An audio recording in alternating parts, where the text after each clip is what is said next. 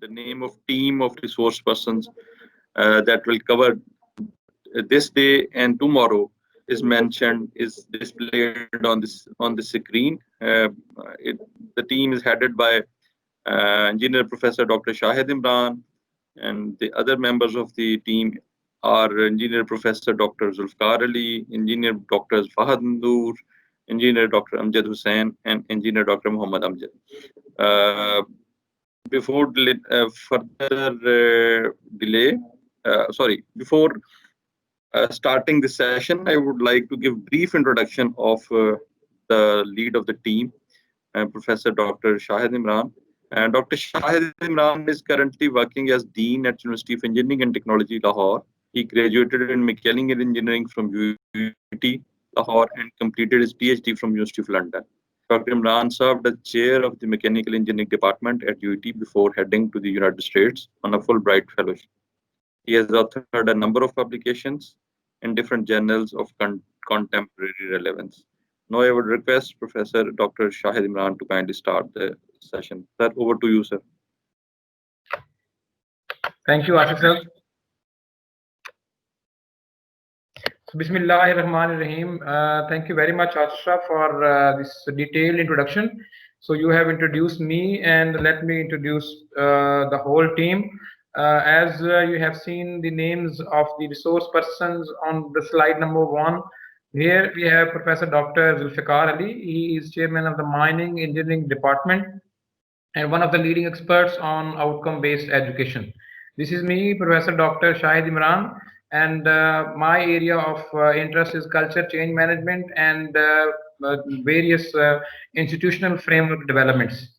Here we have Dr. Fahad Noor, who will be looking after the session number 2 of today as well as tomorrow. Here we have Dr. Amjad Hussain. He is Director of Continuing Engineering Education, also the Chair of Industrial and Manufacturing Engineering Department, UIT Lahore. Last but not the least, our one of the very valuable members, Dr. Muhammad Amjad. He specializes in data analytics and semester regulations. So he will be conducting the last session of day 2 of this 5 days training workshop. So these are some of the recent contributions that we as a team have made. We have worked with various departments and the faculties and the campuses of UIT Lahore regarding the semester system as well as the implementation of the outcome-based education system.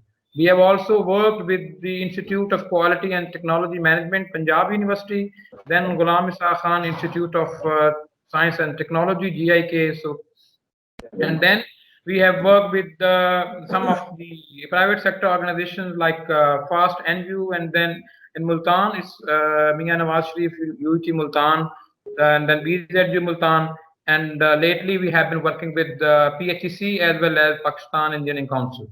So let me thank the leadership at Punjab Higher Education Commission, the chairman, as well as the director training, Ashraf, for giving us this opportunity to serve the very community we belong to. So at the start of this training, rather before the start of the training, we wish that this training was at a same physical space. But the good thing about the age we are living in is that the virtuality has become reality. The distances, they actually do not matter as they mattered, say, 20, 25, or maybe 50 years ago. By being more participative, by being more candid, by giving and receiving feedback, we can actually overcome the barriers that have been actually placed by this pandemic or these space barriers. So before we start this training, I always actually ask one question and put one explanation. The question is very simple, that who is going to be the real beneficiary of this workshop? This is a very regular question. I ask this question and then I try and answer this question. Some of our colleagues, they may think that it is the PHEC or maybe the module organizers or the resource persons, they are going to be the real beneficiaries. Some others may think these are the participants who are going to be the real beneficiaries. Some others, they may think that no one is going to be the beneficiary. Then what is the exact answer? Or what is the most likely answer? The most, in order to answer this question, let me put a metaphor. If we have to decide that who is going to be the real beneficiary of this workshop, let's answer the question that what is the, which one is the beneficiary organ in the human body? Is it our mind, or our heart, or our lungs, our kidneys, our liver, or any other organ in the human body? Can we decide that there is a single or one beneficiary organ and all other organs are serving that particular one organ? The answer is no single organ is the beneficiary of the human body. They are working in a synergistic way. As long as there is a synergy between the different organs of the human body, the body is healthy. Similar goes for us. We are all working in a same educational hierarchy or educational system or an educational ecosystem. We are partner in producing the quality graduates who are going to serve this nation after they graduate from our institutes. It is our mutual responsibility to help each other in getting to where we want to get. So it is this synergy between different universities, between universities and colleges, and between the organizations like PHEC and HEC, as well as the different higher education institutions. So this is question number one. The second thing is, maybe, we are going to stay together for a couple of days. So for 2 days, if we are going to stay together, we need to understand that how should we conduct this business. The process of communication, that has very little to do with speaking. Some modern researches in communication, they indicate that listening is approximately 58% of the communication process. But the way we listen, we actually listen to respond.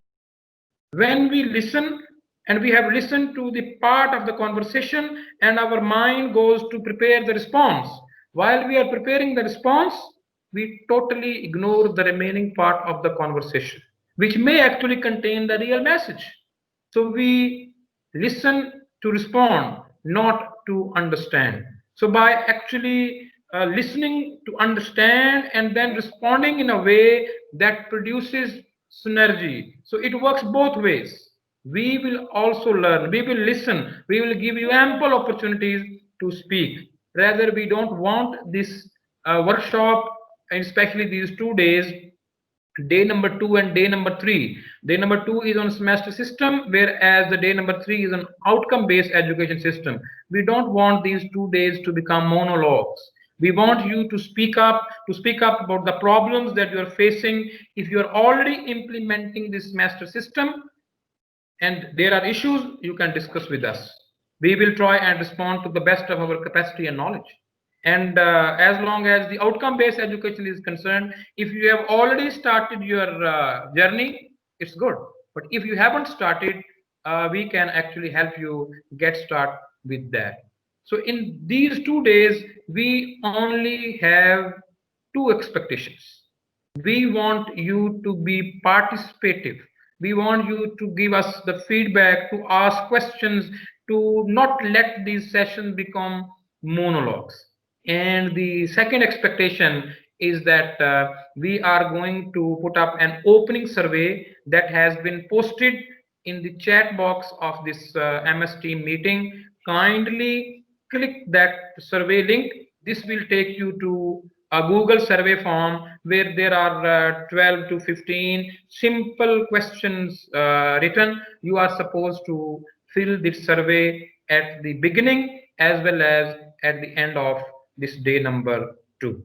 So we are going to take say 3 minutes break, and after 3 minutes we will let you know that how many surveys we were expecting and how many of you have actually filled the surveys. These surveys are very, very important because we are not at one place. So this is one of the tools that can help us understand where you are in the semester system, or tomorrow where you are at the implementation of the outcome based education system. So I request all of the participants to please click the link in the chat box and fill the Google survey. So we will be discussing the results of these surveys in the beginning, or at the beginning of our session number 3, which is to start at 2:30 p.m. today's afternoon. So I request again that for next 3 minutes I'll stop speaking and I'll let you fill the survey to the best of your knowledge. Remember, this is not the test. We are not testing your knowledge. We want to understand what exactly do you think about the semester system or about the outcome based education system which is coming tomorrow. So please, all of you are requested again to fill the survey. Thank you.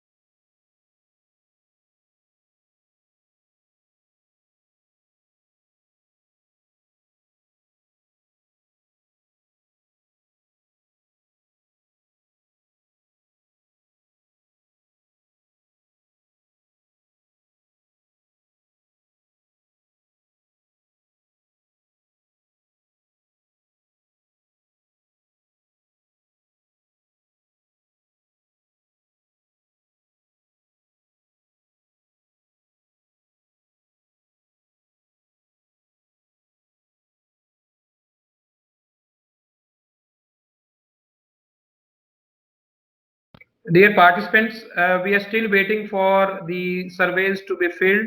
Kindly fill the surveys so that we get to know what exactly are you thinking about the current status of the semester system. So if you have already semester system in, or you are still looking for the semester system, please fill in the Sir, survey. excuse me, sir. Yes, Sir, please. there is a confusion. In question number 14, it is written a student who falls ill on the day of final assessment shall be awarded grade. Well, but we give the chance to the student if they give the leave application, we get the their re-exam. Yeah, actually the answer, we can't disclose the answer. You can make the best guess. So because this is not Okay, sir. the assessment of your knowledge, we will be discussing all these questions in our session number at the beginning of session number 3. So kindly tick whatever is the best to your perception. Okay, thank you, sir.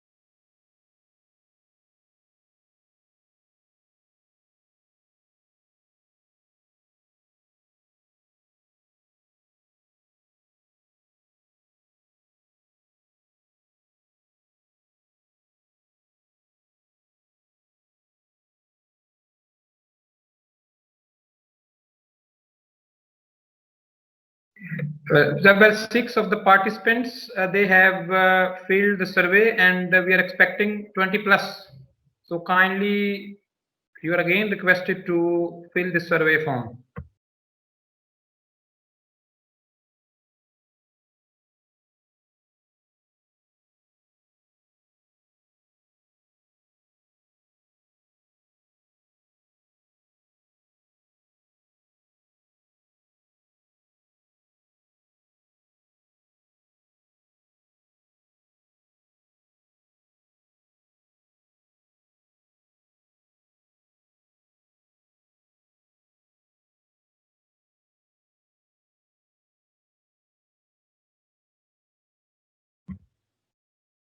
Well, I think we should get started with the work, and all of our colleagues who have not submitted, we understand that there are 14 to 15 questions and it may take some time, but if you have filled it, kindly do submit this.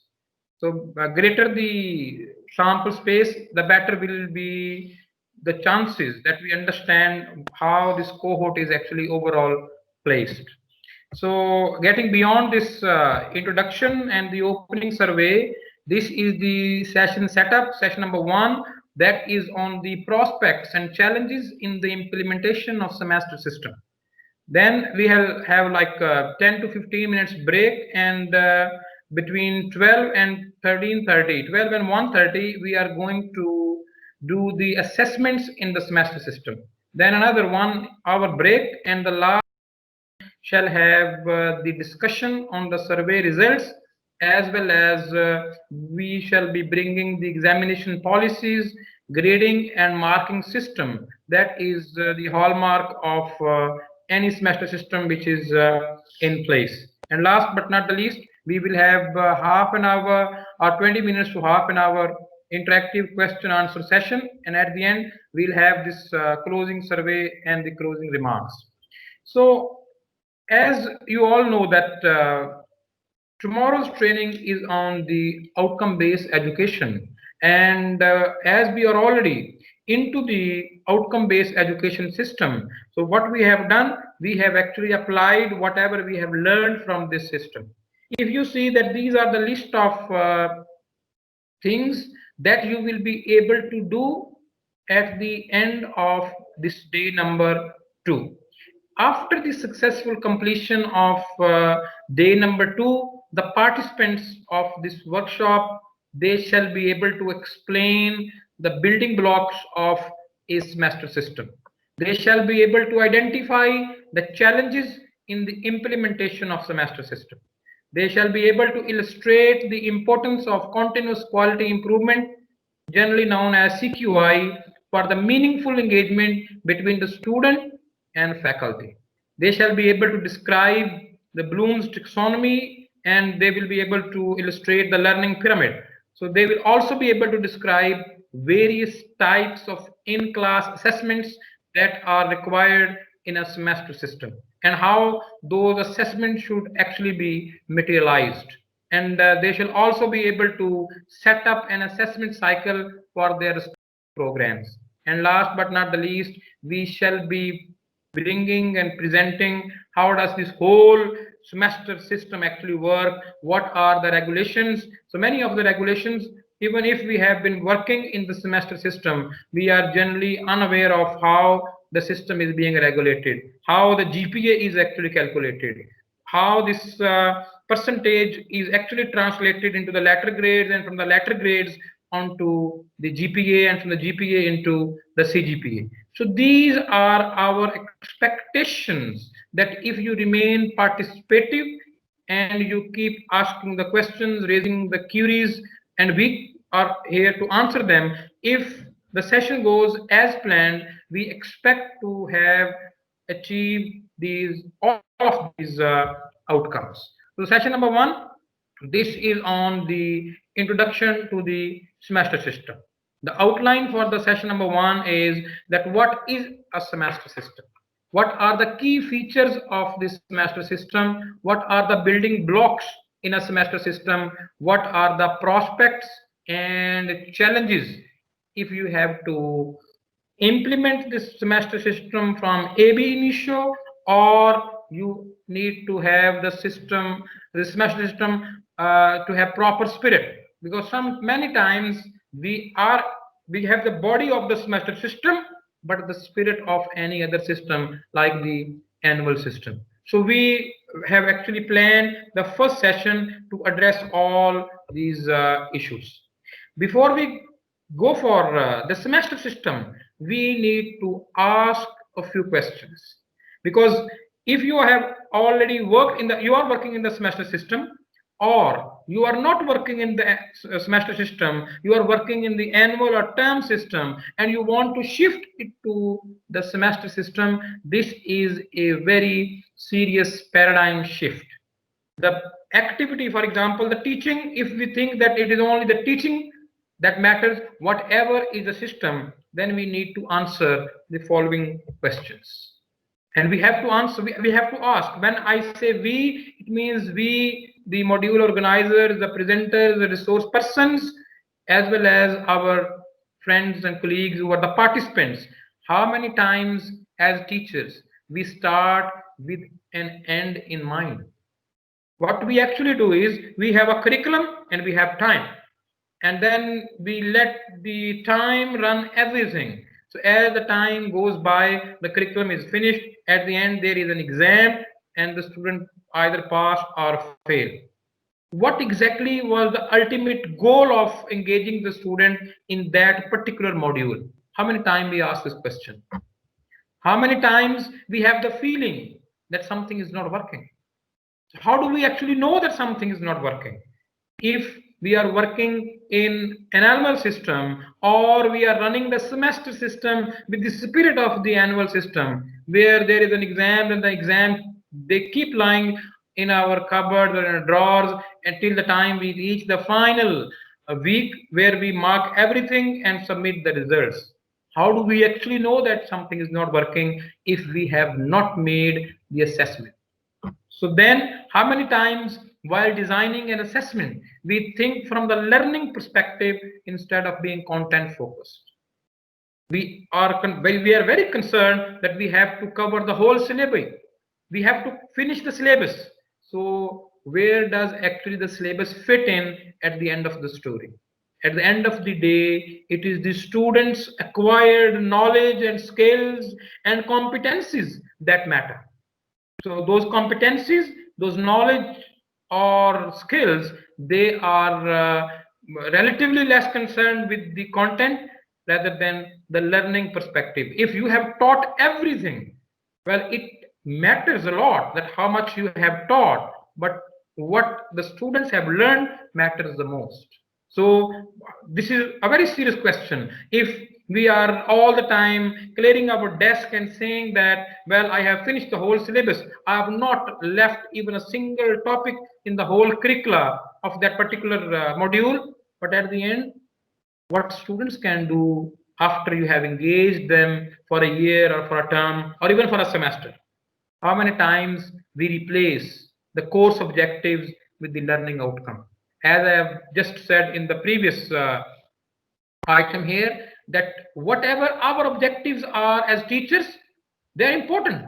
But what is more important, that what students get out of this engagement when we engage them for a term, for a semester, or for a year. So course of objectives, they should be very good. But at the end of the day, it is the students' learning outcomes that matter. But this is why the system has been it is crafted and drafted, that the students, after they have spent 4 years in our educational institute, when they go into the market, when they go into the industry, when they face the real life challenges, can they really apply the knowledge, the skills, and the competencies gained at our education institutes or not?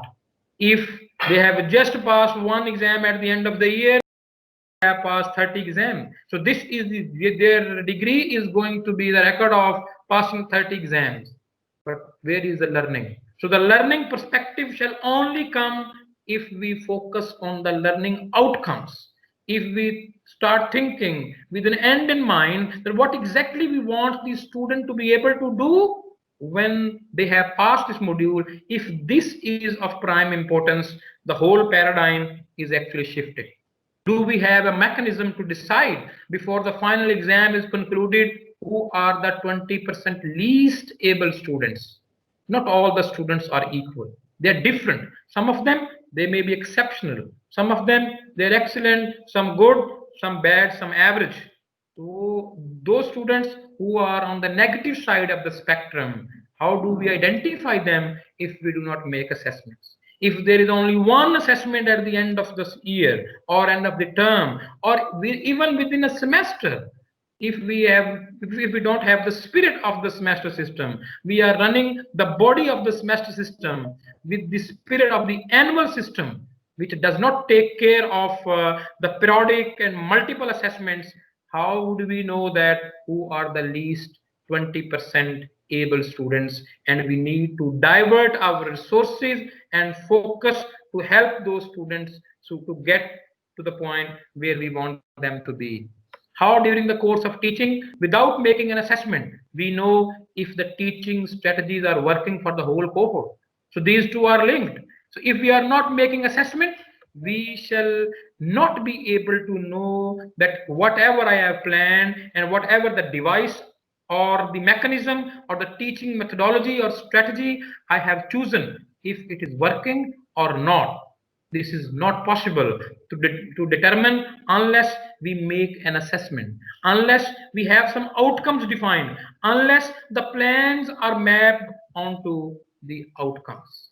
Can we make improvement in the content and the teaching methodologies if we are not mapping our outcomes onto the plans? If we are just focused on the content and the curriculum and we are actually obsessed with covering the whole curricula without having an end in mind, without defining the learning outcomes, the attributes that we want the students to have ingrained. So if we are not taking this perspective, all the exercise is just coming and going.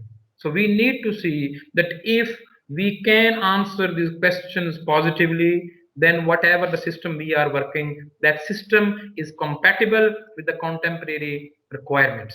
So the semester system actually provides the chance to answer all these questions. When I say semester system, it is the semester system in true letter and spirit. It is not the semester system which has the body of the semester system, but the spirit of any other system where there are no multiple assessments. Now, there are a few questions. So what we need actually, living in 21st century as teachers and as faculty members, as managers of the academic institutions, we need to have the 21st century pedagogy skills. Now, what does the 21st century pedagogy skills require or institute? They require meaningful engagement of the students.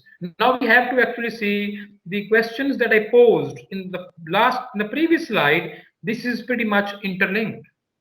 That living in the 21st century pedagogy requires the 21st century skills. We cannot apply the skills of, say, 2 centuries back, where there was no integration of technology, no industrialization, no group for required. People used to have, one-to-one contact, and there is a spiritual mentor and there is a student.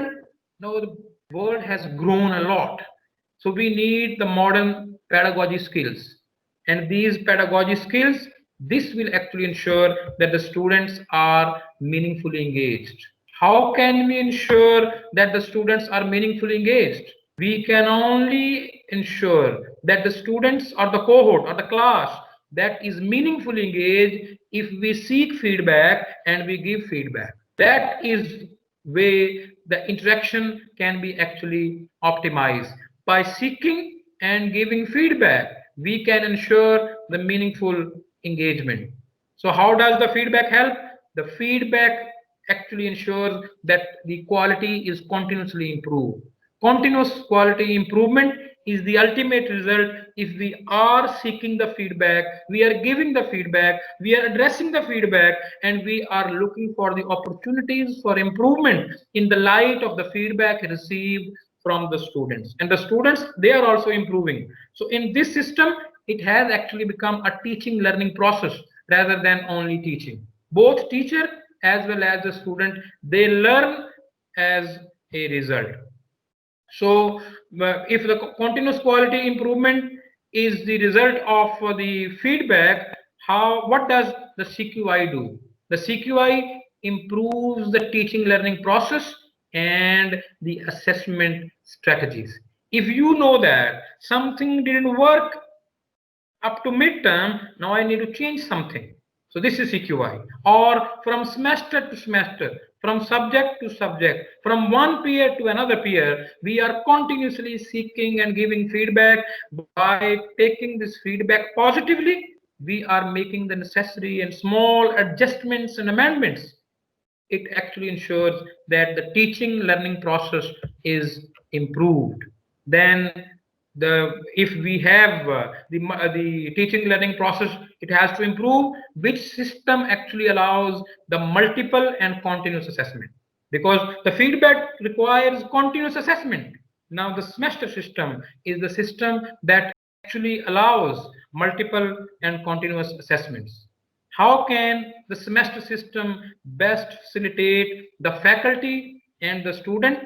It through thorough understanding and implementation of the semester system.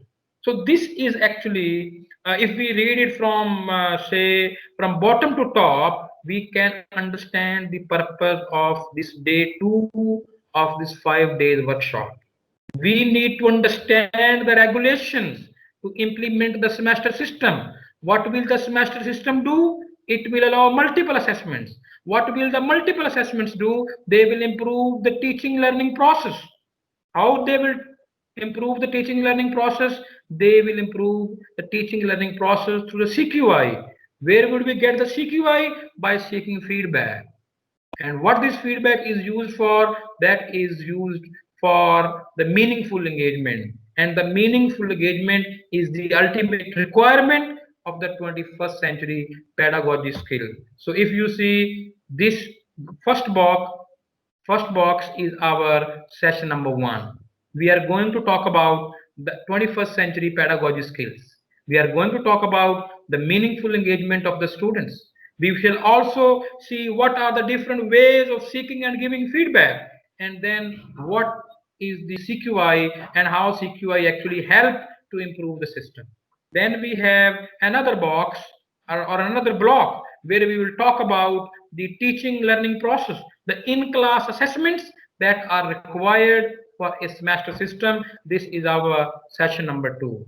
Then the third block is our session number 3, where we will be describing the rules, the regulation, the grading policies, the grades, and how this grade work, the GPA and the CGPA. So this is in brief our today's session. So what is the way forward? The way forward is the meaningful engagement. The meaningful engagement is only possible if we interact with them. And there are 3 connotations of interaction. That is frequency of interaction, intensity of interaction, and then the modes of interaction. This is how the system will actually help us to achieve the ultimate learning outcomes.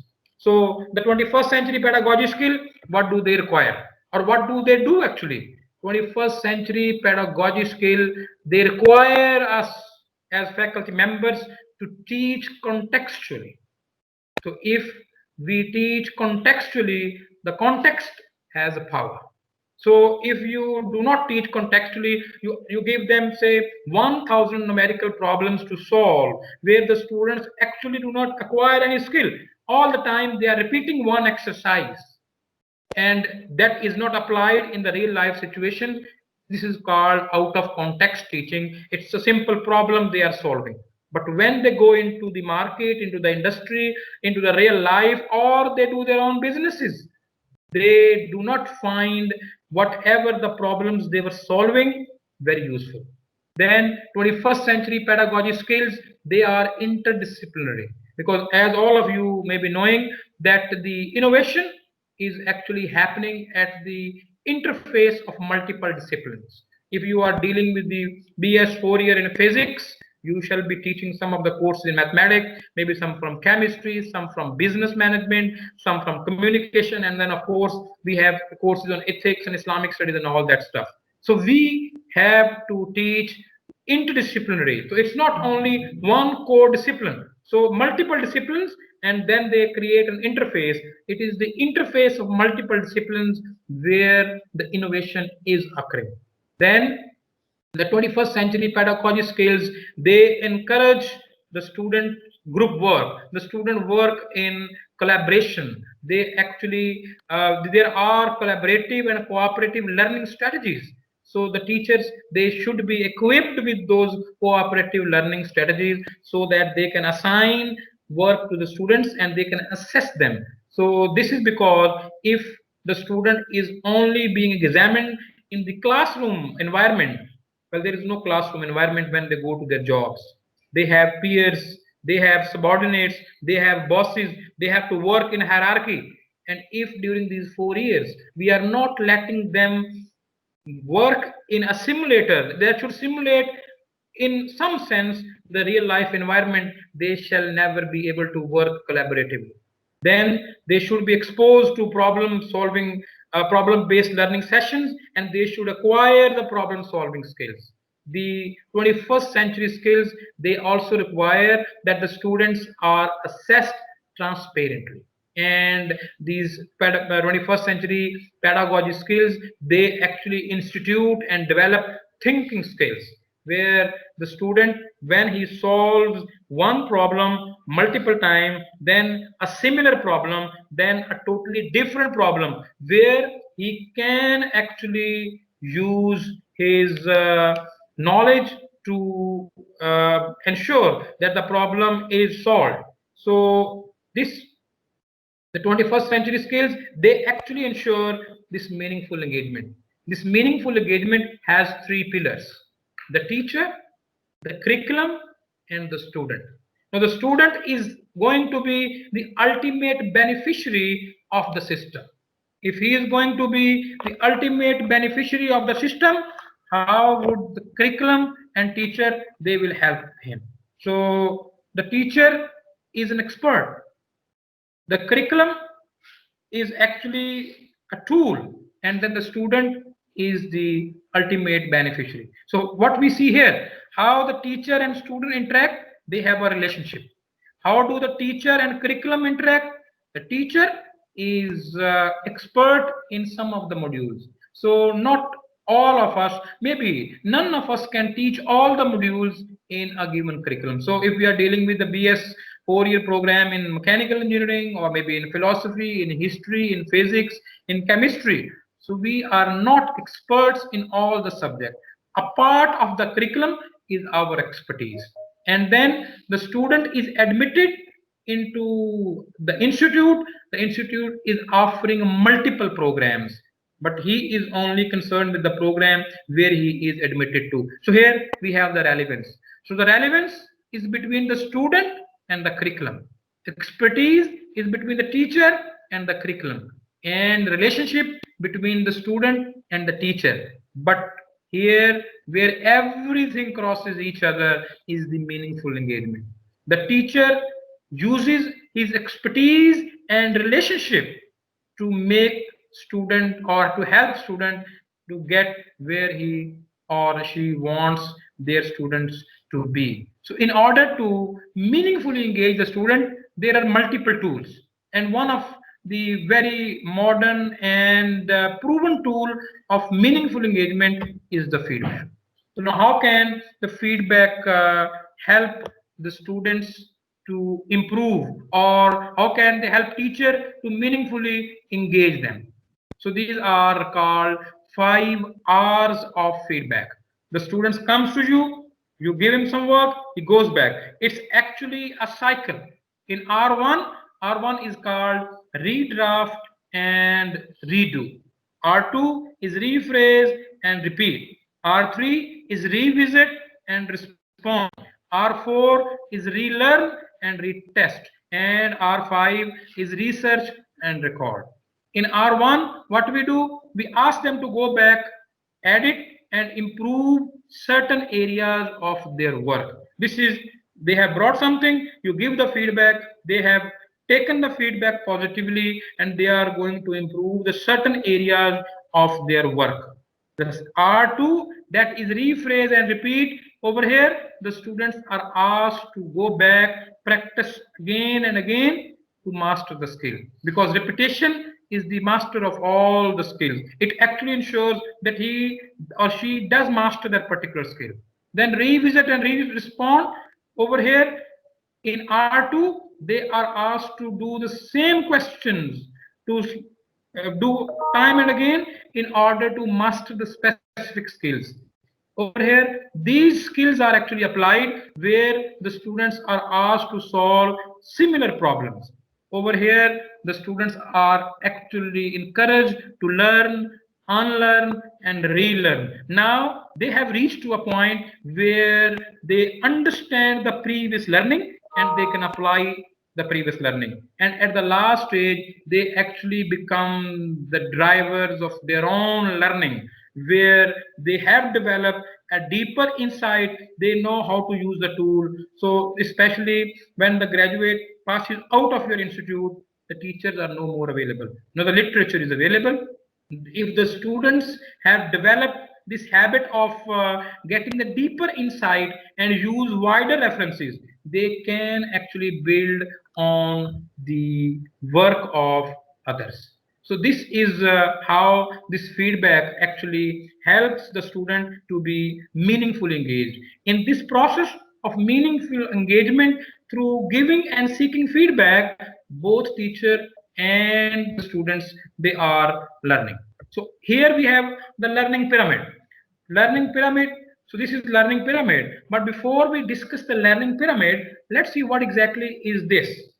This is the normal distribution.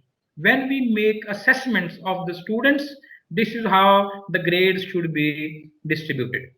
Imagine that we are working in a system where there is only one assessment at the end of the learning process. And somehow this normal distribution is actually negatively skewed. Negatively skewed means all of the students, they actually fail. If all of the students fail, what should we do? Is there any opportunity or the remedy available or the remedial action available? Students have already passed. They have started the next year. Now you can pass or fail them. So you do not actually have this opportunity for improvement which can benefit the same students. So now in another case, what happens? All of the students, they get 90%. If all of the students get 90%, then again there is a problem. In both cases, there is a problem. But if all of the students get 90%, it means either the assessment was too lenient, too easy, or the curriculum was not appropriate for that particular stage where the students are studying. So if it is semester system, what does it do? Just imagine, this is the learning pyramid. This is how we actually learn as human beings. We start remembering stuff without understanding. Then we understand, then we apply, then we analyze, then we evaluate, and last, and the apex of this triangle is the creation. Creation is the ultimate cognitive process that happens. So from remembrance, just if you are a science graduate, you will actually understand, even from your matriculation or your intermediate exam, that in the absence of an external agency, a body at rest shall remain at, and a body in motion shall continue moving. So the pupil or the students, they just cram it, they remember it. When they remember it and they don't understand it, it means they can't apply this. Now, what we can do is, for example, this is a cell phone on my palm. So The cell phone shall remain stationary. So we can demonstrate this. This will actually help them to go beyond the remembrance to understand that. Once they have understood, then you can actually give them a problem where they need to have a chance to apply whatever they have learned. If our system is structured in this way, where the learning is leading to more learning, the students shall benefit more. So these assessments, for example, if you have made an assessment at C3, this is cognitive level 1, cognitive level 2, cognitive level 3, C4, C5 and C6. Just imagine that you have set up an assessment that is going to assess the students in that particular subject or part of curriculum at application level, but whether the students can apply their knowledge or not. But you got this negatively skewed. All students have failed, or say whatever is your threshold, 70% failed. So if you are in an annual system or where there is one assessment, or even within the semester system, if you have not marked the midterm exams and you are going to mark the midterm exam along with the end term exam, it means the spirit of the semester system is clearly absent. So what will we do? There is no remedy for a remedial action that you can take. But if you have marked the midterm exam and as per regulations of the semester system, the result has been communicated to the student and a preliminary analysis of the result has been done, you get to know that most of the students struggled to grasp the concept or to achieve the learning outcomes. So you have a remedial time available. You have time that from midterm to end term, you can change the teaching learning process. You can change or adopt or modify your learning teaching strategy, or you can cover some of the pre-midterm syllabus over there and maybe yet another question in the end term. So this remedial opportunity or remedial action is only available if we are working in a system that has continuous and multiple assessments. So if we are working or using this feedback, the classroom feedback in a semester system, what does it do? The classroom feedback system, it actually brings assessment into the learning process. So we actually learn. So both student as well as the faculty, they both learn. So this learning is not limited because the teacher is continuously improving. Every time we are dealing with a new cohort, we have learned a lot from the previous cohort and we are going to apply whatever our learning outcomes were. So if something has not worked, for example, if we have noticed that the students, the assessment that I set up, they were too hard for the foundation course. So where the foundation course actually needs a prerequisite, it means your curriculum needs to be improved. So this system where the feedback is being continuously sought, this system actually ensures that the teacher improves, the curriculum improves, and the system improves. If the system and the teacher and the curriculum, they are synced, they are in synergistic relationship, the student or the graduate quality is likely to improve. The classroom feedback also ensure that the gap between the current and the desired performance is targeted. So if we have not made any plan, there is nothing we can test. To test something, we need to have a plan. Whatever we have planned, we can do it. So the cycle of plan, do, check, and act. That PDCA. Whatever you have planned, you do that. Whatever you have done, check that if everything has gone according to the plan. If anything has not gone according to the plan, we have this remedial opportunity. We need to modify it. Then we need to replan, redo, recheck, and react. So by doing this, the gap between the current performance and the desired performance, that is going to be matched. The gap can be reduced. Then this feedback, classroom feedback system, it supports self-assessment and self-corrections. both on teacher's part. It is not the system that is telling the teacher all the time, do this and do that, or don't do that. It is the teacher who has actually become the master of his own fortune. He is planning, active, doing, checking, and then replanning if something has not gone according to the plan. On the other hand, even the students, if we are assessing the students beyond those in-class exams, we are giving them complex problems, semester projects, some homework to be done at home, some group work, some group tasks, some community work. The students, they also becomes the drivers of their own learning. So this system, this supports self-assessment and self-correction. It supports the plan for moving forward. Jo PDCA, in PDCA, it's a cycle. So usually we say that if we are moving in a cycle, when the cycle is completed, we are back to square one. This is not the case here. The CQI loop, for in such cases, it does not work in the typical cyclic way. It works in a helical way. Helical is a spring, or maybe a nut or a bolt. If you see that if you give one complete revolution to a nut over a bolt, the nut does not stay there.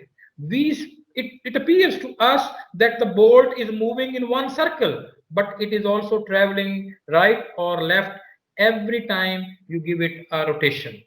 So this continuous quality improvement, the cycle of CQI, it moves in a helix, just like a spring. If you put a small ring in the spring, the ring moves in a circle and it travels down at the bottom of the spring. So we always move forward. It appears that we are doing the same stuff, but if we are learning from the previous experiences and we are removing the shortcomings, we are not moving in a circle. We are actually moving ahead every time the cycle is completed. The curriculum can be improved. The curriculum has cycle. Usually the NCRCs at HEC level, the 3 to 5 years is the cycle. After every 3 years, the different experts from the universities, HEC provide them a chance where they can sit and revise the curriculum. Now, what is the basis for that revision? It's one expert from every institute, or maybe a couple of experts from the larger universities. But if at the place of their work, there is no CQI, what will be the basis or the justification for the curriculum revision? The basis for the curriculum revision shall only come if we are exposing the students to the real life situation. If the right kind of stakeholders are taken on board, so then it is only then we can move. So it connects the actions and consequences. We are free to choose actions, but we cannot choose consequences.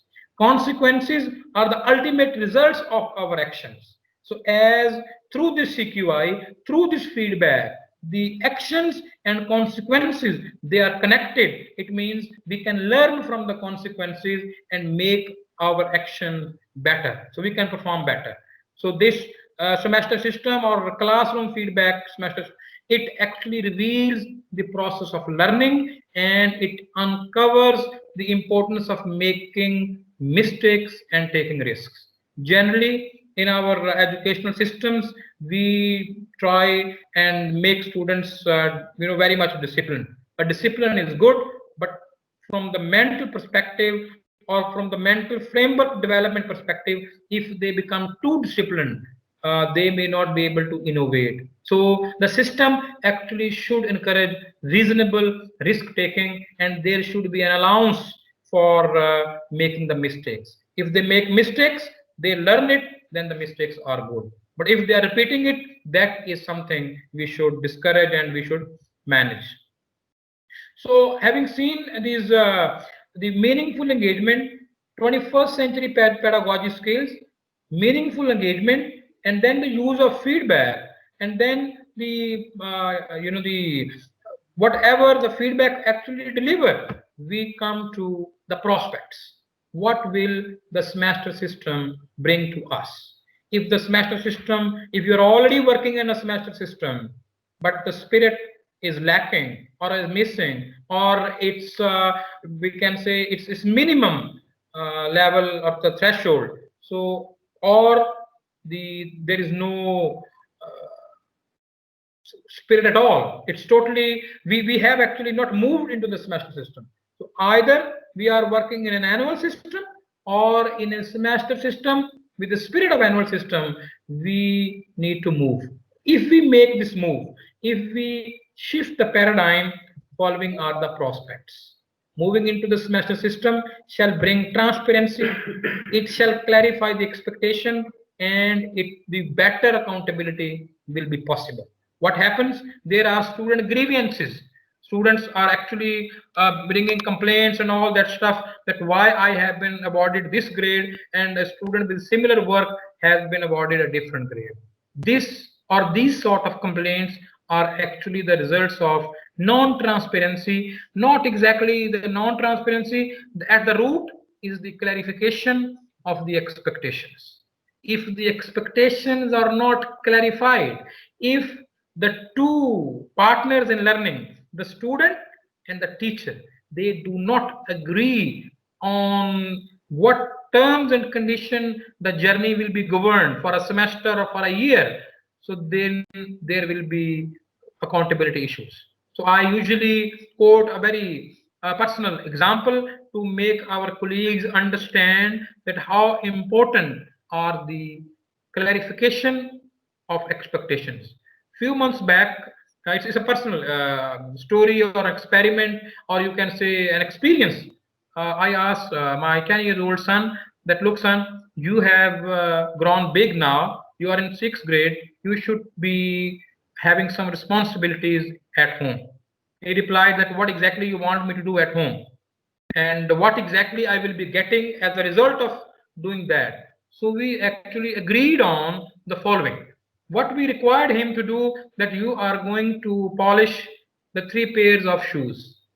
His shoes, my shoes, and my little daughter's shoes. And as a result, he shall be allowed to go to his friend's place for the play. The system started working, and in 2 weeks' time, I noticed that the shoes were not polished, but he was away for play. When he got back, I asked him, why did you do it? Why did you not polish the shoes? He responded, I did polish the shoes actually. You see his hair. I said, no, no, no, these are not polished. He asked me, actually, he taught me a very important lesson, that you never told me that how do the polished shoes look like. Then I polished the shoes and showed to him that this is what a polished shoes look like. This is exactly valid, that when we start a semester, when we start the journey of learning experience, we have the course learning outcomes.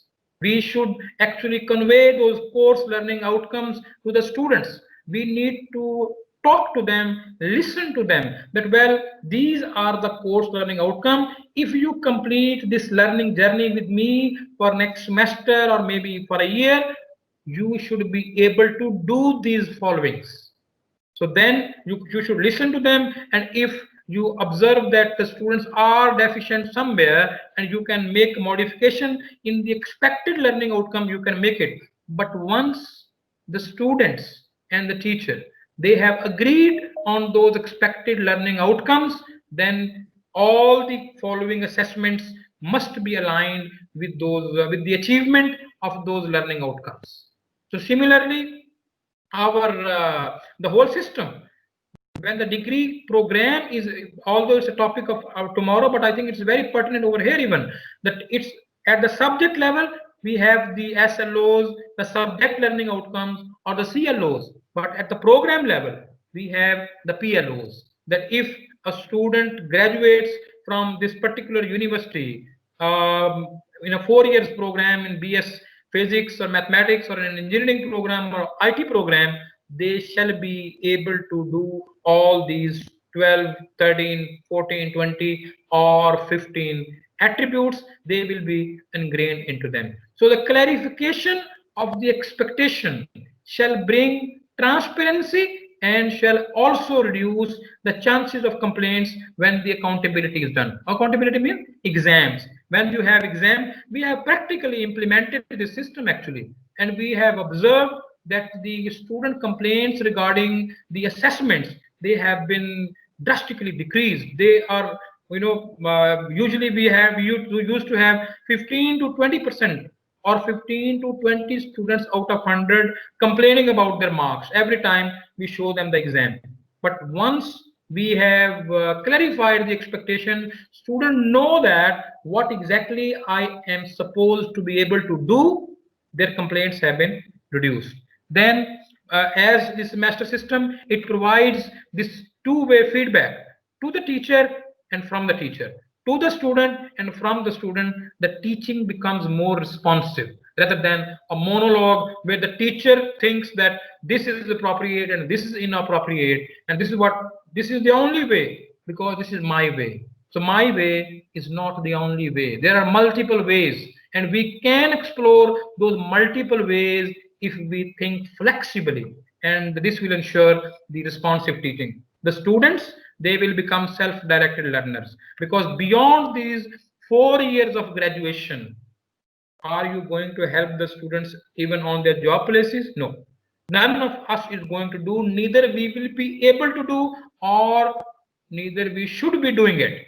So what we want of them, we want them to grow during these 4 years as independent learners. So they can only grow as independent learners if and only if they are given a chance to grow as independent learners. So there are, if we are using the direct instructions as a only teaching methodology and assessing them in the classroom, if these are two things, the self-directed learning is not possible. Then they will be learning when they will be on their jobs, and that will be a serious or a strategic or a competitive disadvantage for the graduates, that if they have to acquire those skills on job which they were supposed to acquire when they were students at our higher education institutes. Flexibility is another prospect, that is in some of the semesters student will be given chances. There are elective courses, students are asked to take the options based on their interests. So we are not forcing them everything on their head. So they do have a say that what exactly a subject they should be studying. Then rubric based assessment, this is another way. We will be talking about the rubrics in our session number 2, but rubric based assessment, usually the qualitative assessments where you are assessing the communication of a student. So there should be some rubric so that the students, they do know that who got 8, what do they require to do to get 8 out of 10, what will they get if they do these tasks. So what they need to do to get 4, 6, 8, or maybe 10 out of 10. Then the benchmarking, continuous quality improvement, as the feedback has been, is at the heart of this system. So the continuous quality improvement will be there. Curriculum, better curriculum planning is possible, as we are going to define the prerequisites and the co-requisites. So if a student is going to register in a subject where he has not passed, he or she has not passed the prerequisite, he shall not be able to register. So the curriculum structure becomes more coherent and systematic if we are into the semester system.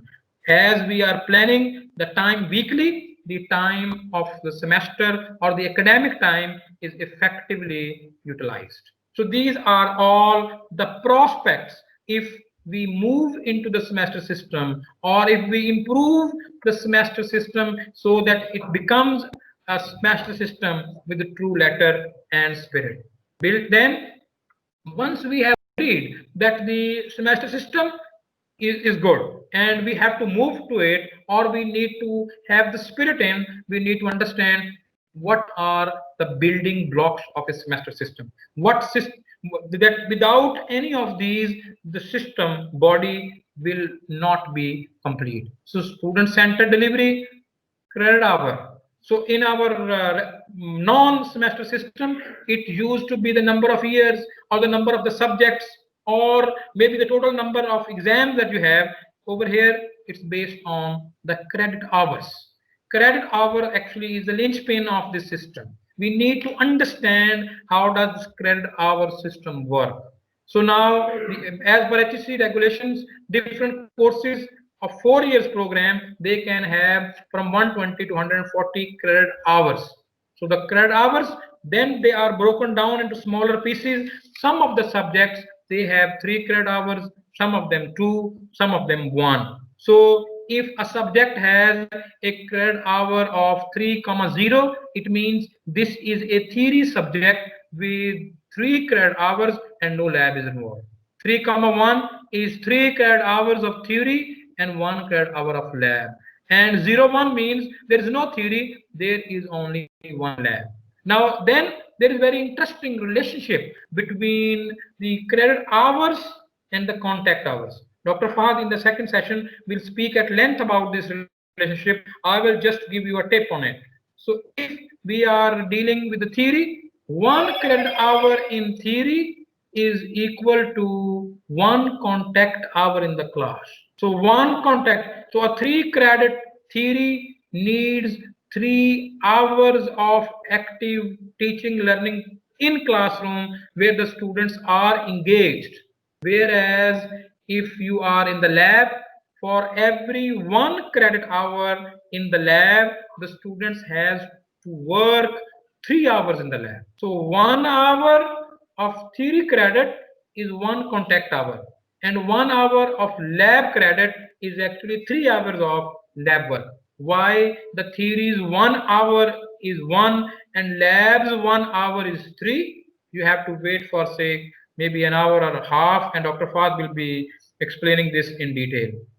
The semester system, progressive CQI, as we are doing multiple assessments where we are assessing the students and making continuously assessment and improving our teaching learning process, our teaching methodologies. So it means that the quality is continuously improving. Assessments, there no more one or single assessment, at least 4 or 5 assessments where we have the quizzes, we have the take-home assignments, the coursework, the semester projects, the final year design projects, and the midterm and the final term. So multiple assessment. So the student, they have chances to actually learn and being assessed multiple times.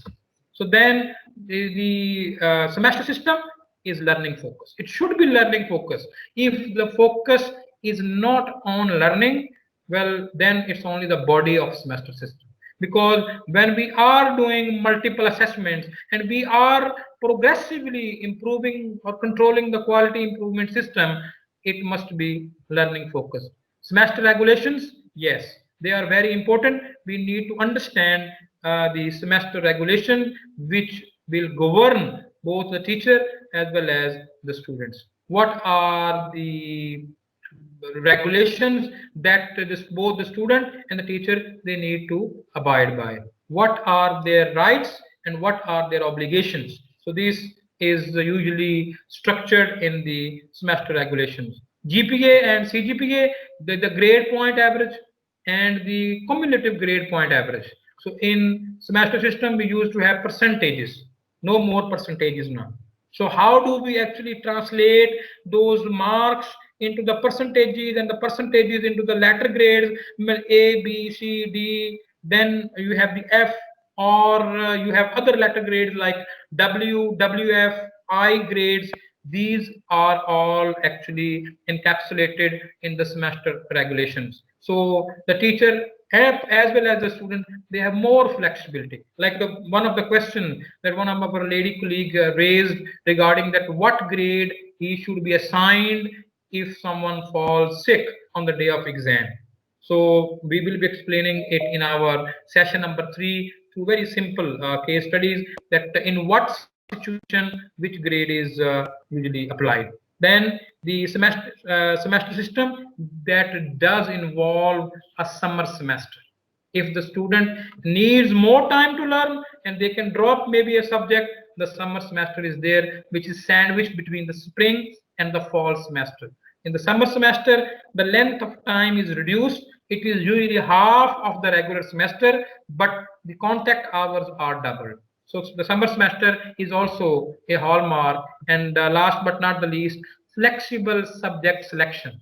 There are course choices, electives, then core requisites and prerequisites. The overall structure of the curriculum that becomes more coherent in the semester system. So these are the building blocks. If you have not implemented the semester system or have not worked into it, so this is what you should be looking at. If you are already working on it, it means that these credit hours, GPA, CGPA, this is there, but you need to ensure that if the delivery is not student centered and the focus is not learning, the semester system is missing its spirit. We need to get back and get the spirit instituted. So that is what we need to see. Now, if we have to realize or make this shift, what are the challenges? The first challenge is the transformation inertia. So this is very common. This is very scientific. This is how we are wired. This is how our frame of mind is structured, that we want to continue. The law of inertia that is valid in physics, it's in another way, it's also valid for the human behavior. We don't want to change our practices. If we are working in a different system and we want to change the system, this is a serious paradigm shift. This is a culture change. And one of the biggest challenge in this culture change management that we face when we deal with different organizations, it is the transformation inertia. People want to be the way they are. So this is difficult. So we need to make sure that the people truly believe that this new paradigm or the new system is good for everyone, so that we can create a win-win situation. If that transformation inertia remains there and the system is partly brought in, this will actually create the next problem. If the transformation inertia is not fully overcome, people are not convinced, the synergy that is required for the adoption and implementation of any new culture, that will be different. जैसे इकबाल ने कहा कि आईने नौ से डरना, तर्ज़े Kohn पे अड़ना, मंजिल यही कठिन है कौमों की जिंदगी में. So ये जो transformation inertia है, this is actually leading to the lack of synergy. Someone is pulling it this way, the other is pulling this way. The only ultimate outcome is we will be tearing apart whatever is our subject. So lack of synergy is another issue. Regulation or the understanding of the regulation is another problem. That most of the time our colleagues, they do not understand the regulation, that in this particular situation what grade the student should be assigned. That is why the third session of this day 2 is wholly solely dedicated to regulations and the management of this semester system. Course planning, yes. If you are not working in a semester system, there was actually no course planning required. You have a syllabus, you have a class, you have a year, and you go and you are actually Aristotle. You deliver the lecture throughout the year, and at the end of the year, there is an assessment. So course planning is required. The semester system shall actually require, especially when the semester system shall be coupled with the outcome-based education system, we need course planning at week level. We need, as a teacher, as a faculty member, we need to put in front of our quality people that this is how I'm going to conduct this module in order to achieve the learning outcomes, or in order to help the students to achieve the learning outcomes. Then the assessments. No more single assessment, multiple assessments. This also brings another problem, that it looks as if we have to do more work. But that is something we are into this world. So what is the point of coming into this world and going back without doing anything? So the assessments, if there are multiple assessments, the teachers may think that, well, this is a lot of burden.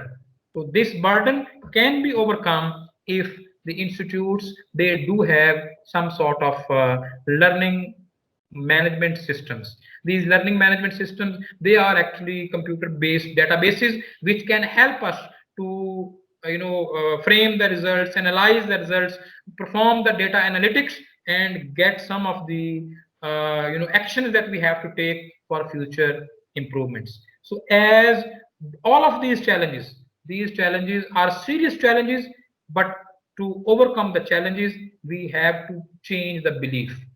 In anywhere, any time this theory is valid, that if the belief is not changed, any change that we manage to bring is not sustainable. For sustainable challenge, there is a philosophy called E-bar, E-B-A-R.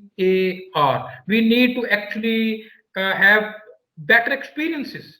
Better experiences shall lead to better beliefs. Better belief shall result in better actions, and better action shall result in better results. So it is actually the belief-based change. If you are not convinced that the semester system is going to help you to improve the quality of your graduates, tang honge aap bhi or system. So if this culture change has to come, there are 4 dimensions. So if you are making this shift, either by moving from the annual system onto the semester system, or while working within the semester system and you are trying to make the semester system compatible with the outcome-based education system, or you want to instill some spirit into the semester system, there are 4 signs that shall help you to steer your journey of transformation. Number 1, difficulty. This culture change is always difficult. It is slow, it is painful, but once you are feeling difficulty, it means you are changing. If I have to lie on the bed all the time, so I'm not interested in getting up and going outside and do some exercise, it means I will not feel any difficulty. So the difficulty is a sign that you are changing. Then direction. Whatever your present system is, if you want to replace the present or the existing system or the paradigm with a new system or paradigm, the direction needs a shift. There has to be a slight or more shift in the direction. If you are feeling difficulty and you are not changing the direction, it means that the things are not working. It's only pain, and there will be no gain at the end of the day. So if you want to have that gain, you need to couple the difficulty with the direction. Now, how can we overcome the difficulty and manage the change in direction? That is only possible through the deployment of the resources. The resources needs to be deployed. If we deploy the resources, the deployment could be, in a sense, this is one of the exercise which PHEC is doing. This is the deployment of the resources. They have engaged the resource persons. They have asked or requested the faculty members as well as the universities and colleges to come for these 5 days training. It's a hell of time where you have suspended all your activities. So you are already deploying the resources. If the resources are not being deployed, the culture shall not change. So in order to see the culture changing, if you're feeling difficulty, if you're feeling a change or a sense in a change in direction and the resources are being deployed, it means the culture is changing, and at the end of the story, there is development. If you, while feeling difficulty, changing our direction and deploying the resources that we have at our disposal, sometimes you need to deploy your resources. Sometimes the resources can be pooled. For example, we are in the pool. So all the time, the PHEC, hopefully, especially in under the leadership of the current chairman, they shall always be there to help you if you are going to make this shift either toward this semester system or the outcome-based education system.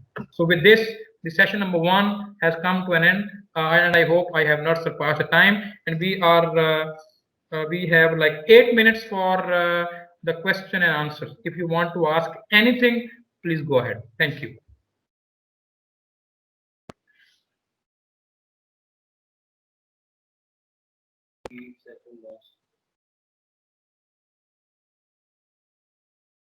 I need to share again.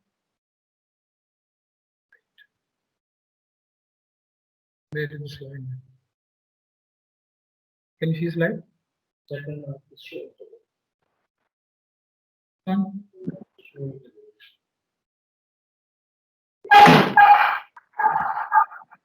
Is it visible? The slide?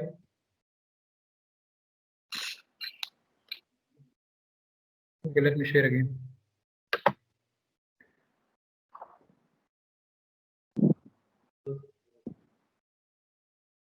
If you have any question, please go ahead. Dr. Shahid, Shahid Imran, thank you so much, first of all, for such a very good presentation, which entails all semester system and the steps which are very important to implement the semester system. It was very comprehensive, but I just want to go to the heart of your presentation. If we go back to the bell-shaped slide which you used to show positively skewed and negatively skewed, I just want to talk about this this slide. Okay. And both the dimensions I want to talk about. The first is at the level of development of curriculum, and the second at the level of when we give the grades to the students. I just want to know your comment. Already you have briefed us, or you have talked or discussed, but I just want your final thought on that. The first thing, I mean, in my opinion, because I have been teaching, I have been in university teaching for more than 5 years. Most of the problem when we face at the designing of curriculum or the content for teaching, I mean, particular course, most of the time we are negatively skewed, you know. And most of the time when we evaluate, I mean, when we are doing evaluation or awarding the grades to the students, we are positively skewed. And you know much better what I want to say, that we have the bodies to implement, I mean, to look at these, I mean, these issues when I mean, teachers, I mean, because teachers have a lot of independence while designing their course or teaching their course, but this independence at the same time has many drawbacks. And one of that, what I'm talking, negatively skewed at the level of designing a particular course, and of course positively skewed while, I mean, being very generous to give all the people 90 or above, so that will make it positively skewed, rather than what you were talking, that the, I mean, the bulk of score should be in the middle of the bell, so that the mode, median, and the mean are in the middle. And the extreme scores in both cases, and those who are getting very low grades and those who are very get high grades, should go on the both ends of that bell-shaped normal. So what is your assessment? We, in our universities, we have the bodies which are supposed to, what we call quality insurance and other institutes or bodies to implement these things. But instead of that, still the spirit of the semester system, what your presentation or what you were talking today, is not being implemented. And unfortunately, the outcomes of the semester system, what is the ultimate creativity, what in one slide you started from remembering to the, I mean, recreating, or what we call creativity. We are unable to do that, or the final products which we are sending to the markets, we all are not those kind of products which semester system promises, you know, which semester system requires. So what is your thought on that, final thought, how we can, at both levels, I mean, negatively skewed and the positively skewed, how we can ensure that the final product is the product which market requires and what the market needs? Thank you so much. Thank you sir, बहुत शुक्रिया। थोड़ा आपने इसको ना elaborately explain भी किया और partially इसको एंडोर्स भी किया।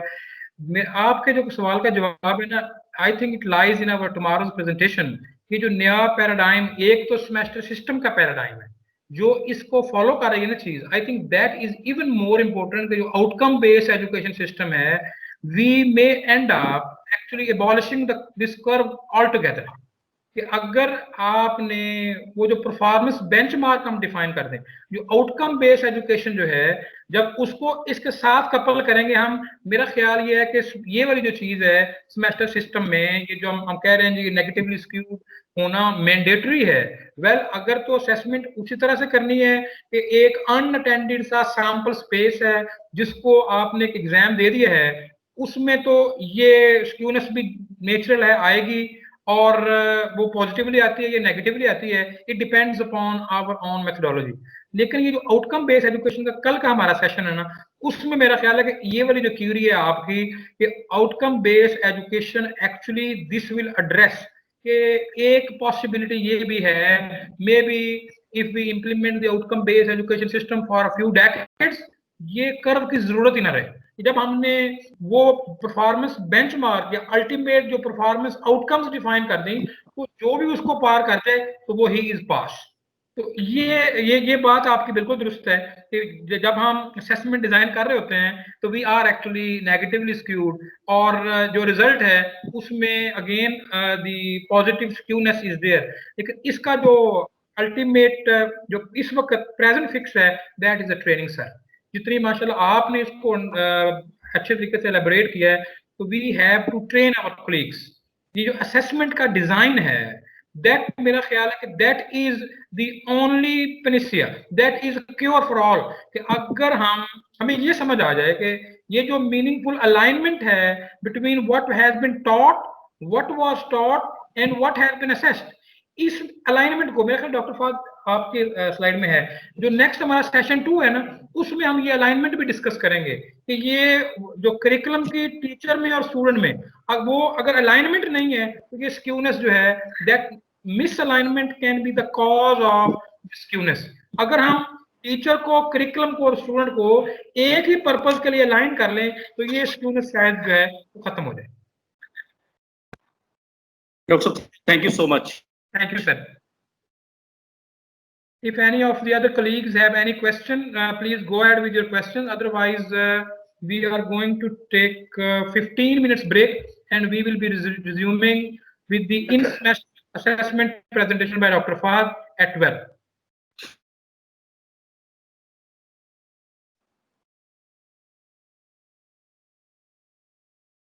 Kindly ask question. ये सवाल है, ये जिंदगी की अलामत है। सवाल इस चीज की अलामत है कि वी आर थिंकिंग, और मैं ऐसे शख्स को जिंदों में शुमार ही कैसे करूं जो सोचता भी नहीं और ख्वाब देखता भी नहीं। We need to dream and we need to ask a lot of questions.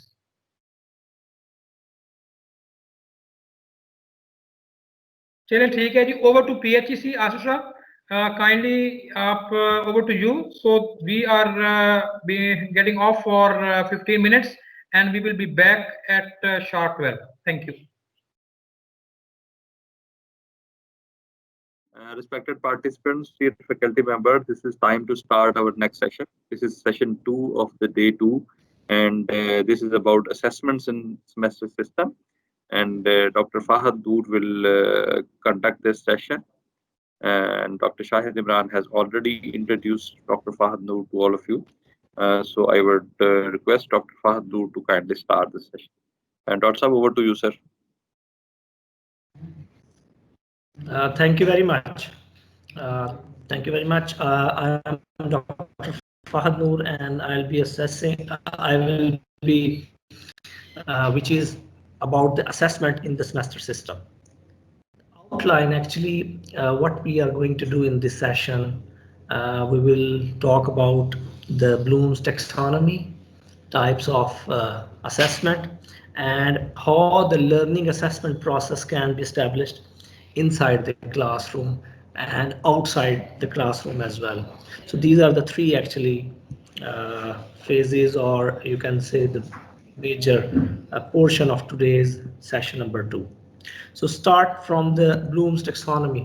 Actually, the taxonomies of learning level, this is very basic fundamental concept. How a student learns and how their thinking skills, they are developed throughout a course or a degree.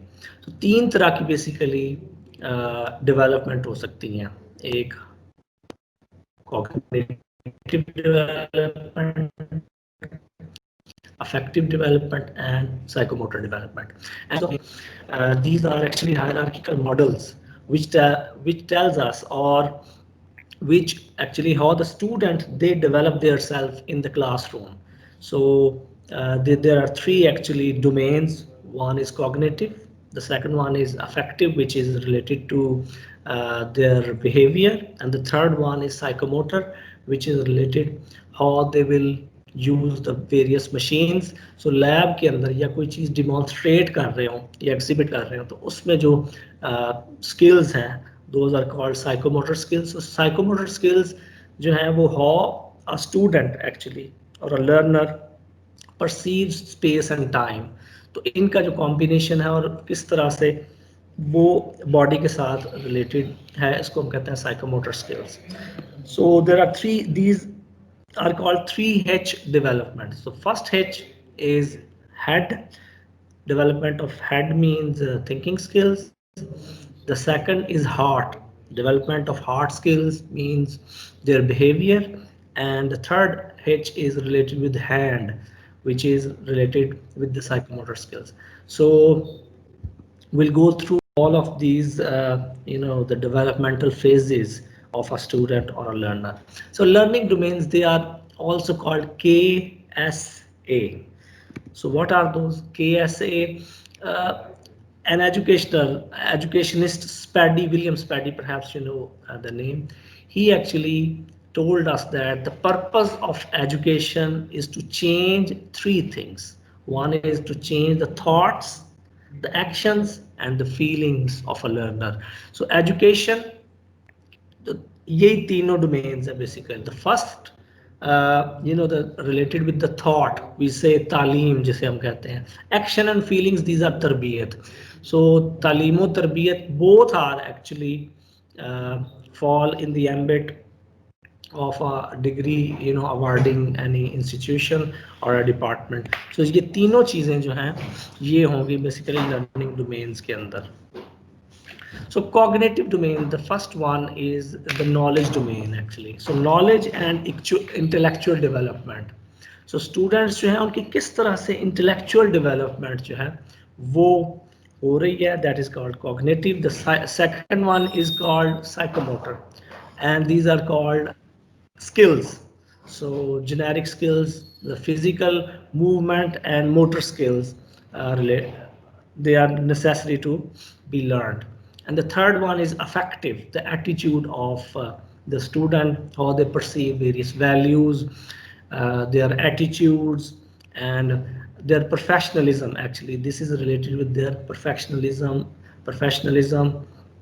the leadership skills, how they behave in a team, environment. So all these things, we say these are related with the affective domain.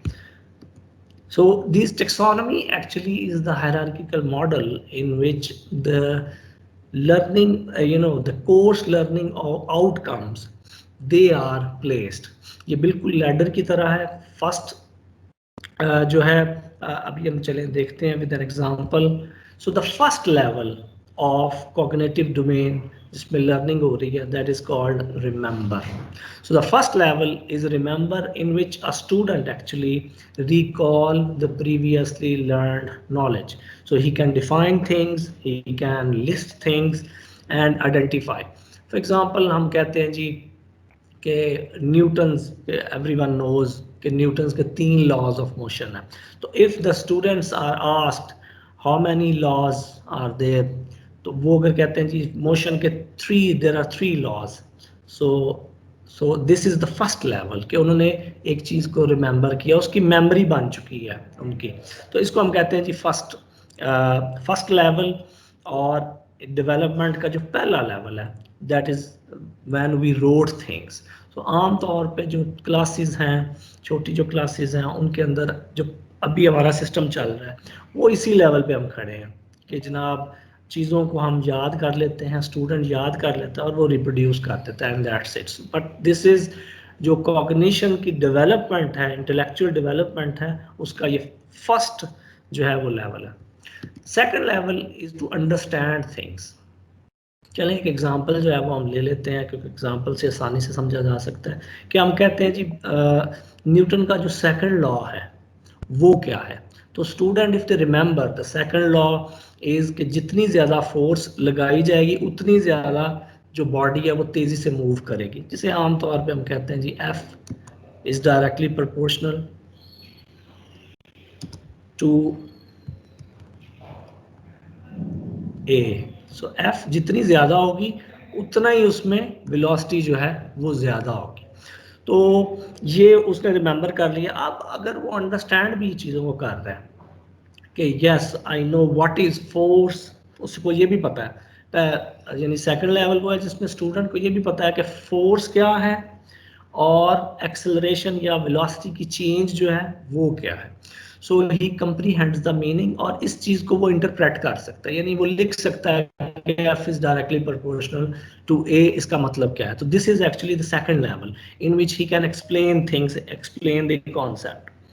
ابھی result آیا تو میں نے جو ہے وہ اپنی بھتیجی سے پوچھا کہ کتنے مارکس آپ کے آئے ہیں اور پیپر فزکس کا جو ہے وہ کیسا ہوا. انہوں نے کہا جی پیپر بڑا اچھا ہوا ہے.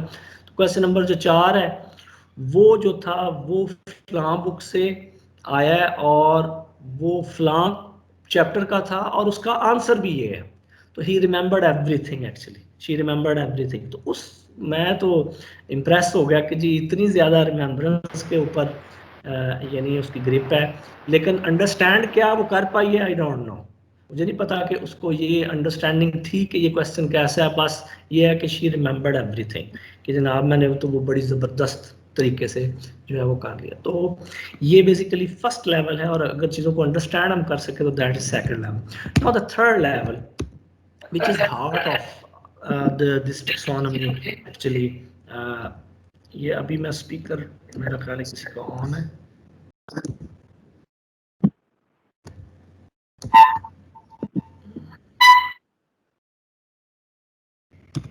چلیں جی, thank you. So the third level actually is the application level. This is actually heart of cognition process. تو جو چیزیں ایک بچہ یا ایک لرنر جو ہے وہ پریویسلی اس نے کوئی چیز انڈرسٹینڈ کر لی ہے, اس کو وہ نیو کنڈیشن کے اندر اپلائی بھی کر سکے. تو application of the knowledge is the third actually ladder of this taxonomy. تو اس میں چیزوں کو وہ سالو کر سکتا ہو, اپلائی کر سکتا ہو جو نالج ہے. فار ایگزامپل اسی ایگزامپل کو ہم لے لیتے ہیں کہ فورس جو ہے وہ ٹو ہے جی ایکسلریشن, چھوٹا سا لا ہے. اب اس کو اگر ہم اس کو ایک سچویشن دے دیں کہ ایک بالر ہے وہ بالنگ کر رہا ہے اور جناب وہ 50 نیوٹن کی اس نے فورس لگائی ہے. اب بتائیں ذرا وہ کتنی سپیڈ سے یا کتنے ایکسلریشن سے جو ہے وہ بال ٹریول کرے. تو وہ انڈرسٹینڈ کرے گا پوری چیز کو, اور اس نے اپلائی کیا کہ یس اگر فورس اتنی تھی اور اس جو میس تھا اس کا وہ بال کا اس کے اوپر یہ ڈیپینڈ کرتا ہے. تو اس کو ہم لکھ سکتے ہیں equal to ma. یہ بالکل سادہ سا لا ہے. سو جتنا زیادہ میس ہوگا اتنی زیادہ فورس بھی زیادہ لگانی پڑے گی, یعنی ایک بس کو فورس زیادہ لگانی پڑے گی سپیڈ کے لیے اور ایک بال کو تھوڑی لگانی پڑے گی. تو یہ چیزیں اگر وہ انڈرسٹینڈ کر رہا ہے, اب اسی چیز کو وہ اپلائی کر رہا ہے کہ کس طرح سے فورس اور ویلوسٹی یا ایکسلریشن آپس میں انٹر ریلیٹڈ ہے. تو this is actually very important. This is the heart and core of the taxonomy کہ چیزوں کی اپلیکیشن جو ہے وہ اسٹوڈنٹ کو پتہ چل جائے کہ how to apply things, how to apply knowledge to a new situation. اس کو ہم کہتے ہیں جی اپلیکیشن یا apply. This is the third level of cognition. Now the fourth level, اب جتنے بھی اس کے علاوہ جتنے بھی ہائر, اس کو کہتے ہیں higher levels of cognition, higher thinking skills.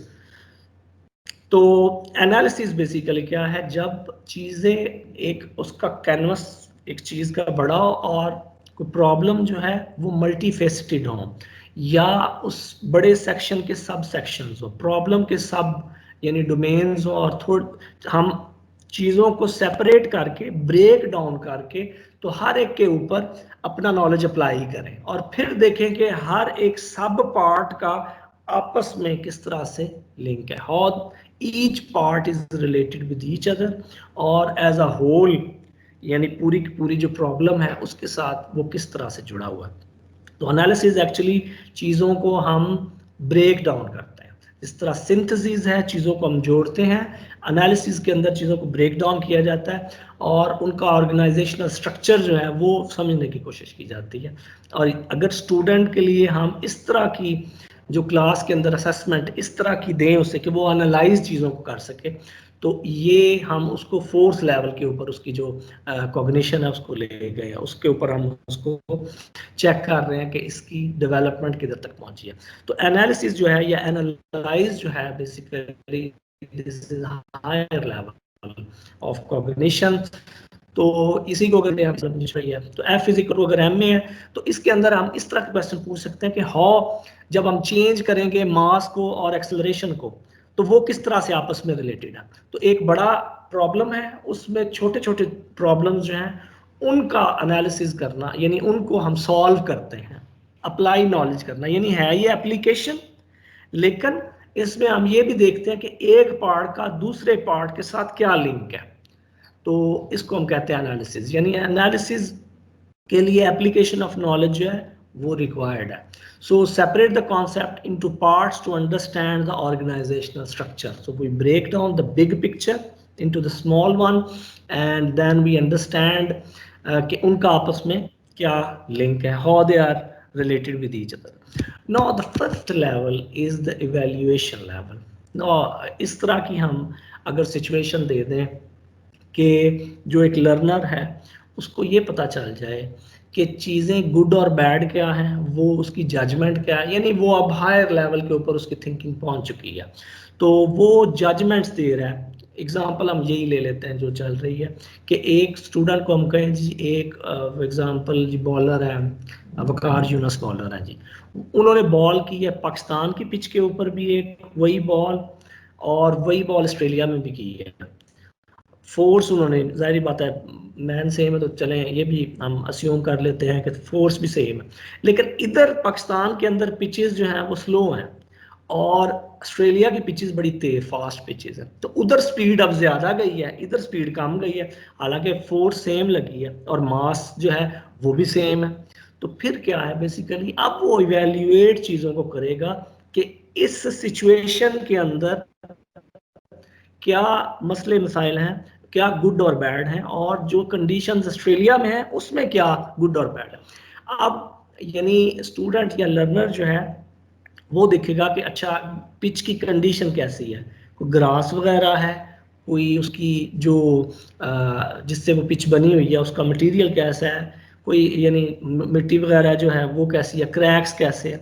تو وہ بیسیکلی چیزوں کو اب نالج اس نے اپلائی کیا انالیسز کرنے کے بعد, یعنی اس نے انالیسز کرنے کے بعد اب وہ اس نتیجے میں پہنچا ہے کہ کیونکہ ادراس ہے آسٹریلیا میں, ادھر جو ہے وہ کریکس کم ہے اس لیے سپیڈ بڑی تیز جاتی ہے, لیکن پاکستان میں پچز گراسی نہیں ہے اور ان کی سچویشن ادھر پانی اور مٹی جو ہے وہ بھی ڈفرینٹ ہے. تو اب یعنی وہ ایویلیویٹ چیزوں کو کر رہا ہے کہ یہ کیوں زیادہ ہے اور دوسرا کیوں کم ہے.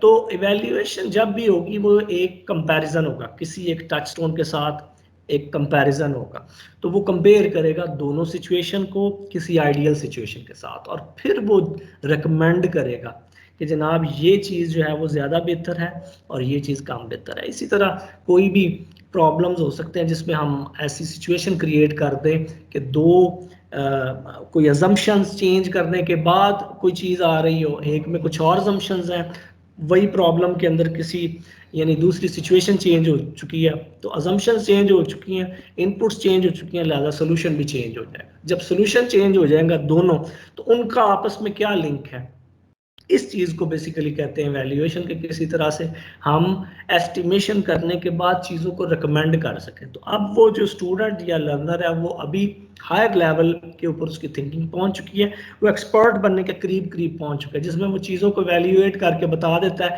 کہ یہ چیز زیادہ بہتر ہے اور یہ چیز کم ہے. کوئی سلیکشن کرنی ہے, کسی چیز کی ایسٹیمیشن کرنی ہے, جس طرح ہم عام طور پہ کرواتے ہیں جی ایسٹیمیٹ کریں, ایکسپرٹ سے ہم رائے لیتے ہیں کہ why this system is better than the other one. So یہ اس طرح کی اگر سچویشن ہم کریٹ کر دیں اسیسمنٹ کے اندر تو ہم اس کو کہیں گے کہ ہم نے اس کی ٹریننگ کروا دی ہے ایویلیویشن لیول تک. تو this is the fifth level of the Bloom's taxonomy. Now the final level is the creation level, جو ہائیسٹ جو ایپکس ہے بیسیکلی وہ لرننگ کی جو ایپکس ہے ہم اس کو کہتے ہیں کریشن. سو کریٹ لیول تک. کریٹ میں اس طرح کہ اسٹوڈنٹ جو ہے وہ اپنا پورا نالج جو اس کا اس مطلب سفیر میں جو اس کا نالج ہے اس کو یوز کرتے ہوئے کوئی نئی چیز وہ بنا کے دے رہا ہے. تو he can build a new pattern, اور کوئی ایسی چیز اس نے نئی جو ہے وہ کریٹ کر کے دے رہا ہے, انٹیگریٹ کر رہا ہے چیزوں کو, ماڈیفائی کر رہا ہے, اس میں بتا رہا ہے کہ یہ چیزیں جو ہیں وہ کس طرح سے چینج ہو رہی ہیں. یہ ایگزامپل لے لیتے ہیں. اب جب ہم مطلب اسٹوڈنٹ نے کہہ دیا کہ جی لاہور والی پچ جو ہے ادھر سپیڈ کم ہے, اور جو آسٹریلیا کی پچ ہے ادھر بال جو ہے وہ تیزی سے موو کرے گا. اب وہ اگر اس پورے لا کو ماڈیفائی کر دیں, یعنی F=ma کی بجائے وہ کہتا ہے جی ادھر تو فیکٹر لگانا پڑے گا, جو لاہور والا ہے اس کو لگا دیں جی 0.8 فیکٹر, یعنی جتنی سپیڈ ادھر سے ہوتی ہے وہ 0.8 فیکٹر جو ہے وہ لگے گا جی, پھر جا کے یہ لا جو ہے اب ماڈیفائی ہو چکا ہے. اب یہ ٹرو ریپرزینٹیو لا ہے لاہور کی کنڈیشنز پہ. اور اسی طرح سے آسٹریلیا کی کنڈیشن پہ بھی کوئی اگر اس طرح کا لا جو ہے وہ ماڈیفائی کر سکتے, تو اس کو ہم کہتے ہیں بیسیکلی وہ اس نے نئی چیزیں کریٹ کر دی ہے, یعنی ایویلیویشن کرنے کے بعد اس نے کریٹ کیا. اور یہ ساری کی ساری چیزیں جیسے میں نے بتایا کہ ہارڈ جو ہے وہ ہے application of knowledge. After understanding he can apply the knowledge, اور وہی پھر آگے چل کے اسی کو ہم نے یعنی جو ایکسرسائزز ہیں ہماری یا اسیسمنٹس ہیں وہ اس اینگل سے اگر ہم دیں کہ وہ بچے جو ہیں وہ انالیسس کر سکیں, ایویلیویٹ چیزوں میں کر سکیں, یا وہ نئی چیز ہم کہہ دیں جی آپ نے نیا کچھ جو ہے وہ بنا کے دکھانا ہے. جس طرح عام طور پہ جو فائنل ایئر پروجیکٹس ہوتے ہیں وہ عام طور پہ ریئل لائف پرابلمز ہوتی ہیں, تو کریشن کے اندر جو ریئل لائف پرابلمز ہیں وہ زیادہ تر ہوتی ہیں کہ ریئل لائف جو پرابلمز ہیں ان کے اوپر نیا لا یا اس کو نیا اینگل سے وہ پوری کی پوری رپورٹ بھی بنائیں گے, اور اس کا جو بھی اگر سیمولیشن چیزوں کی کرنی ہے یا کوئی ماڈل بنانا تو وہ کریشن لیول تک اب اسٹوڈنٹس جو ہیں وہ پہنچ چکے ہوں گے. تو یہ بیسیکلی 6 کے 6 لیولز ہیں, اور یعنی پروگریشن جو ہے کمپلیکسٹی کی, یعنی تھنکنگ سکلز کے اندر جو کمپلیکس تھنکنگ سکلز ہیں وہ ہائر لیول پہ ہیں. یعنی ہم کہہ سکتے ہیں کہ اپلیکیشن سے ابو جو لیول پہ اگر ہم ان کی ٹریننگ کر رہے ہیں اسٹوڈنٹس کی تو وہ بیسیکلی ہائر لیول کی ٹریننگ ہے. اور یہ جو دو بالکل بیسک لیول کی ہیں انڈرسٹینڈ اور ریممبر, یہ لو لیول کی جو ہے وہ ہم اس کو ایکسرسائزز دے رہے ہیں. تو یہ ہمیں دیکھنا پڑے گا کہ ہم بیسیکلی بچوں کی جو کوگنیشن ہے اس کی ڈیولپمنٹ کس طرح سے کر رہے ہیں through assessments. Now, the second actually thing is Bloom's taxonomy, which is related with the affective domain. So affective domain basically ہے کہ ایٹیچیوڈ جو ہے یا اس بچے کا بیہیویئر جو ہے وہ کیسا ہے. سو بیہیویئر جسے ہم عام طور پہ تربیت بھی کہتے ہیں, تو بیہیویئر اس کا کیسا ہے اس کے لیے بھی ایکسرسائز ہم نے کیا جو ہے وہ پوری ڈیولپ کی ان دا ٹیچنگ لرننگ پروسیس. تو اس میں سب سے پہلا جو لیول ہے اس کو ہم کہتے ہیں receive level. So first level receive level ہے, پھر رسپونڈ ہے, ویلیو, آرگنائز اینڈ انٹرنلائز. ایک ایگزامپل ہم لے لیتے ہیں پھر اس کو ہم دیکھتے ہیں. سو ریسیو لیول یہ ہے کہ بچہ جو ہے وہ لرن کرے گا فرام دی ادر, اور his ability actually to learn from while listening. تو ایسے ہی ہے کہ ایک بچہ کلاس کے اندر آیا ہے اور وہ بڑے انہماک سے اگر ٹیچر کو سن رہا ہے, لیکچر کو سن رہا ہے, تو this is the first level of his behaviour. یعنی کچھ سننا جو ہے that is first level of behaviour. Now the second level is respond.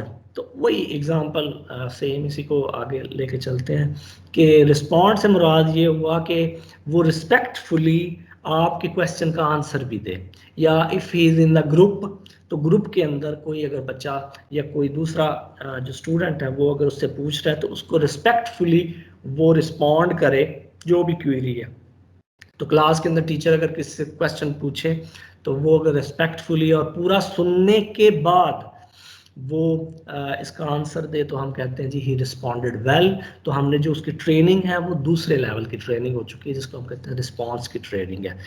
اچھا, third level is the core level actually, یعنی منیمم جس طرح ادھر اپلیکیشن لیول تھا اس میں ویلیو لیول ہے جو سینٹر میں ہے, اسی کے اوپر بیسیکلی بیس کرے گی باقی.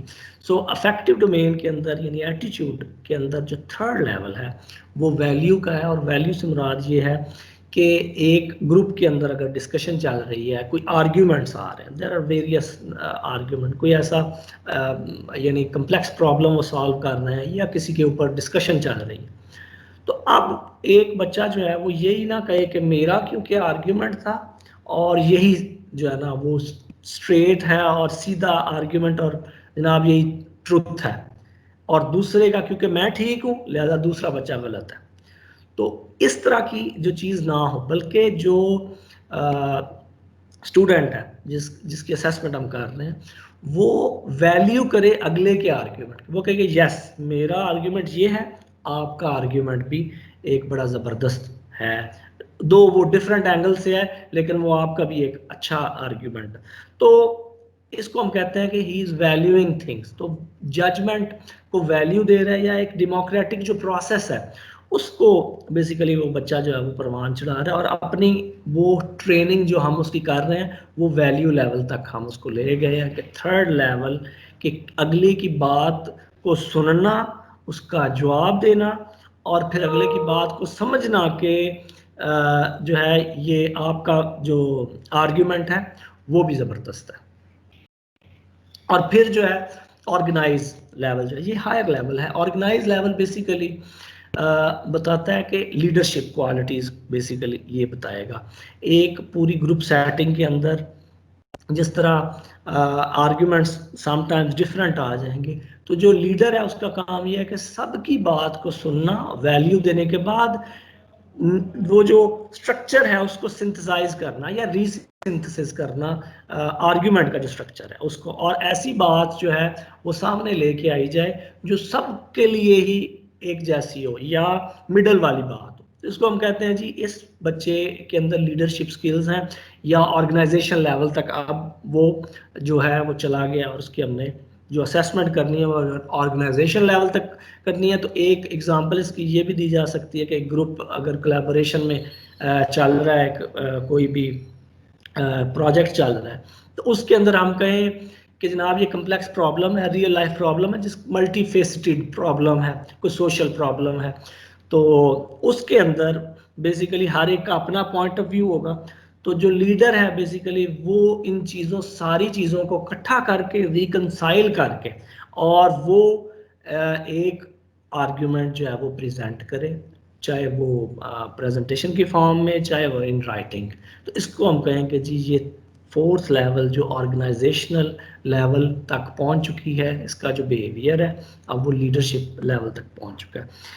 تو جو ففتھ لیول ہے اس کو ہم کہتے ہیں انٹرنلائز. چیزیں جو ہیں وہ خود سے بلیف کا حصہ بن جائیں. یہ جتنی بھی ویلیو کرنا کسی کو، آرگنائز کرنا کسی مطلب ویریس جو آرگیومنٹس ہیں ان کو، یہ اس کی سیکنڈ نیچر بن جائے اور اس کی ایبلٹی بن جائے، بیسیکلی اس کا بلیف بن جائے. تو اس کو ہم کہتے ہیں انٹرنلائز. اور یہی بیسیکلی انٹرنلائزیشن ہی ہے جو کہ باہر نظر آتی ہے. ہمیں پتہ چل جاتا ہے کہ یہ بچہ جو ہے وہ کس انسٹیٹیوشن سے پڑھا ہے اور اس کا جو افیکٹو لیول ہے وہ کدھر تک، یعنی اس کا بیہیویئر جو ہے وہ کدھر تک پہنچ چکا ہے.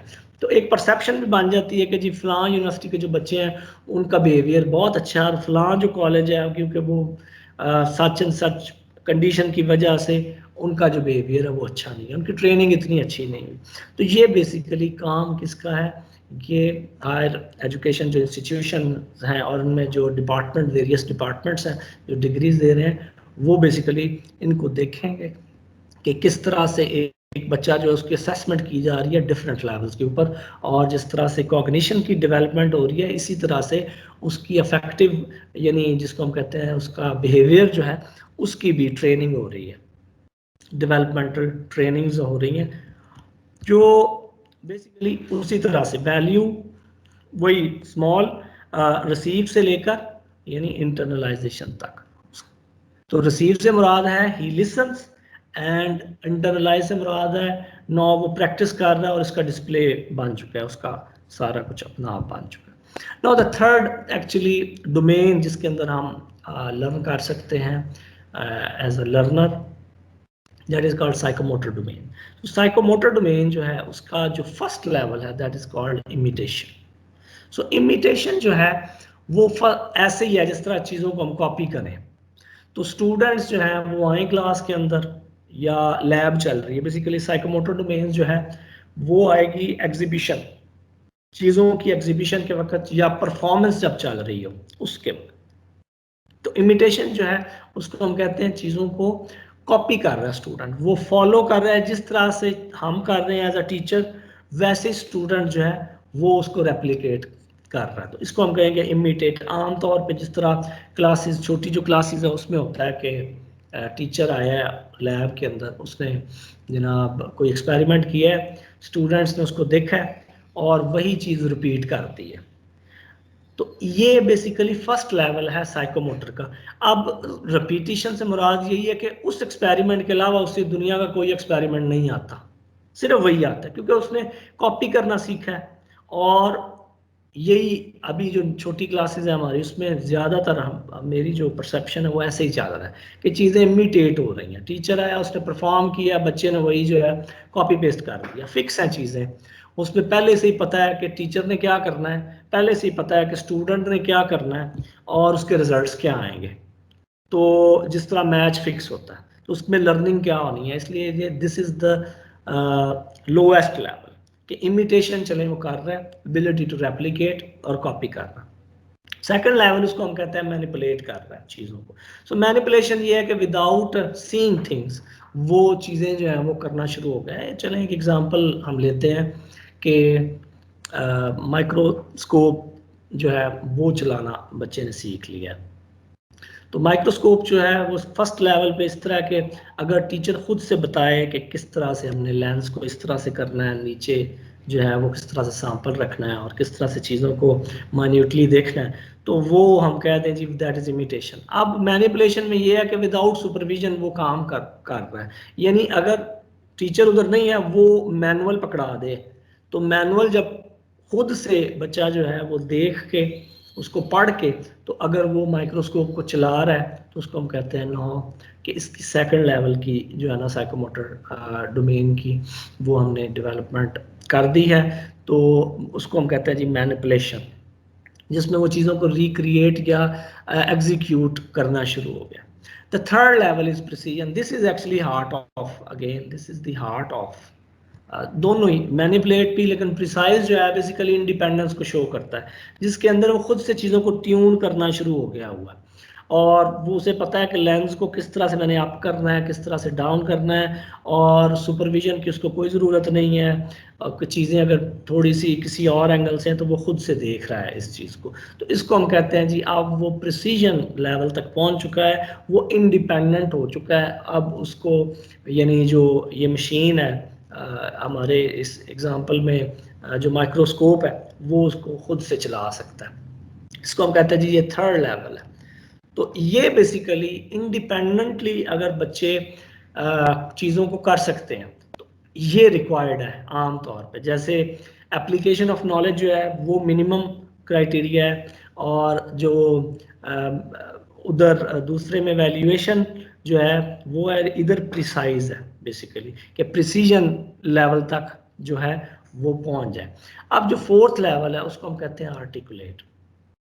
تو آرٹیکولیٹ سے مراد یہ ہے کہ وہ اب چیزوں کو صرف اگر وہ ایک لیب میں کام کر رہا ہے, مائکروسکوپ بھی چلا رہا ہے اور ساتھ دوسری چیزیں بھی دیکھ رہا ہے, تو اب وہ چیزوں کو بڑا سموتھلی پریسیجن سے یہ ہائر لیول ہے جس میں اور چیزیں بھی آ جائیں گی ساتھ. یعنی صرف وہی مشین نہیں ہے, اس میں ہو سکتا ہے کہ کوئی ایسی مشین ساتھ میں وہ دیکھ رہا ہے اور بھی چیزوں کو کوآرڈینیٹ کر رہا ہے, اور وہ بڑا سموتھلی چیزوں کو جو ہے وہ خود سے رن کر رہا ہے, اور اسے پتہ ہے کہ اگر چیز یہ خراب ہو جاتی ہے تو میں نے ٹھیک کدھر سے کرنی ہے. یا اس کی سادہ اگزامپل ہم لے سکتے ہیں وائل ڈرائیونگ.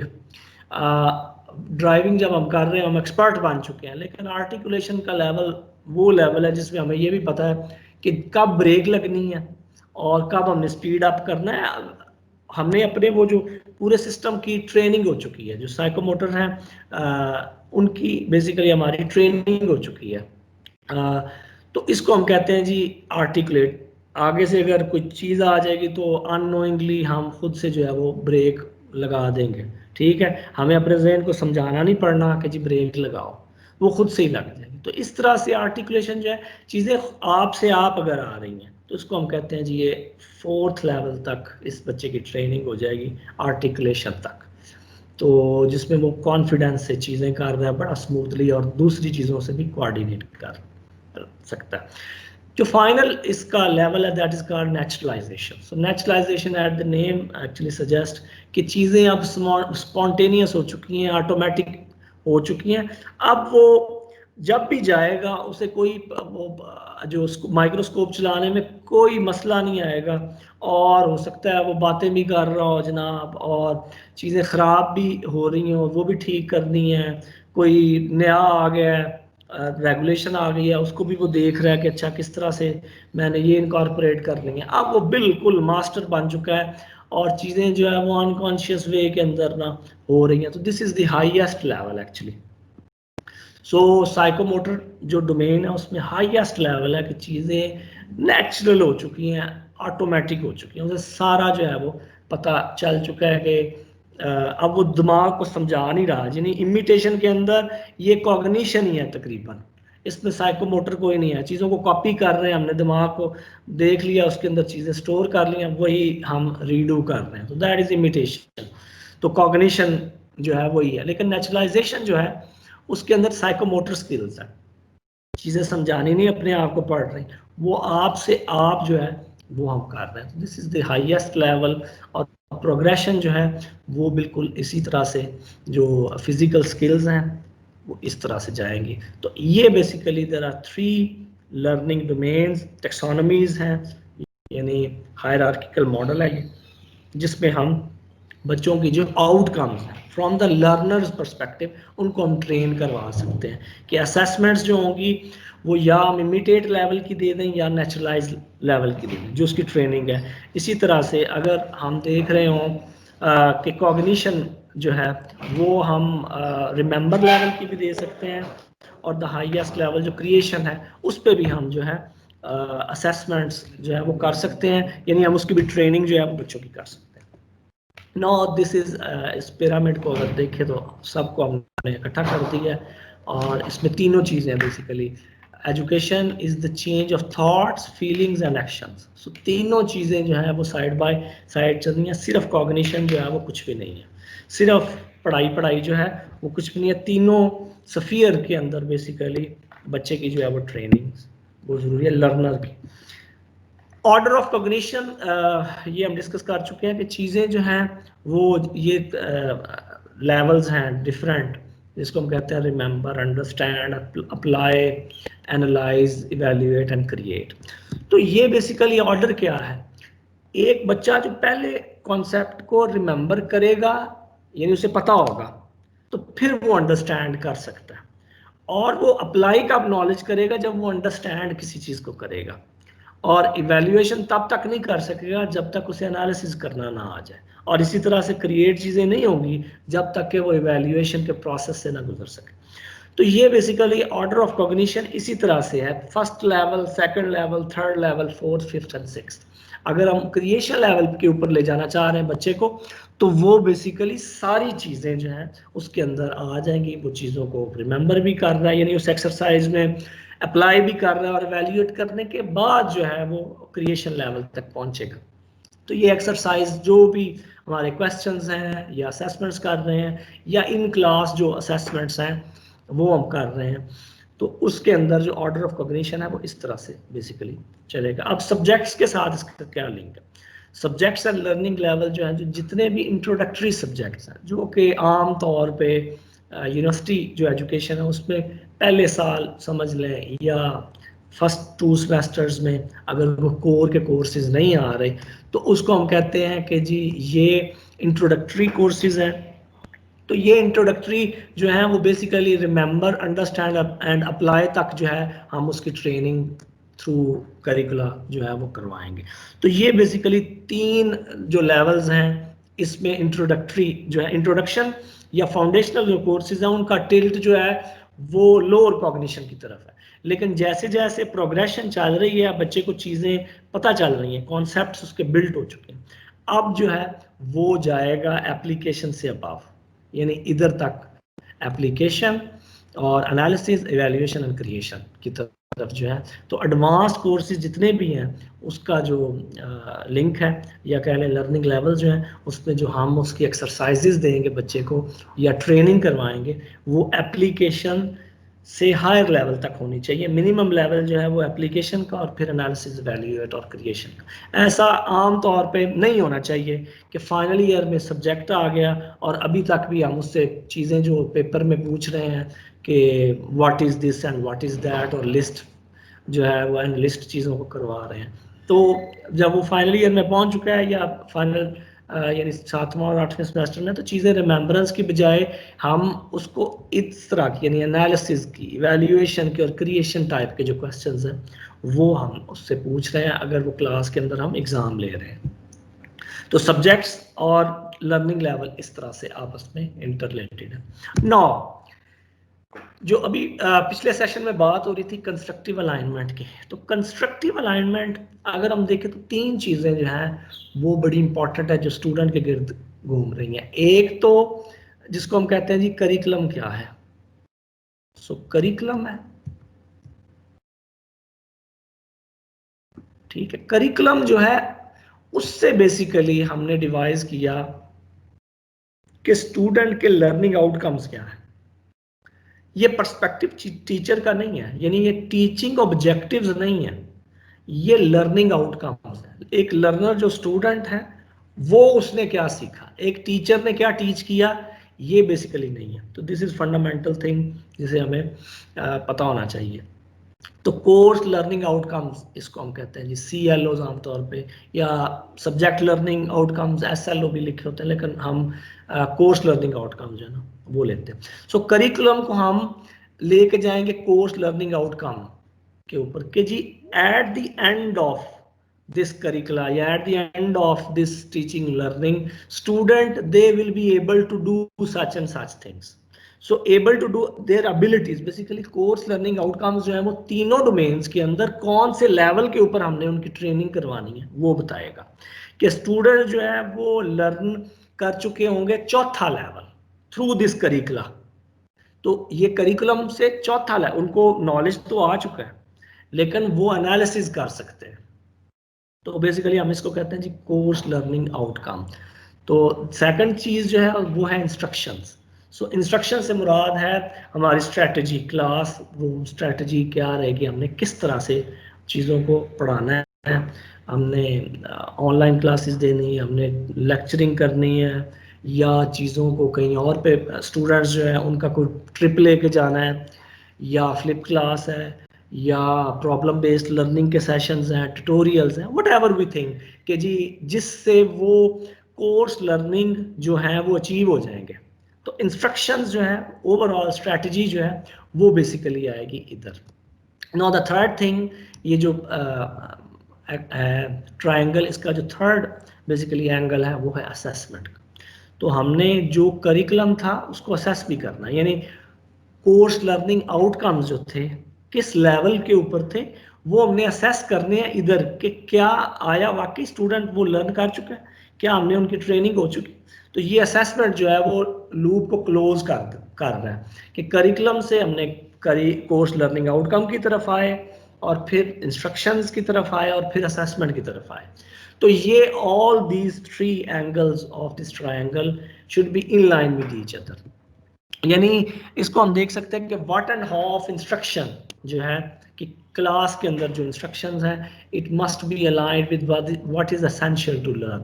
تو کیا چیز جو ہے وہ لرن کرنی ہے ہم نے, یعنی اسٹوڈنٹ نے کیا چیز لرن کرنی ہے. تو انسٹرکشن اور جو کورس لرننگ آؤٹ کمز ہیں they should be in line with each other. ابھی اگزامپل جو ہے وہ نیکسٹ سلائڈ کے اوپر دیتے ہیں. اسی طرح سے انسٹرکشن اینڈ اسیسمنٹ جو ہے وہ بھی یعنی واٹ اینڈ ہاؤ سے مراد ہے یعنی پورے کی پوری اسٹریٹجی. سو واٹ سے مراد ہے اس کے انگریڈینٹس کیا ہیں. تو انسٹرکشن کی what and how should be must be align with the what and how of instruction. اور اسی طرح سے جو کورس لرننگ آؤٹ کمز ہیں وہ بھی آپس میں ان لائن ہونے چاہیے. چلیں ابھی اگزامپل دیتے ہیں. تو اس سے کیا ہوگا اگر for the sake of argument تینوں چیزیں جو ہیں وہ آپس میں ان لائن ہیں تو اسٹوڈنٹ جو ہے وہ سیٹسفائی فیل کریں گے اور ان کے ہائر گریڈز آئیں گے. اچھا اگر مس الائنمنٹ ہو جاتی ہے, اب اگزامپل کے ساتھ اس کو دیکھتے ہیں کہ چیزیں پہلے الائن تھیں اب مس الائن ہو جاتی ہیں. فار ایگزامپل جو سی ایل اوز یا کورس لرننگ آؤٹ کمز ہیں وہ ان کی ڈائریکشن یہ جا رہی ہے اور انسٹرکشن کسی اور ڈائریکشن پہ جا رہی ہے. ایک مثال کے طور پہ جو کریکولم سے ہم نے کہا کہ جی ہم نے بچے کو ٹرین کرنا ہے 4th لیول کے اوپر، یعنی وہ انالیسز تک جو ہے نا وہ کام کر سکے. کوئی ایک کورس لرننگ آؤٹ کم یہ ہے کہ وہ کوگنیشن کے انالیسز لیول تک وہ پہنچ جائے گا. اور انسٹرکشن جو ہیں ایز اے ٹیچر وہ بڑی بیسکس ہی ہم نے دے دی، ان کو چیزوں کو بتایا ہی نہیں کہ ہاؤ ٹو اینالائز تھنگس. یعنی کورس لرننگ جو ریکوائرمنٹ تھی بچے کی آؤٹ کم جو ہم کہہ رہے ہیں وہ تھی کہ وہ انالیسز کر سکے گا، لیکن جو انسٹرکشن تھی جو ٹیچنگ میتھڈ تھا وہ بہت ہی بیسک چیزیں بتا رہے تھے، ہم انالیسز تو سکھا ہی نہیں رہے تھے. اچھا جی اگر آگے آ جائیں، انسٹرکشن جو ہے وہ ہماری کچھ اور کہہ رہی ہیں اور اسیسمنٹ ہماری کچھ اور ہے. ایک ایگزامپل کے طور پہ کہ انسٹرکشن میں ہم سارا سال جو ہے یا سارا سمیسٹر جو ہے وہ ہم تھیری پڑھاتے رہے چیزوں کی، اور ایٹ دی اینڈ جب اسیسمنٹ ہوئی تو ہم نے ساری پرابلمس دے دیے نومیریکل پرابلم. یعنی انسٹرکشن جو تھی وہ ریکوائرمنٹ کے مطابق ہی نہیں تھی کہ اسیس آپ نے کس طرح سے کرنا ہے، اسیسمنٹ کہیں اور جا رہی ہے اور جو ہماری انسٹرکشن ہے وہ کہیں اور جا رہی ہے. نو تھرڈ اگر مس الائنمنٹ ہو جاتی ہے کہ جی ایویلیویشن اور انڈرسٹینڈ، یعنی جو سی ایل اوز ہیں اور اسیسمنٹس ہیں ان کا بھی آپس میں کوئی لنک ہی نہیں ہے. کورس لرننگ آؤٹ کم جو تھی وہ یہ تھی کہ بچے جو ہے وہ ایویلیویشن تک پہنچ جائیں گے، یعنی ہم ان کی ٹریننگ کروائیں گے ایویلیویشن تک، اور پھر ہم نے اس کی انسٹرکشن بھی ویسی دے دیں. لیکن اسیسمنٹ ہم نے انڈرسٹینڈ لیول کی کہ چیزوں کو صرف ہم نے یہ دیکھا کہ بچے انڈرسٹینڈ کر سکتے ہیں یہ کانسیپٹ یا نہیں کر سکے. تو جو ریکوائرمنٹ تھی وہ تھی ایویلیویشن تک، لیکن اسیسمنٹ جو تھی وہ ہم نے بالکل دوسرا جو لیول ہے کوگنیشن کا، انڈرسٹینڈ کا لیول ہے، اتنی ہم نے دی. تو پھر کیا ہوگا، تینوں چیزیں مس الائن ہو چکی ہیں. کورس لرننگ آؤٹ کمز یعنی کس لیول تک آپ ٹریننگ کروا رہے ہو بچے کی، کس ڈومین کے اندر ٹریننگ کروا رہے ہو، انسٹرکشنز کیا ہیں اور اسیسمنٹ کس طرح سے ہو رہی ہے، تینوں چیزیں مس الائن ہیں. تو پھر کیا ہوگا، پھر فرسٹریشن آئے گی، ان ایفیشینٹ لرننگ ہوگی اور بچوں کا لو گریڈ آئے گا. تو یہ الائنمنٹ جو ہے وہ ہمیں ایز اے ٹیچر یہ ہمیں پتہ ہونی چاہیے جب ہم کورس کی پلاننگ کر رہے ہوں کہ کورس لرننگ آؤٹ کمز جس کو ہم کریکولم سے لیں گے، انسٹرکشنز اور assessment they must be in line with each other one another. Now coming towards the concept of assessment and evaluation. So assessment اور evaluation بار بار آپ ورڈ سنتے ہوں گے، تو for the sake of understanding ہم نے کہا چلیں اس کو ڈیفائن کر لیں پہلے کہ اسیسمنٹ کیا ہے اور ایویلیویشن کیا ہے. سو اسیسمنٹ جو ہے is means of measuring knowledge skills and feelings. تو وہی جو تینوں ڈومین کے اندر ہم نے کچھ چیزیں اگر میجر کرنی ہیں کہ آیا بچے کا وہ لیول تک پہنچ چکا ہے جس لیول پہ یہ ہم نے کریکولم پچ کی ہے، اس کو ہم کہتے ہیں جی نالج اسکلز اور فیلنگز کو میجرمنٹ کرنے کا طریقہ. جس طرح عام طور پہ ہم کیا کرتے ہیں، ایگزام دے دیتے ہیں، پیپر دے دیا اس کو یا وائوا لے لیا.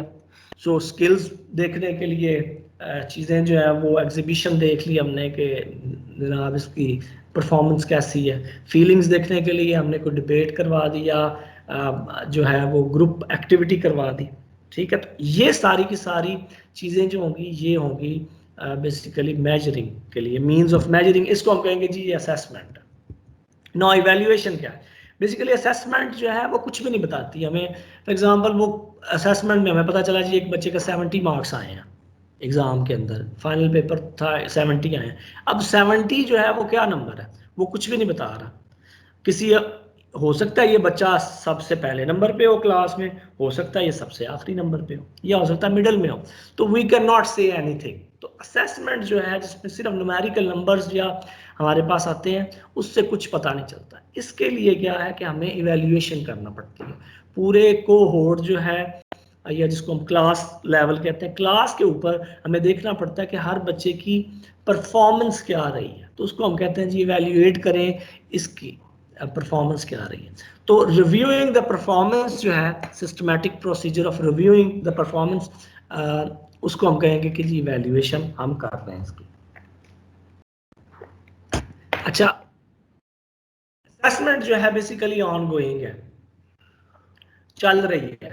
ہر وقت کوئی نہ کوئی ہم پیپر دے رہے ہیں اس کو، کوئی کوئز دے رہے ہیں، کوئی کویسچن جو ہے وہ پوچھ رہے ہیں، اسیسمنٹ چلتی جا رہی ہے، اور لرننگ جو کوالٹی ہے وہ بھی امپروو ہوتی جا رہی ہے. بچے سے اس کو پتہ ہے کہ میں نے جو ہے وہ کس طرح سے اپنے آپ کو امپروو کرنا ہے، انڈیویجولائزڈ ہے، انگریڈیڈ ہے، اور وہ فیڈ بیک کے لیے ہوتی ہے. فیڈ بیک سے مراد یہی ہے کہ ایک بچہ اگر ہم نے ایک ٹیسٹ لیا اور اس میں 30% آئے ہیں تو ہمیں پتہ ہے کہ یہ تو بچے فیل ہو گئے ہیں، تو اس کو ہم کہتے ہیں جی اٹ پرووائڈز اسیسمنٹ جو ہے وہ پرووائڈ فیڈ بیک جو ہے وہ دے گی. لیکن ایویلیویشن جو ہے بیسیکلی چیزوں کو ہم کلوز کر رہے ہیں، پرووائڈز کلوجر ججمنٹ ہم دے رہے ہیں کہ یہ بچے جو ہیں ان کا لرننگ لیول جو ہے کیا وہ اس لیول تک پہنچ چکے ہیں یا نہیں پہنچ چکے. سو اٹ ججز دا لرننگ لیول. وہی جو ہم نے کہا کہ 3 ڈومینز کے اندر کس لیول کی ٹریننگ ہم کروا رہے ہیں، تو اس سے ہمیں پتہ چلے گا ایویلیویشن سے کہ آیا اس لیول پہ وہ بچہ پہنچ چکا ہے یا وہ اس لیول کے اوپر فیل ہو چکا ہے.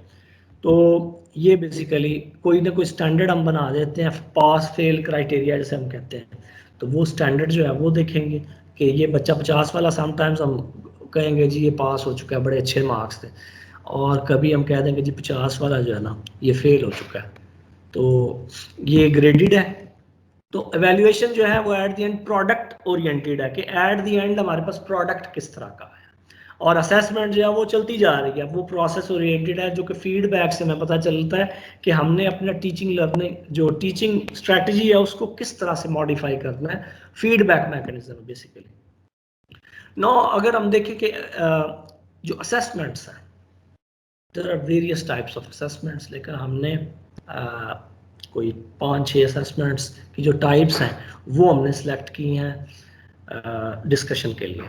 تو وہ ڈیپینڈ کرتا ہے بیسیکلی کہ اس پورے اسیسمنٹ کا پرپز کیا ہے. تو پرپز جو ہے وہ ہمیں بتائے گا کہ کون سی ہے اسیسمنٹ. فار ایگزامپل سب سے سادہ جو ہے ڈائگنوسٹک اسیسمنٹ.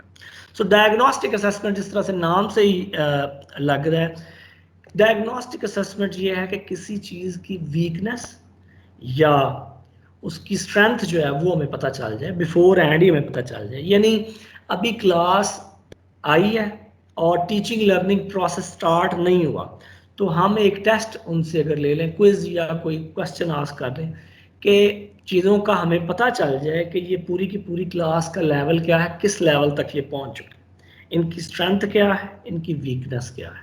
تو ہم اس کو مانیٹر کر سکتے ہیں کہ جناب اس کی اسٹرینتھ یہ ہے اور ویکنس یہ ہے، لہٰذا میرا ٹیچنگ لرننگ جو میتھڈ ہے وہ چینج ہونا چاہیے. تو یہ ایک فیڈ بیک میکانزم ہے. جتنی بھی اسیسمنٹس ہیں ساری کی ساری فیڈ بیک کے لیے کہ کسی طرح سے ہمارا ٹیچنگ سٹائل جو ہے وہ چینج ہو جائے، کہ اسیسمنٹ اس طرح سے ہو جو ہمارے کورس لرننگ آؤٹ کمز تھے یا جو کریکلم تھا اس کی نو ہاؤ بھی ہو جائے اور اس لیول تک بچے پہنچ بھی جائیں. تو اس کا میکانزم چیک کرنے کا کیا ہے، اسیسمنٹس. تو اسیسمنٹ ہمیں بتائیں گے کہ اس لیول تک وہ بچہ پہنچ چکا ہے یا نہیں پہنچ چکا. اگر نہیں پہنچ چکا تو ہمیں اپنا ٹیچنگ کا بیہیویئر یعنی جو ٹیچنگ کی اسٹریٹجی جو ہے وہ ہمیں چینج کرنی پڑے گی. اس کا مطلب یہ ہوا کہ اسیسمنٹس جو ہیں وہ فنڈامنٹلی وہ فیڈ بیک کے لیے یوز ہوتی ہے. سو ڈائگنوسٹک اسیسمنٹ جو ہے وہ اس طرح کی ہے جس میں پری سیشن ہی ہم چیزوں کو جو ہے وہ مانیٹر کرنا شروع کر دیتے ہیں. پھر یہ دو جو اسیسمنٹس ہیں فارمیٹیو اینڈ سمیٹیو، یہ بیسیکلی کور اینڈ ہارٹ ہیں جو کہ پورے ہمارے جو سسٹم کے اندر یہی دو طرح کی ہم اسیسمنٹ عام طور پہ کر رہے ہیں. تو فارمیٹیو اسیسمنٹ جو ہے وہ ہے with the time with the session جو چیزیں ساتھ ساتھ اسیسمنٹ چلتی جا رہی ہیں. اور سمیٹیو یہ ہے کہ at the end of learning period جو ہے وہ جو کورس لرننگ آؤٹ کمز ہیں ان کی اگر ہم اسیسمنٹ کریں. ایک ایگزامپل ہم لے لیتے ہیں کہ فار ایگزامپل جی گھر کے اندر کوئی چیز اگر پک رہی ہے تو جو مسز ہیں وہ اگر ہم سے پوچھتی ہیں ڈیورنگ دا کوکنگ پروسیس کہ جی یہ کیسا پکا ہے، ہم آ کے چیک کرتے ہیں اور بتاتے ہیں جس میں نمک کم ہے یا مسالہ کم ہے یا اس میں یہ چیز ڈال دیں، ابھی کم اس کی جو ہے وہ کچا ہے یا زیادہ پک گیا. تو اس طرح کی جو فیڈ بیک ہے اور جو اسیسمنٹ ہو رہی ہے اس کو ہم کہیں گے جی فارمیٹیو اسیسمنٹ ہے. ساتھ ساتھ چیزیں بہتر ہونا شروع ہو جائیں گی. اس کو اسی طرح سے ماڈیفائی کیا جا رہا ہے. یعنی ویسے ہی ہم اپنا ٹیچنگ لرننگ سٹائل ماڈیفائی کریں گے فارمیٹیو اسیسمنٹ کے لیے. کلاس کے اندر کس طرح سے ہے کہ ہم آئے اور آتے ہی ہم نے کوئی 1 منٹ کوئز دے دیا ہے اور اس سے ہمیں یہ پتا چلا کہ انہوں نے پچھلا کوئی ان کو پتہ ہے یا نہیں ہے, یعنی ان کو جو لاسٹ ٹائم ہم نے کور کیا تھا ٹاپک اس کا پتہ ہے یا نہیں ہے پتہ. تو انڈرسٹینڈ لیول پہ یا وٹ ایور لیول کے اوپر ہم کر سکتے ہیں کہ کیا یہ اس لیول تک پہنچے. تو اگر نہیں پہنچے تو پھر اسی وقت ہم اپنے آپ کو ماڈیفائی کریں کہ یار ایک سیشن ہم نے اور رکھنا ہے اس کام کے لیے, یا ایک ٹیوٹوریل ہم نے اور رکھنا ہے. تو اس سے ہمیں پتہ چلے گا کہ کلاس جو ہے وہ کس طرح سے چل رہی ہے. تو یہ بیسیکلی جو فارمیٹیو اسیسمنٹ ہے وہ پرماننٹ مانیٹرنگ ہے.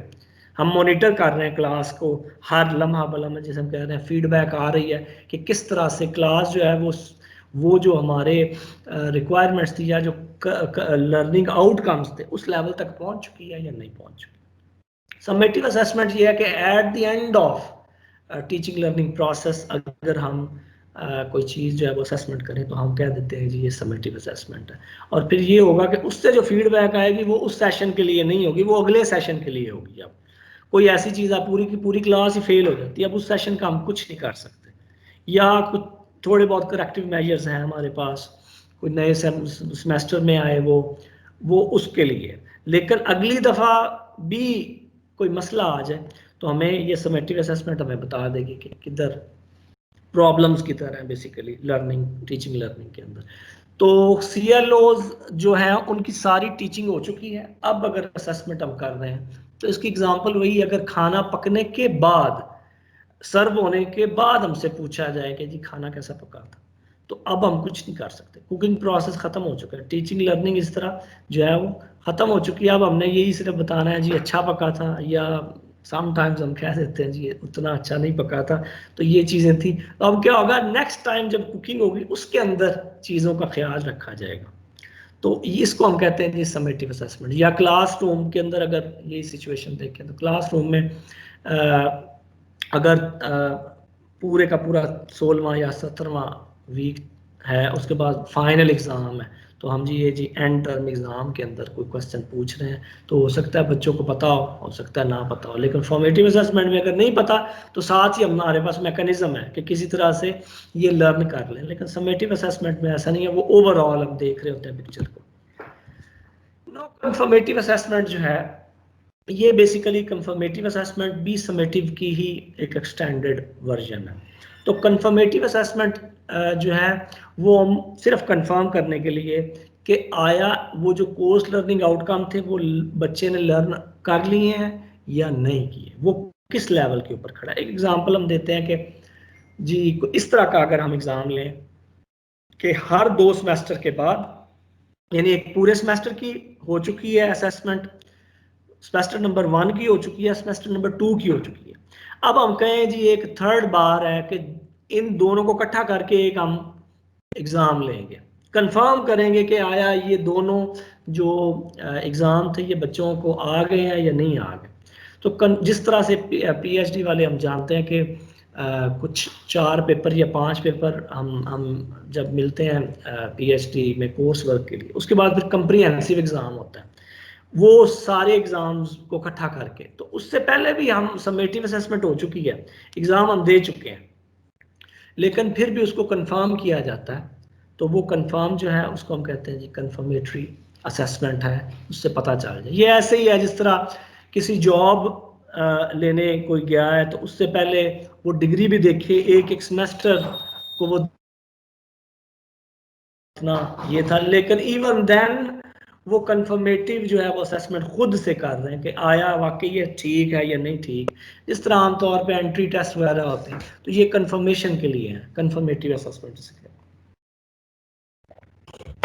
اچھا جی, نیکسٹ جو ہے یہ 2 اس کو اکٹھا ہم دیکھتے ہیں, نارم ریفرنسڈ اور کرائٹیرین ریفرنس اسیسمنٹ. سو نارم ریفرنس اسیسمنٹ جو ہے اور کرائٹیرین یہ آپس میں لنکڈ ہیں تھوڑا سا, لیکن ان میں ڈفرنس ہے. ایک ایگزامپل سے ہم سمجھ سکتے ہیں چیزوں کو کہ نارم ریفرنس کے اندر اگر کلاس کے اندر اسیسمنٹ ایسی میں رکھتا ہوں ایز اے ٹیچر کہ فرسٹ جو 5 اسٹوڈنٹس ہیں کہہ دو جی ان کو ہم نے سرٹیفکیٹس دینے ہیں, اور وہی پاس کنسیڈر ہوں گے. ایک میں نے نارم فکس کر دیا کہ صرف 5 اسٹوڈنٹ, اب اس میں جو بچہ بھی کمپیٹ کرے گا آپس میں کمپیٹ کریں گے وہ, اور پہلے 5 جو ہیں وہ پاس ہو جائیں گے, باقی سارے جو ہیں ان کو سرٹیفکیٹس نہیں ملیں. لیکن کرائٹیرین ریفرنس میں نے کرائٹیریا میں بناؤں گا جی 3.1 والا جو بھی اسٹوڈنٹ ہوگا وہ آپس میں کمپیٹ نہ کرے. 3.1 جس کا بھی جی پی اے سمیسٹر میں رہے گا اس کو ہم سرٹیفکیٹ دیں گے. تو کرائٹیریا ایک میں بلڈ ہم نے کر دیا, دوسرے میں ہم نے جو ہے وہ نارم جو ہے وہ بلڈ کر دیا جس میں بچے آپس میں کمپیٹ کر کے آئیں گے. جس طرح ہم کہتے ہیں جی گولڈ میڈل جو ہے, گولڈ میڈل صرف اس اسٹوڈنٹ کو ملے گا جو پہلے نمبر پہ آئے گا, وہ چاہے اس کے 80% ہوں, چاہے اس کے 90% ہوں, چاہے 100% ہو. تو وہ ایک نارم جو ہے وہ ہم نے رکھ دیا جی, پہلا جو آئے گا اگلے سال ہو سکتا ہے وہ 70 والے کو مل جائے, اگلے سال ہو سکتا ہے وہ 90 والے کو بھی نہ ملے. کرائٹیرین میں ہم نے کہہ دیا جی ہر اس بچے کو ہم نے گولڈ میڈل ہی دینا ہے جس بچے کا بھی سی جی پی اے یا اس سبجیکٹ کا جو سکور ہے وہ 70 آئے گا یا 80 آئے گا, whatever the criteria we fix.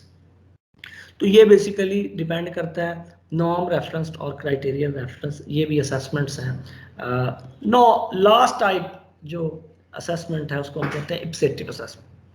تو یہ جو اپسیٹیو اسیسمنٹس ہیں اس میں اسٹوڈنٹ جو ہے وہ اپنی پرفارمنس کو جو پریویسلی اس نے کیا ہوتا ہے اس کے ساتھ ہم میچ کرتا ہے. یعنی اسٹوڈنٹ جو ہے اس کو ایک آپ نے کوئی ٹیسٹ ہم نے دیا ایز اے ٹیچر اور ہمیں پتہ چلا کہ اس کی پرفارمنس اچھی نہیں ہے, پھر ہم نے دوبارہ ری ٹیسٹ لیا تو پھر پتہ چلا کہ 9 کہ اب بچے کو آ رہا ہے. تو اس کی اگزامپل ہم یہ لے سکتے ہیں کہ ایک رنر ہے, اس نے نا 100 میٹر ریس وہ لگا رہا ہے, تو وہ پہلی دفعہ اس نے دیکھا جی 15 سیکنڈ لگ گیا مجھے, دوسری دفعہ 14 لگ گیا, تیسری دفعہ 13 لگ گیا. تو یہ جو اپنی پرفارمنس کو اپنے ساتھ ہی صرف کمپیئر کرنا اور دوبارہ کرنا کہ ماسٹری لیول تک پہنچ جائے بچہ, تو اس کو ہم کہتے ہیں جی اپسیپٹیو اسیسمنٹ. تو یہ بیسیکلی اسیسمنٹ کی اس کے علاوہ بھی ٹائپس ہیں, 2 اور ٹائپس ہیں وہ دیکھتے ہیں ہم. تو جو میجر چیزیں ہم کر رہے ہیں وہ بیسیکلی یہی کر رہے ہیں, فارمیٹیو اسیسمنٹ اینڈ سمیٹیو اسیسمنٹ. اس کو ابھی ہم ایک ایک کر کے دیکھتے ہیں ان دونوں کو. Now summative assessment جو ہے which is at the end of teaching learning process وہ 5 طرح کی ہو سکتی ہیں. اس میں ریٹن ہو سکتی ہیں, وہ اسٹوڈنٹ نیگوشیٹڈ ہو سکتی ہیں, ڈیزائن ریلیٹڈ ہو سکتی ہیں, وہ اورل ہو سکتی ہیں, یا پرفارمنس ریلیٹڈ یا ڈیمونسٹریشن ریلیٹڈ ہو سکتی ہیں. یہ 5 اس کو ہم ایک ایک کر کے دیکھ لیتے ہیں کہ سمیٹیو اسیسمنٹ ہمارے پاس کیا ٹولز ہیں. At the end of teaching learning جو ویریس ایکسرسائزز ہیں اس میں ہم ایسے دے سکتے ہیں بچوں کو. ایگزام جو موسٹ پاپولر ٹائپ ہے بیسیکلی ریٹن کی وہ ایگزامینیشن ہے. Problem sheet at the end ہم دے سکتے ہیں جی اس میں سے آپ کی اسیسمنٹ ہونی ہے. کوئز ہیں, تھیسز ہے, یا ایٹ دی اینڈ ہم کہہ دیتے ہیں جی یہ ریسرچ پیپر جب تک آپ لکھیں گے تو پھر آپ کی اسیسمنٹ ہوگی. یعنی پی ایچ ڈی والوں ہر ایک ملک کا اپنا ایک سٹینڈرڈ ہے, یعنی ہر یونیورسٹی نے بھی رکھا ہوگا کہ جی ایک پیپر آپ نے لکھنا ہے. اس کا مطلب ہے کہ آپ کی اسیسمنٹ جو ہو رہی ہے پی ایچ ڈی والے کی وہ ریسرچ پیپر سے ہو رہی ہے, باقی چیزوں سے نہیں ہو رہی. اسٹوڈنٹ نیگوشیٹڈ جو ہے بیسیکلی یہ وہ والا پروسیس ہے جس کو ہم کہہ رہے ہیں کہ کیونکہ پورے کا پورا سیمیسٹر سسٹم یا آؤٹ کم بیسڈ ایجوکیشن جو ہے وہ سارے کا سارا ڈیپینڈ کرتا ہے کہ اسٹوڈنٹ کے پرسپیکٹو سے ان چیزوں کو دیکھ رہے ہیں, ٹیچر کے پرسپیکٹو سے کم دیکھ رہے ہیں. ٹیچر کا رول شفٹ ہو چکا ہے. اب اسٹوڈنٹ جو ہے it has become the part of the assessment. وہ کس طرح سے, وہ اس طرح سے کہ اسٹوڈنٹ جو ہے وہ خود سے کہے گا جی میری اسیسمنٹ فلاں اس کا جو ہے وہ رکھا جائے کرائٹیریا. ایک مثال ہم لے لیتے ہیں فائنل ایئر پروجیکٹس میں یا پی ایچ ڈی جب ہم تھیسس جمع کروا رہے ہوتے ہیں یا اس سے پہلے بلکہ, تو ٹیچر جو پروفیسر ہیں وہ کہہ رہے ہوتے ہیں جی آپ کی اسیسمنٹ جو ہے یا پورا جو اسکوپ جب ڈیفائن ہو رہا ہو تو اس میں اسٹوڈنٹ ایکٹیو پارٹیسپیٹ کرتا ہے کہ اتنا میں نے کرنا ہے, اس سے زیادہ نہیں کرنا. یعنی اگر 5 آبجیکٹیوز ہیں تو میں جی ٹیچر کو کہہ دیں گے جی میں 6 کر سکتا ہوں یا میں 3 کر سکتا ہوں, یہ چیزیں جو ہے وہ نہیں ہو سکتی. تو اسٹوڈنٹ نیگوشیٹڈ جو ہے عام طور پہ جو سیمیسٹر سسٹم ہے یا آؤٹ کم بیسڈ ایجوکیشن ہے اس کے اندر یہ ہوتا ہے. ہم بھی ادھر جب پروجیکٹ کر رہے ہوتے ہیں تو اسٹوڈنٹ کو ادھر بلا کے تو ہم پوچھتے ہیں ہاں جی آپ اتنا ٹائم ہے تو کتنا آپ کر سکتے ہیں. تو سیمیسٹر پروجیکٹس یا فائنل ایئر کے جو projects. Note design at the end of teaching learning ایک پورے کا پورا ڈیزائن بنا کے یعنی اسٹوڈنٹ کو ڈیزائن بنانے کا بھی کہا جا سکتا ہے کہ جناب آپ نے ڈرائنگ دینی ہے یا پورے کا پورا اسٹرکچر بنائیں. بلڈنگ کا انٹیریئر ڈیزائن ہے یا آپ نے کمپیوٹر ماڈل دینا ہے تو کوئی نہ کوئی design based at the end جو ایکسرسائز ہے وہ اگر ہم ٹیچنگ لرننگ کے بعد دیں گے تو اس کو ہم کہیں گے جی ڈیزائن بیسڈ سمیٹیو اسسمنٹ ہو رہی ہے.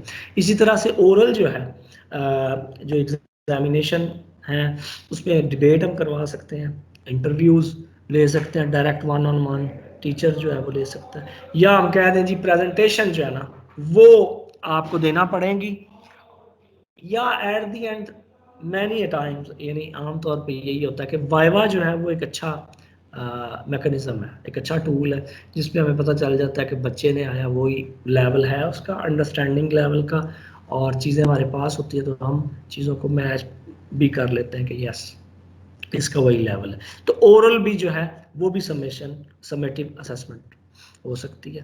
جو لاسٹ ٹائپ ہے that is related to the performance and demonstration based. So performance and demonstration جو ہے وہ زیادہ تر لنک کس سے ہوگی, وہ لنک ہوگی سائیکو موٹر سکلز کے ساتھ. کس طرح سے وہ ڈیمانسٹریٹ کر رہا ہے, لیبارٹری میں اس نے کس طرح سے جو ہے وہ پرفارم کیا ہے, اس کا کوئی کریٹیو آرٹ کا ورک ہے یا اس نے ایگزیبیشن اگر لگائی ہے فائن آرٹس میں تو وہ کیسی ہے, یا پوسٹر کو پریزنٹ کیا یا اوور آل پورے کے پورے سسٹم کو اس نے سیمولیٹ کر دیا. تو کمپیوٹر یوز کرتے ہوئے بھی پرفارمنس یا ڈیمونسٹریشن ہو سکتی ہے. تو یہ بیسیکلی 5 طرح کی سمیٹیو اسسمنٹ ہوتی ہے اور most of the time engineering کے اندر, باقی میں کم انجینئرنگ کے اندر اس طرح سے ہوتا ہے کہ تینوں جو ڈومینز ہیں انہی کے اندر سمیٹیو اسسمنٹ ہو رہی ہوتی ہے. یعنی ایک اسسمنٹ ہم لے رہے ہیں اس میں تینوں چیزیں چیک ہو رہی ہیں. فائنل ایئر پروجیکٹ ہے اس کے اندر وہ لیب میں بھی جا رہا ہے, وہ لکھ بھی رہا ہے, اس کا ہم بیہیویئر بھی دیکھ رہے ہیں, جو پیئرز ہیں اس کے بتا رہے ہوتے ہیں کہ جی اس کا بیہیویئر کیسا رہا ہے. تو وہ پیئر اسسمنٹ جب ہو رہی ہوتی ہے تو اس میں ہمیں چیزیں اور خود سے ہم بھی آبزرو کر رہے ہوتے ہیں. تو چیزیں جیسے جیسے ہائر لیول کے اوپر جاتی جائیں گی تینوں چیزیں مکس ہوتی جائیں گی. تینوں لیولز کے اوپر بچہ جو ہے تینوں ڈومینز کے اندر بچہ جو ہے وہ اس کی ٹریننگ ہو رہی ہے. تو یہ سمیٹیو اسسمنٹ تھی. اس کے بعد جو ہے وہ ہم آتے ہیں جی formative assessment. Formative assessment basically جس طرح ہم نے بات کی ہے کہ ڈیورنگ دا سیمیسٹر ہم کر رہے ہیں اور جیسے جیسے ٹیچنگ لرننگ چل رہی ہے ویسے ویسے یہ ساتھ چل رہی ہے. تو ان کلاس ہو سکتی ہے, آؤٹ آف دا کلاس ہو سکتی ہے, اور آن لائن بھی جس طرح آج کل کرونا چل رہا ہے تو اس سے پہلے بھی تھی لیکن آج کل ذرا زیادہ پاپولر ہو چکا ہے. تو فارمیٹیو اسسمنٹ ساتھ ساتھ آن لائن کلاس چل رہی ہے اور آپ ساتھ ساتھ پوچھ رہے ہیں ہاں جی آپ کو فلاں کانسیپٹ کا پتہ چل رہا ہے یا نہیں چل رہا, تو پھر ان کو پارٹیسپیٹ کر کے ہمیں پتہ چل رہا ہے کہ میں کس طرح سے پڑھا رہا ہوں یا مجھے کچھ چیز چینج تو نہیں کرنی. تو یہ اسٹریٹجی یا فیڈ بیک ہے بیسیکلی اسسمنٹ ہے.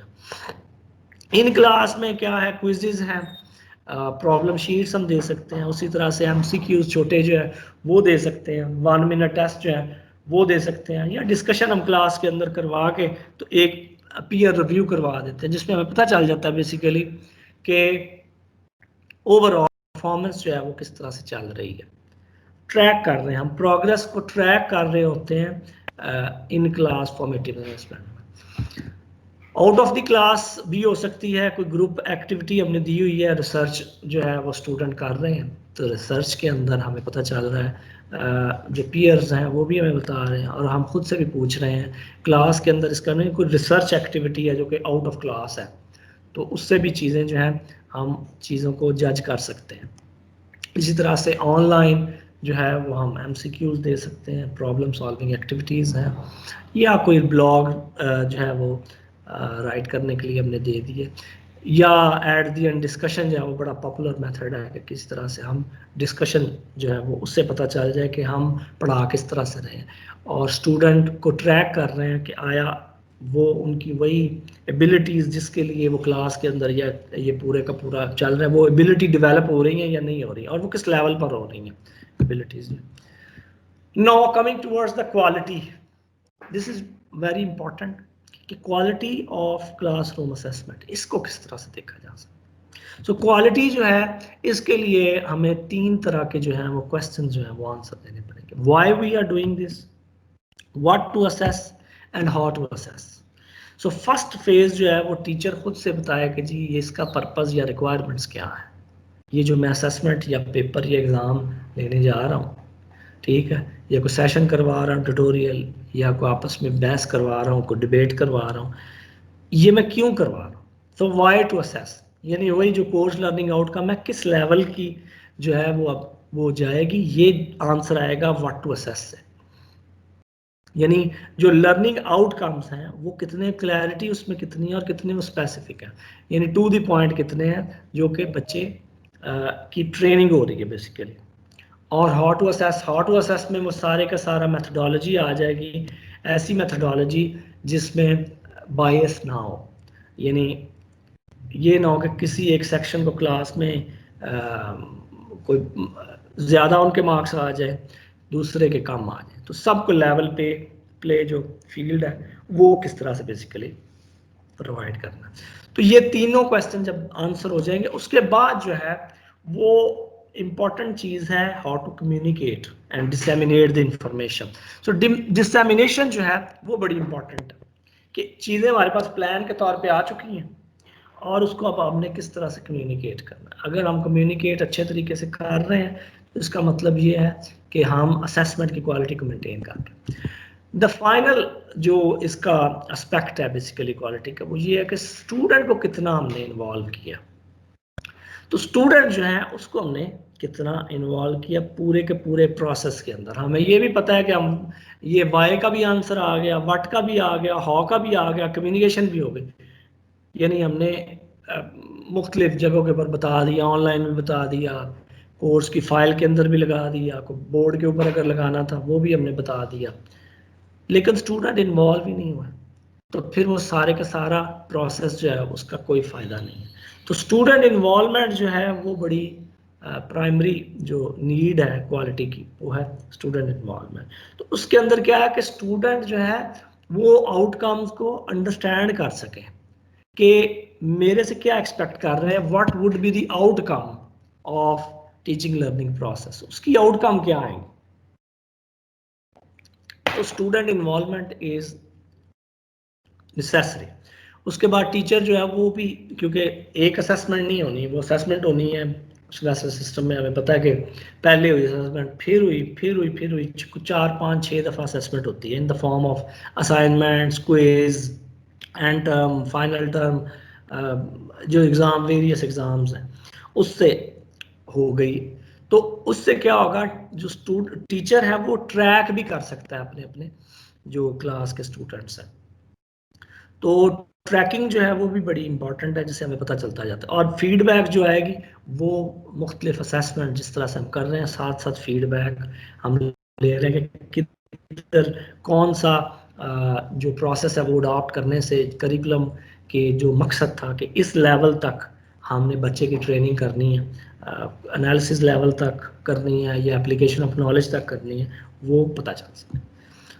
تو یہ بیسیکلی کوالٹی جو ہے وہ اس طرح سے ہم دیکھ رہے ہیں. اب اگر ہم پورے پروسیس کو 3 فیزز میں ڈیوائڈ کر رہے ہیں کہ اسیسمنٹ سے پہلے, ڈیورنگ دی اسیسمنٹ اور اسیسمنٹ کے بعد, تو کون کون سے فیزز ہیں اور کون کون سے ٹاسکس ہیں بیسیکلی جو ایز اے ٹیچر ہمیں کرنے چاہیے کہ کسی طرح سے اوور آل ہم مانیٹر کر سکیں, کوالٹی کو دیکھ سکیں. بیفور دی ایگزام یا before the assessment has started وہ اس کی پریپریشن بڑی ضروری ہے. سو پریپریشن ہم خود سے کریں. We prepare for the assessment, we establish the criteria, جو بھی کرائٹیریا پاس فیل کرائٹیریا ہے, پروسیس کس طرح سے ہم نے کرنا ہے. تو بیفور دی ایگزام پلاننگ ساری کی ساری ادھر آئے.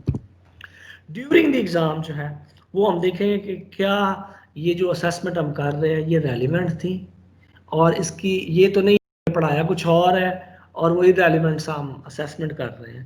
تو وہ جس طرح ہم نے بات کی تھی مس الائن تو نہیں ہے. پھر سیکنڈ چیز جو ہے وہ ہم دیکھیں گے فیسیلیٹیٹ کریں لرننگ کو. جو ایئرلی پروگرام ہے اس کے اندر فیسیلیٹیشن کیا ہے, اس میں تو بس ایسا ہے کہ ایک دفعہ ایگزام ہو گیا دیٹس اٹ. اب اس میں ہو سکتا ہے کہ ہم جب پرابلم بیسڈ لرننگ کے سیشنز کروا رہے ہیں یا فارمیٹیو اسیسمنٹ کے کروا رہے ہیں تو جتنی چیزیں بچوں کو چاہیے وہ ہم ان کو پرووائڈ بھی کریں, فیسیلیٹیشن بھی ان کی کریں کہ کسی طرح سے, کیونکہ یہ جو اب پروسیس ہے جس میں اسیسمنٹ ہو چکی ہے ہو رہی ہے وہ اسیسمنٹ کے دوران بھی بچے لرن کر رہے ہیں. ایسا نہیں ہے کہ انہوں نے صرف کلاس کے اندر لرن کیا that's it, no, during the assessment بھی وہ لرن کر رہے ہیں, چیزوں کو سنتھسائز کر رہے ہیں, ان کا انالیسز کر رہے ہیں, چیزیں نئی ہیں ان کو اپلائی کر رہے ہیں نئے اینگل سے, تو وہ ادھر بھی بیسیکلی لرننگ ان کی جاری ہے. تو اس کو فیسیلیٹیٹ جو ہے وہ کرنا. اور پھر مینیجنگ ایموشنز جو ہیں دیٹ از آلسو امپورٹنٹ. ہمیں پتہ ہے some times it becomes very cumbersome اور فیئرسم کہ پیپر جو ہے وہ ایسے لیول پہ پچ ہو گیا کہ اسٹوڈنٹ کو پتہ ہی نہیں چل رہا. تو وہ فیئرسم یعنی سم ٹائمز فیئر اور سم ٹائم جو ہے وہ پریشان ہو گیا کہ پتہ نہیں کیا آ گیا. تو اس ایموشن کو بھی مینیج کرنا یہ بھی ہمیں دیکھنا پڑے گا ایز اے ٹیچر کہ کیسے بچے پرفارم کر رہے ہیں. اور پھر ایٹ دی اینڈ جو ہے وہ فیڈ بیک جو ہے اس کی افیکٹونیس کو کس طرح سے ہم دیکھ رہے ہیں کہ فیڈ بیک ہمیں ساتھ ساتھ پتہ چل رہا ہے. یہ کوئی فائنل ایئر ایگزام نہیں ہے جس میں ساتھ ساتھ یعنی پتہ چلنا, یہ سیمیسٹر سسٹم ہے جس میں ساتھ ساتھ ہمیں پتہ چل رہا ہے فیڈ بیک آ رہی ہے کہ ہم نے ٹیچنگ لرننگ کو کس طرح سے امپروو کرنا. تو during the exam can observe کرتے ہوئے کہ کیا چیزیں میں اپنے نیکسٹ لیکچر میں کروں کہ میرا جو وہ جو لرننگ آؤٹ کمز ہیں وہ بچے فلفل کر سکیں یا کریکولم جو ہے وہ سیکھ سکیں. تو یہ تو during exam. After the exam کیا ہوگا؟ آفٹر دی ایگزام بیسیکلی ایک اور پلاننگ ہے جس کو ہم کہتے ہیں کریٹیکل ریفلیکشن کریں گے کہ بچے اسیسمنٹ کے بعد یعنی ہم ایویلیویشن کی طرف جا رہے ہیں. تو جو ایگزام کا رزلٹ آئے گا وہ اس کا مطلب کیا ہے, 50 کا کیا مطلب ہے, جو بچے کے مارکس ہیں 50 اس کا کیا مطلب ہے. تو یہ ساری چیزیں وہ فیل ہے پاس ہے, کتنے بچے جو ہیں وہ جو سکیونیس کی بات ہو رہی تھی وہ کس جگہ پہ کھڑے ہیں, وہ اینڈ پہ ہیں یا وہ پازیٹیولی سکیو جو ہے ادھر ہے یا وہ نارمل ڈسٹریبیوشن ہی ہے. تو یہ ساری کی سارا جو انالیسز ہے بیسیکلی وہ تھرڈ فیز میں جب ہمارے پاس ریزلٹس آ چکے ہیں اور پھر ہم ادھر سے لے کے چیزوں کو دوبارہ فیڈ بیک سے امپروو کریں گے کہ شاید یہ سکونس جو ہے وہ اس لیے آئی ہے, بچے 90 مارکس ساری کلاس اس لیے لے گئی ہے کیونکہ میں نے تو انڈرسٹینڈ لیول کا کوشچن دیا ہے, میں نے تو جو ہے وہ بالکل بیسک لیول کا ریمبرنس لیول کا دیا ہے, تو بچے آسانی سے اس کو یاد کر گئے. عام طور پہ میرا یہ تھا کہ میں نے 4th لیول یا 5th لیول ایویلیویشن لیول کے اوپر ان کی ٹرین ہم سوچ رہے تھے کہ اس لیول تک وہ پہنچیں گے, لیکن وہ ایزی سا کوسچن جو ہے وہ ہم نے دیا اور یہ چیزیں پھر وہ سکیونیس کی جو ہے وہ جائیں گی ادھر. پھر ہم دیکھیں گے کہ ہم کس جگہ کے اوپر ایز اے ٹیچر کھڑے ہیں اور اسٹوڈنٹ جو ہے یا کوڈ جو ہے وہ کس لیول پہ کھڑا ہے. تو یہ ساری کی ساری چیزیں بیسیکلی ایک اکٹھی ہیں. 2 اور ٹائپس سے ہم اسیسمنٹ کر سکتے ہیں. ہم یہ جو سمیٹیو اور بات کر رہے تھے فارمیٹیو کی, ان کو کس طرح سے کر سکتے ہیں؟ یا تو ہم ان کو ڈائریکٹ اسیس کر سکتے ہیں یا ہم انڈائریکٹ اسیس کر سکتے ہیں. سو ڈائریکٹ اسیسمنٹ جو ہے اس سے مراد ہے کہ فیکچولی ہم دیکھیں, اسیسمنٹ جو ہے وہ فیکٹس کی بیس پہ ہے, یعنی اسٹوڈنٹس جو ہے ان کو ہم نے کوئی ایگزام دیا ہے, کوئی جس میں کوئی پیپر ہے یا چیزیں نالج کے اوپر ہم ان کو دیکھ رہے ہیں, ڈائریکٹ ہم دیکھ رہے ہیں, تو اس کو ہم کہتے ہیں ڈائریکٹ اسیسمنٹ. انڈائریکٹ اسیسمنٹ جو ہے وہ پرسیپشنز ہوتی ہیں کہ چیزیں جو ہیں وہ ان کے بس وہ سبجیکٹیوز ہیں, یعنی سبجیکٹیو جو بھی اسیسمنٹ ہوگی وہ انڈائریکٹ اسیسمنٹ ہے. اس میں سرویز ہیں کہ how do you feel, how do you think, what do you know. تو اس طرح کی چیزیں جو ہیں وہ جس میں وہ لکٹ اسکیل کے اوپر بتائیں کہ جی 4 پہ میں کھڑا ہوں, 2 پہ کھڑا ہوں, 3 پہ کھڑا ہوں, یا میں کیا سمجھتا ہوں. تو وہ ساری کی ساری چیزیں آئیں گی انڈائریکٹ. اس میں یعنی اسیسمنٹ تو وہ بھی ہو رہی ہے لیکن وہ ڈائریکٹ نہیں ہے, انڈائریکٹ. لیکن ڈائریکٹ اسیسمنٹ جو ہے وہ ڈائریکٹلی ہم دیکھ رہے ہیں چیزوں کو فیکٹس کی بیس کے اوپر, جو بھی ہم نے پڑھایا ہے یا بچوں نے سیکھا ہے اس کی بیس کے اوپر ہم دیکھ رہے ہیں. تو اس میں دو طرح کے جو ٹولز سمجھ لیں یا دو طرح کی چیزیں ہو سکتی ہیں, اپروچز جو ہیں, ایک ٹیچر سینٹرڈ اپروچ ہے اور ایک اسٹوڈنٹ سینٹرڈ اپروچ. تو سینٹرڈ میتھ سے مراد یہ ہے کہ کس کے پاس یعنی اگر ٹیچر سینٹرڈ ہے تو اس کا مطلب ہے کہ ٹیچنگ اورینٹڈ چیزیں ہیں, ٹیچر اورینٹڈ چیزیں چل رہی ہیں. ٹیچر آیا ہے, اس نے کلاس میں بڑا زبردست پڑھایا, ٹھیک ہے, لیکن اسٹوڈنٹ نے سنا ہی کوئی نہیں ہے.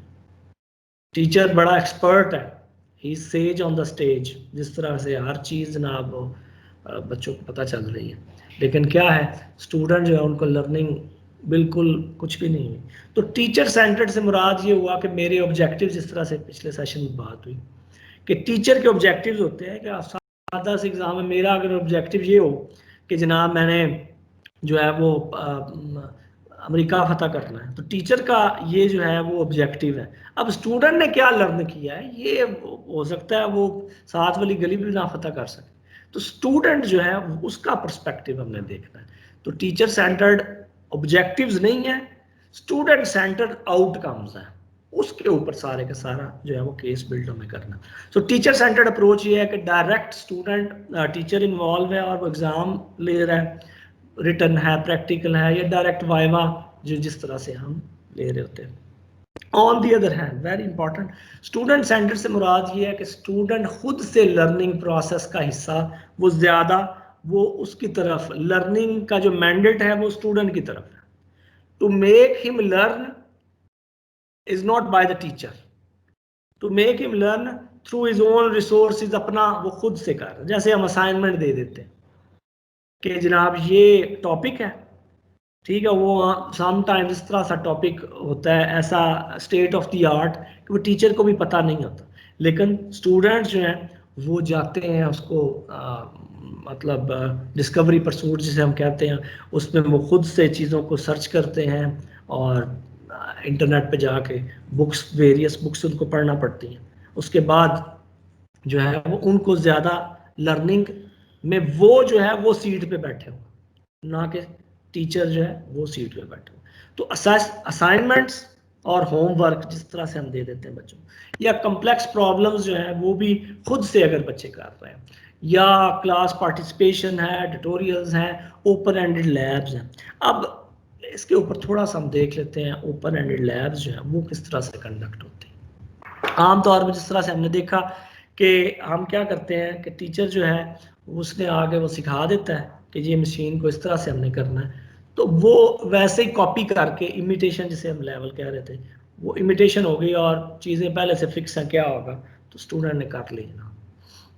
لیکن اوپن اینڈ لیب میں ایسا نہیں ہے. ایک چلیں ایگزامپل سے ہم اس کو بھی سمجھتے ہیں کہ ہمیں یہ اگر ایز اے ٹیچر ہم دو طرح کی اسٹریٹجیز ہو سکتی. پہلی اسٹریٹجی ہم دیکھتے ہیں کہ فرسٹ اسٹریٹجی میں یہ کہوں کہ جی ایک اسٹوڈنٹ سے کہ جو ہے نا وہ کنکریٹ کی ایک وال جو ہے نا وہ بنانی, اور اس میں آپ نے 30% سینڈ رکھنی ہے, 30% اس میں آپ نے گریول رکھنا ہے, باقی جو 15% ہے وہ سیمنٹ ڈالنا ہے, اور باقی واٹر آئے گا اور اس طرح سے چیزیں آئیں گی.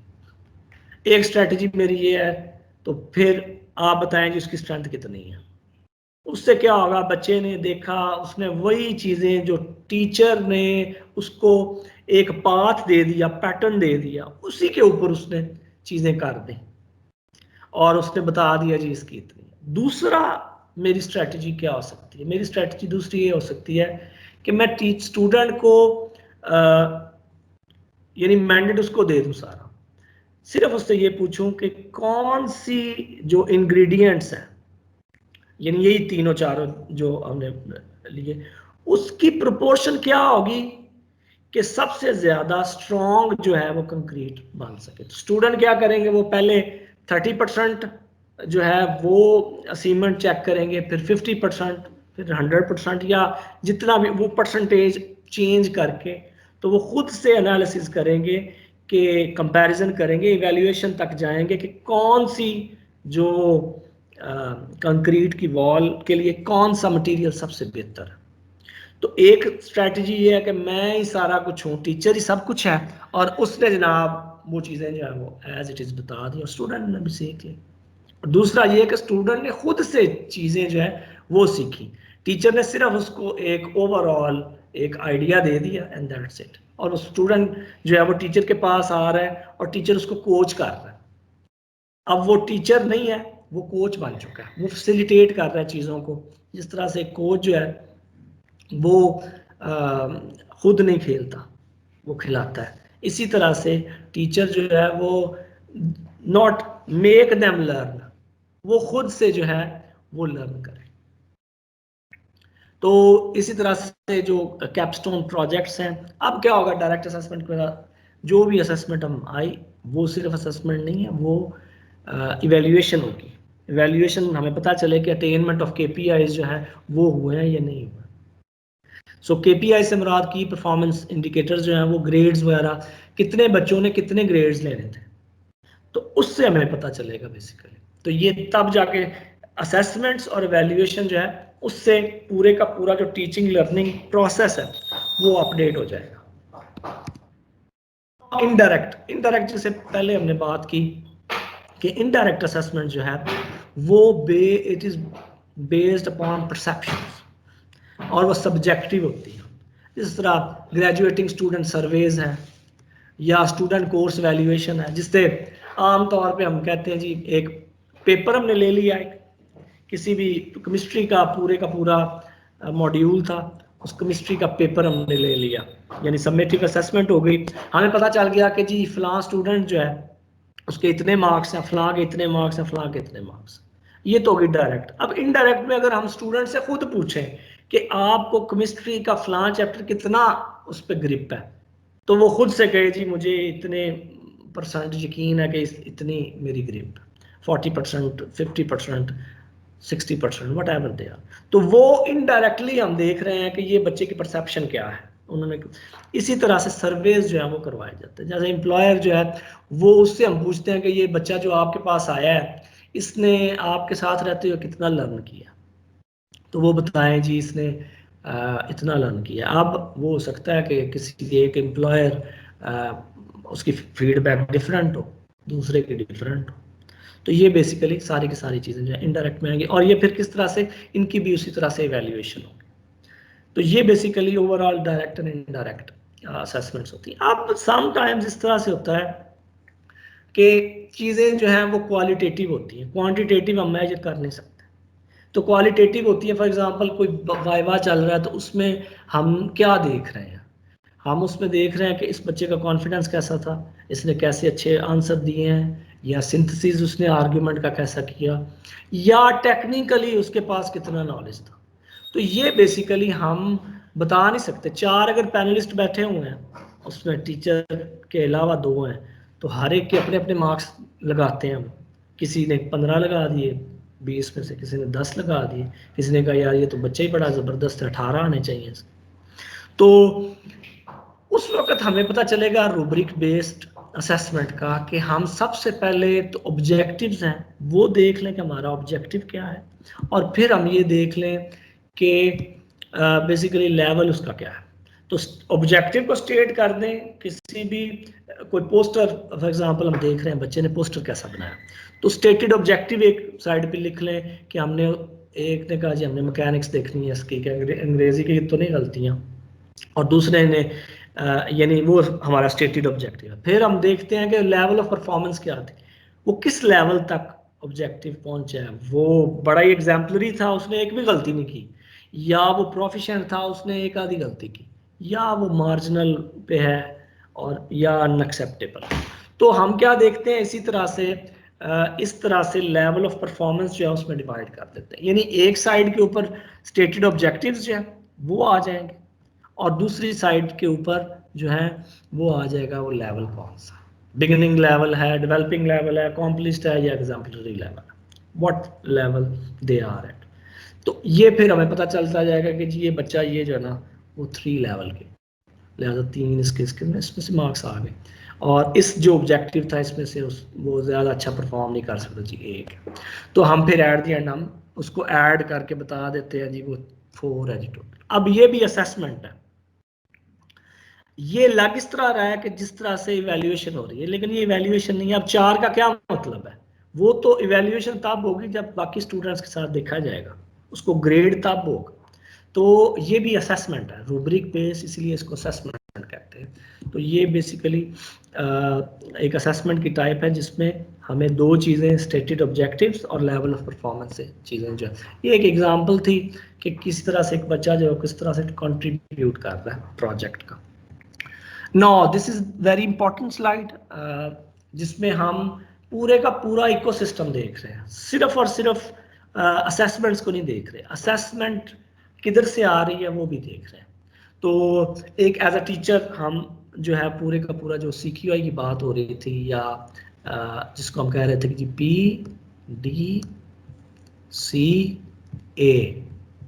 تو this is very powerful tool actually. تو ٹیچر جو ہے اس کو ایز ٹیچر ہمیں یہ دیکھنا پڑے گا کہ کس طرح سے ہم اوور آل سسٹم کو دیکھ رہے ہیں. تو اس میں ان پٹس جو ہیں وہ کدھر سے آ رہی ہیں. تو ان پٹس ہمارے پاس کیا ہے, کسی بھی ٹیچنگ لرننگ کو پلان کرنے کے لیے, ایگزیکیوٹ کرنے کے لیے یا اس کو امپروو کرنے کے لیے. تو اکیڈیمک کیلنڈرز ہمارے پاس ہوں گے, یہ ان پٹس ہیں کہ کب کون سا ایگزام کب ہوگا, کون سا کب ہوگا. سیمسٹر رولز ہوں گے ہمارے پاس, کریکلم اور support staff and previous course files جو ہیں وہ بھی ہمیں بتائیں گے کہ آپ کس جگہ پہ کھڑے ہیں. تو یہ ان پٹ سے ہم پلان کریں گے. پلان کیا کریں گے کہ جی کون سے کلاس لرننگ یا کورس لرننگ آؤٹ کمز جو ہیں, اسٹوڈنٹ لرننگ آؤٹ کمز جو ہیں وہ کیا ہوں گے, وہ ہم پلان کریں گے. ہماری اسٹریٹجی کیا ہوگی, اسسمنٹ پالیسی کیا ہوگی, کون سے بچے پاس ہم کہیں گے, کون سے فیل کریں گے. اگر فیل ہو گئے تو اس کا کریکٹیو ایکشن ہمارے پاس. پھر ساری کی ساری یعنی کہ 70 سے 80% جو ہے وہ اس جگہ کے اوپر پلاننگ جو ہے وہ ہونی چاہیے کہ آگے چل کے کیا کرنا ہے. اب دوسرا ایگزیکیوشن کا موڈ ہے. اب چیزیں سٹارٹ ہو چکی ہیں. ایگزیکیوشن جو ہے وہ اب ہوگی, وہ کیا ہے کہ ٹیچنگ سٹارٹ ہو چکی ہے. وہ کیا ہے, وہ لیکچرنگ ہے, ڈسکشن ہے, گروپ ایکٹیویٹیز ہیں, پروجیکٹس ہیں, پریزنٹیشنز ہیں, whatever they are, lab میں ہیں. تو وہ جو ہم نے پلان کیا تھا وہ سارے کے سارا ادھر ایکسیکیوٹ ہوتے. اب تھرڈ لیول یہ ہے کہ ہم نے چیک کرنا ہے کہ آیا وہ جو کورس لرننگ آؤٹ کم تھے وہ بچے کے اندر وہ جو ایبلٹیز تھیں, ایجوکیشن جس کو ہم نے کہا جی 3 طرح سے بچہ سیکھ سکتا ہے 3 ڈومینز کے اندر, کیا وہ لیول اچیو کر چکا ہے. تو اس کے لیے ہم کرتے ہیں اسیسمنٹس. تو اسیسمنٹ میں ٹیسٹس ہیں, کوئز ہیں, exam, whatever our strategies جو کہ پہلے ہم فکس کر چکے ہیں پلاننگ فیز کے اندر. تو اسیسمنٹ ہے, اس کے بعد ہم نے ایویلیویشن آئے گی, اس کی مارک شیٹس اسٹوڈنٹس کی یا انالیٹیکل رپورٹس جو ہیں, یہ جو LMS سسٹم ہے وہ ایک جنریٹ کر دیتا ہے, جو لرننگ سسٹم ہے. تو QMS کوالٹی مینجمنٹ سسٹم یا لرننگ مینجمنٹ سسٹم جو. تو اس کے بعد ایویلیویشن کے بعد ہمیں پتہ چلے گا کہ بچے جو وہ سکیونیس آئی ہے جس کی بات ہو رہی تھی وہ کیوں آئی ہے. وہ ہم نے دیکھا کہ ہو سکتا ہے کہ میرے ٹیچنگ میتھڈالوجی نہیں ٹھیک, ہو سکتا ہے مجھے میک اپ کلاسز کور ان کروایا تو میک اپ کلاسز کرنی پڑیں گی, یا اسیسمنٹ کی ٹیکنیک نہیں میری ٹھیک, یعنی مجھے چاہیے تھا کہ میں ایگزام کی بجائے میں وائوا لیتا یا میں پریزنٹیشن کی بجائے پوسٹر ہی کروا لیتا, وٹ ایور دے آر. تو اسیسمنٹ جو ہے اس کو امپروو کیا جا سکتا ہے. کوئی ایکسٹرا اسیسمنٹس جو ہیں وہ لی جا سکتی ہیں. پھر لرننگ آؤٹ کمز جو ہیں, کیا یہ کورس جو تھا میں سمجھ رہا تھا کہ جی یہ ایویلیویشن تک میں نے بچوں کو ٹرین کرنا, یہ کورس ویسا نہیں تھا, یہ اپلیکیشن تک ہی ٹھیک تھا. تو لرننگ آؤٹ کمز جو تھے اس کو میں اس کا لیول تھوڑا سا لو کر دوں یا ہائی کر دوں, whatever they are. So corrective actions وہ ہم دیکھیں گے, یا ہم کریکولم بھی سم ٹائمز جو ہے وہ بھی چینج کر سکتے ہیں. یونیورسٹی ٹیچر جو ہے وہ 10% تک اپنا کریکولم جو ہے وہ ٹیچر خود سے وداؤٹ انکلوژن BOS جسے ہم کہتے ہیں, اکیڈیمک کونسل یا بورڈ آف فیکلٹی جس طرح کے بنے ہوئے اکیڈیمک ہائرارکیز جو ہیں ان کے بغیر 10% تک ہم خود سے کر سکتے ہیں چینج, ٹیچر کے ہاتھ میں. تو وہ چیزیں ہم دیکھ سکتے ہیں, یا پری ریک جو تھے وہ کسی سبجیکٹ کے غلط لگے ہوئے. تو یہ ساری کی ساری چیزیں جو ہیں یہ آپس میں انٹر ریلیٹڈ ہیں, اور جس طرح ڈاکٹر صاحب نے فرمایا کہ یہ ساری کی ساری جو ہیں وہ ایک ہیلیکل پروسیس کے اندر چلیں گی اور اس طرح سے چیزیں امپروو ہوتی جائیں گی. کورس فائل جو ہے وہ کیا ہے, لاسٹ میں جب سارا کچھ ہو جائے گا تو کورس فائل بیسیکلی ہم دیں گے کہ ٹیچنگ لرننگ ہوئی اور اسیسمنٹس ہوئیں اور ان کا ریکارڈ یہ ہے. تو یہ ساری کے سارے کوئز ہیں, اس میں فائنل ایگزام ہے, ریزلٹس ہیں, سیلف اسیسمنٹ رپورٹ ہے, کورس کی اسیسمنٹ رپورٹ ہے, اور سی کیو آئی ہے کہ کس طرح سے ہم چیزوں کو امپروو کر سکتے ہیں. تو یہ basically that's all from my side. So that's the end of the section 7 sorry session 2. اور اگر کوئی کوشچنز ہیں تو you are more than welcome. Thank you. Questions ہیں تو پلیز آسک.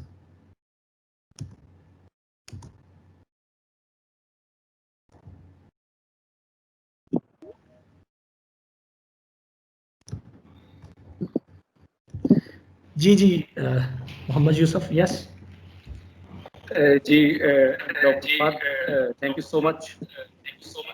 بہت انسائٹ فل اور بہت ڈیٹیلڈ ڈسکشن آپ نے کی, کس طرح سے کری ڈیولپمنٹ اور پھر کس طرح سے اس کی اسیسمنٹ, اور پرٹیکولرلی اسیسمنٹ جو ہے اس کی جو آپ نے کیٹیگریز بتائیں, خاص طور پہ جو فارمیٹیو اور سمیٹیو, دو بہت براڈ کیٹیگریز ہیں جو ہم یوز کرتے ہیں. دوسرے لفظ میں ہم کہہ سکتے ہیں کہ at a broader level semester system میں ہم فارمیٹیو اسٹیپ وائز ہم کرتے جاتے ہیں. یعنی کبھی کوئز لے لیا جو آپ نے شروع میں ذکر کیا کہ شروع میں ایک کوشچن پوچھا تو آپ کو you know the level of your class and then you start from that level. پھر آپ نے مڈ ٹرم لیا ہے, پھر ایک اسائنمنٹ ہے, تو یہ فارمیٹیو اسٹیپس ہیں. Delight of those you keep improving your methodology and also your content. اور ظاہر ہے اینول سسٹم میں جو وہ سیمنٹک, ہم دوسرے لفظوں میں کہہ سکتے ہیں کہ at the end of the year you evaluate the performance of your students اور the learning outcome what we say. اور اس کے علاوہ بھی آپ نے کچھ ریفرنس اور کرائٹیرین بیسڈ کی بات کی. بہت کوئی کوشچن نہیں ہے, it was very exhaustive list of assessment and evaluation, اور بڑی ویری پریکٹیکل ایگزامپلس. اور جو سب سے اچھی چیز میں اپریشیٹ کروں گا کہ آپ بائی لنگول رہے. I mean, in these kind of interactive sections, it's important to talk in the local language. I mean, the issue is کہ زیادہ سے زیادہ لوگوں کی انڈرسٹینڈنگ ہو, وہ سمجھ پائیں. I mean, it doesn't mean to influence that. I mean, either you or me or the other people can speak good English or not. I think the most important اور جو سب سے اہم چیز ہے جو اس طرح کی ورکشاپ کا جو مقصد ہے وہ یہ ہے کہ ہمارا جو ادراک ہے, ہمارا جو شعور ہے, ہمارا جو فہم و فراست ہے, اس میں اضافہ ہو, تاکہ ہم اچھے طریقے سے. اور ویسے بھی آپ چونکہ ایجوکیشن اس سیکٹر سے ہیں, جو ہم سے زیادہ بہتر طریقے سے اس کو سمجھتے ہیں کہ قوموں کا یا افراد کا جو شعور ہے وہ اپنی زبانوں میں جو ہے وہ تشکیل پاتا ہے اور اس کی جو ہے وہ نشو و نما ہوتی ہے.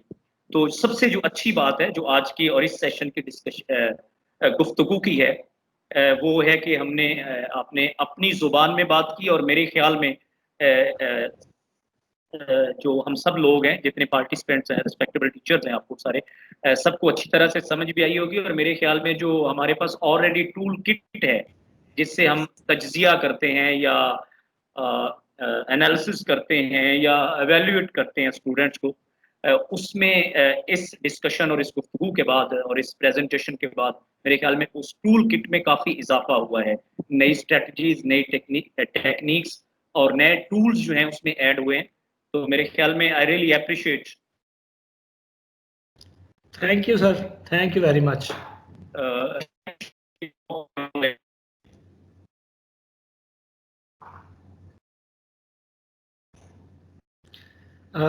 Thank you. میرا خیال ہے سگنل جو ہے وہ ڈراپ ہو چکے ہیں. اور میرے خیال میں ڈسکنیکٹ ہو گیا. ڈاکٹر صاحب تھینک یو سو مچ. اور جو just sorry I mean intervening, یہ وہ پوائنٹ کلاسز میں بھی مس کرتے ہیں اور اس طرح کی ڈسکشن میں بھی مس کرتے ہیں, تو یہ بہت اچھا ہے. آئی ریئلی اپریشیٹ کہ اس سے انشاءاللہ ہم جو لوگ ہیں, جو پارٹیسپینٹس ہیں سارے انکلوڈنگ آل دا ٹیچرس, ہمارے انشاءاللہ جو ہے انڈرسٹینڈنگ میں اضافہ ہوگا. So thank you so much once again. Thank you sir, thank you.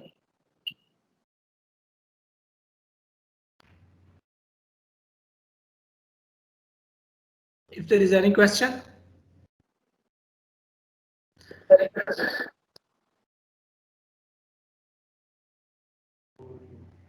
چلیں جی, آصف صاحب, over to you please.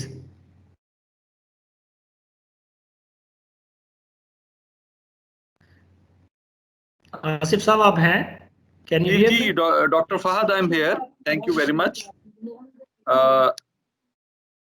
Participants, thank you very much, Dr. Fahad Noor, for conducting this session. This is a very valuable and productive session. I believe that participants have learned many new things regarding assessment and the semester system from this session.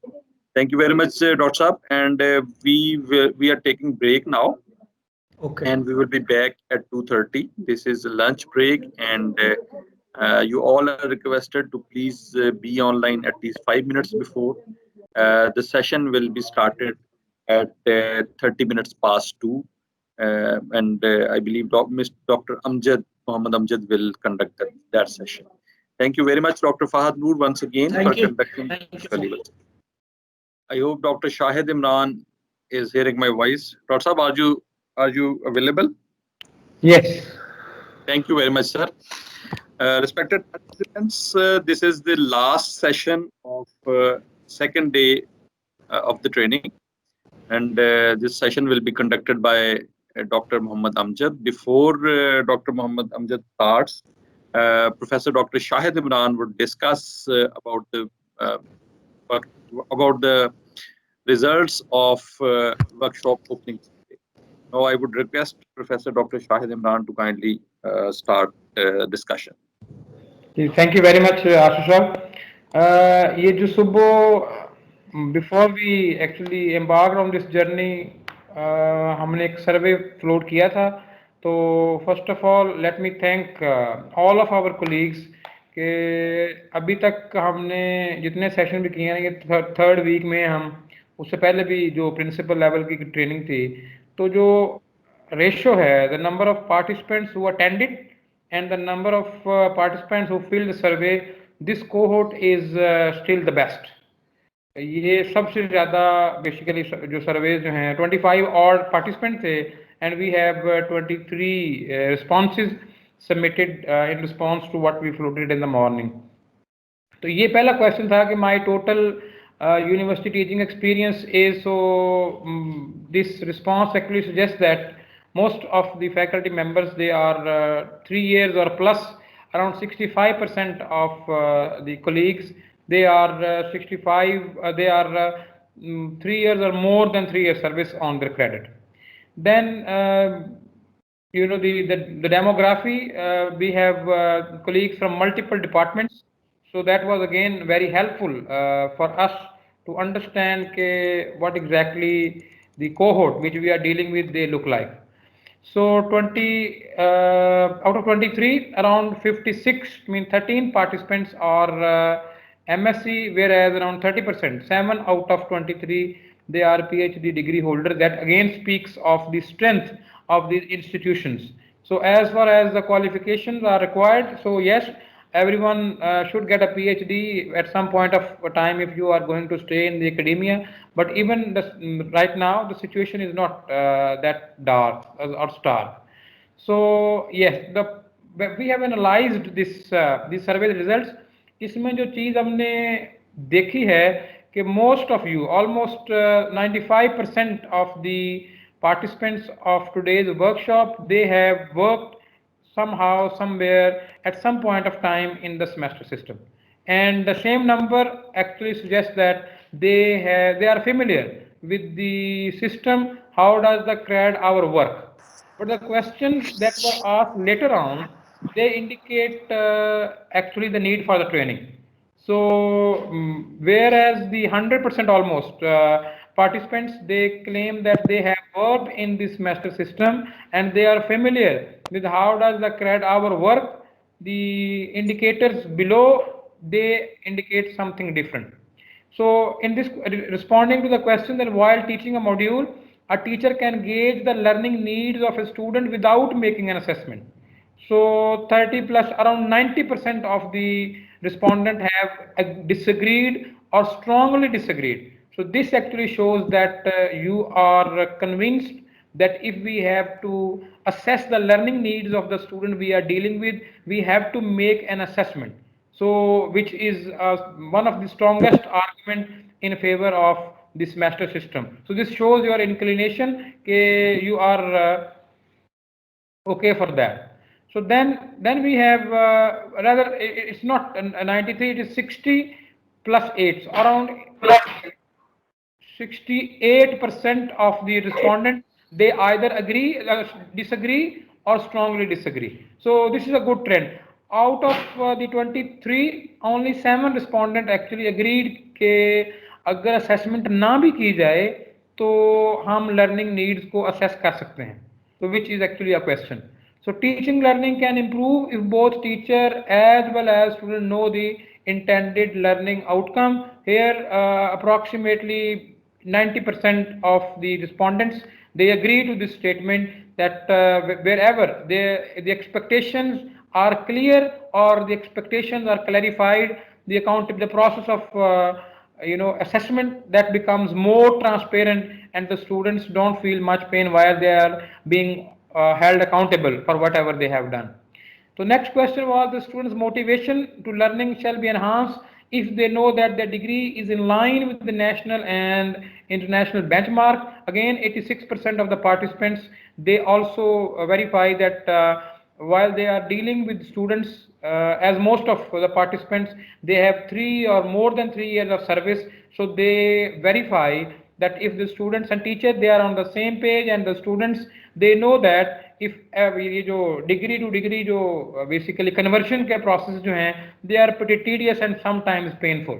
तो अगर all around the globe it is semester system and we are dealing with anything other than the semester system, तो वो फिर वो conversion के issues हैं, ultimately the students they feel the consequences. So question number 9 was the opportunity for improvement for a teacher are reduced if he or she does not periodically assess the plan of action for a particular cohort. Again, around almost 95% of the respondents, they agree that if the teacher does not time and again measure that how is her or his plan doing. So if you have planned something, you need to do according to the plan and then you need to check. And if something feels not going according to the plan, that actually provides you an opportunity for the improvement. The student-teacher interaction can become more meaningful if the assessment process is more transparent. Similar trend is again observed around 95% of the participants, they agree to this statement. All right, this is where the problem started actually. So the length of the summer semester can vary between 6 to 9 weeks. ये जैसे हमने first session में कहा कि जो summer semester है that has to be half of the length of the spring semester or the fall semester. अब जो अगर 6 week, all those colleagues who have responded yes, which are actually 70% of the total respondents, they think that the summer semester can be as long, as short as 6 weeks. अगर summer semester 6 weeks का होगा तो full length semester जो है वो 12 week का होगा and we all know that 12 week का कोई भी semester जो है वो नहीं होता. जो academic year की planning है उसमें 2 semesters को इस तरह से separate किया जाएगा कि 16 to 18 weeks ये basically semester length है. So this is something that despite our colleagues have worked in the semester system, तो ये एक छोटी सी information है, इसको kindly update किया जाए.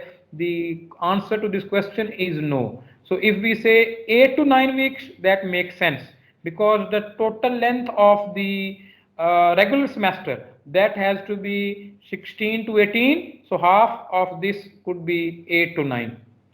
Similarly, 95% of the respondents, they responded that they are familiar with how does the credit hour system work.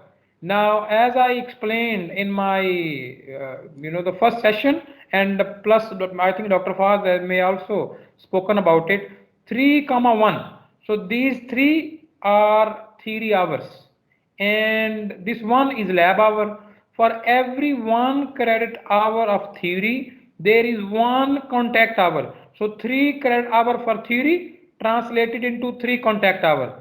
And 1 hour of lab is translated into 3 hours of contact hour. So 3 plus 3, the answer was 6. Only 17% of the respondents, they have actually said कि जी ये 6 is the answer which was the right answer. So I don't know the 70% जो colleagues जिन्होंने answer दिया है कि 3 होना चाहिए, 3 तो किसी तरह से होना चाहिए, नहीं हो सकता. अगर आप 3 और 1 को वैसे भी ऐड कर लें तो it becomes 4, which is not the right way. The right way is कि इसको 3 के क्रेडिट देखें, इसको 1 से मल्टीप्लाई करें एंड इसको 3 से मल्टीप्लाई करें. So 3 plus 3, the correct answer is 6. Where in the last session, Dr. Muhammad Amjad is going to specifically focus on these areas, and this actually translates into the need. Although we are working in this semester system, we are familiar with how we are making the assessment and making the results, लेकिन जो उसके building blocks हैं, उसके पीछे जो underlying philosophy है semester system की, that is where our colleagues need some support. And I think this actually speaks volume of the importance of this the training and especially this day. Similarly, maximum degree completion time in a semester system is fixed to 4 years time. This is again 50-50. So those 47.8% who said no, they were right actually.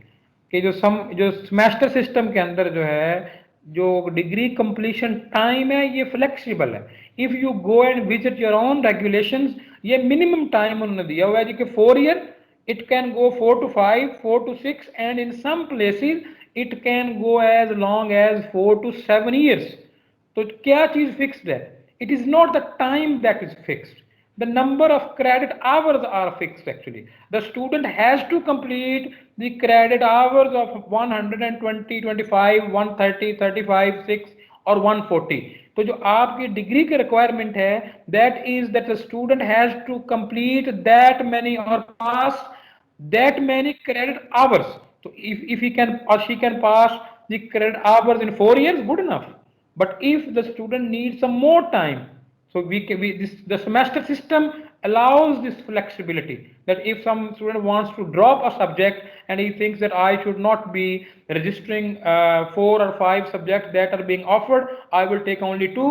So nothing, there are actually limitations that regarding the minimum number of subjects he or she can register in the regular semesters as well as in the summer semester.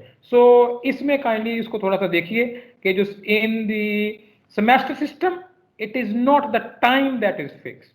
What is fixed are the number of credit hours that have to be completed before the degree is actually awarded. Similarly, a student who falls ill on the day of final assessment shall be awarded. अब again इसमें आप ये देखिए तो W is a withdrawal grade, WF is forced withdrawal, किसी ने इसको नहीं बेसिकली लिया. Then I grade is 40%, which was the right answer, and 35% of the respondents they said उसको फेल कर देना चाहिए, उसको नहीं फेल कर सकते. ये सेमेस्टर सिस्टम का जो स्पिरिट है वो उसके अगेंस्ट है कि for example if is medically sick और ही मीट एन एक्सीडेंट, और उसमें यह है कि if he provides you the evidence and you are convinced that he was originally sick, उसके लिए इंटरम ग्रेड की ऑप्शन है. आई ग्रेड दें उसको, उसका रिजल्ट बेसिकली नहीं फाइनल होगा, he will be awarded I grade, और I grade has to be completed in the following semester. आप उसी सिंगल कंपोनेंट की जो एक फेयर सी असेसमेंट उसको दोबारा देंगे, वो सिंगल स्टूडेंट का एग्जाम होगा, and then his result will be finally notified. So all these latter grades will be comprehensively covered in our last presentation. Similarly, in a semester system, the student failing to achieve a minimum CGPA threshold for consecutive 2 semesters for the first time is, इसका correct answer जो है that is relegated. Relegation की भी again हमारे regulation में policies हैं. Again our last session is going to focus on those policies which actually govern the semester system. So what strength, then there are actually a number of strengths that you have listed and we have noted them down. Similarly, your challenges. So I think many challenges that you have mentioned, they will be covered whatever the training material we have delivered today, especially this last session. This is critically important. Especially from the governance perspective, when you are governing a semester system, what exactly are the do's and don'ts, how and where the student can be facilitated and where does the buck stops. So iske liye I would like to invite Dr. Muhammad Amjad So who is going to do for next an hour or so. In detail, he will be explaining what a semester system look like when it is implemented, and what are those key takeaways that you need to understand. So I'll be back at hopefully 3:40. Thank you very much. Dr. Amjad, please.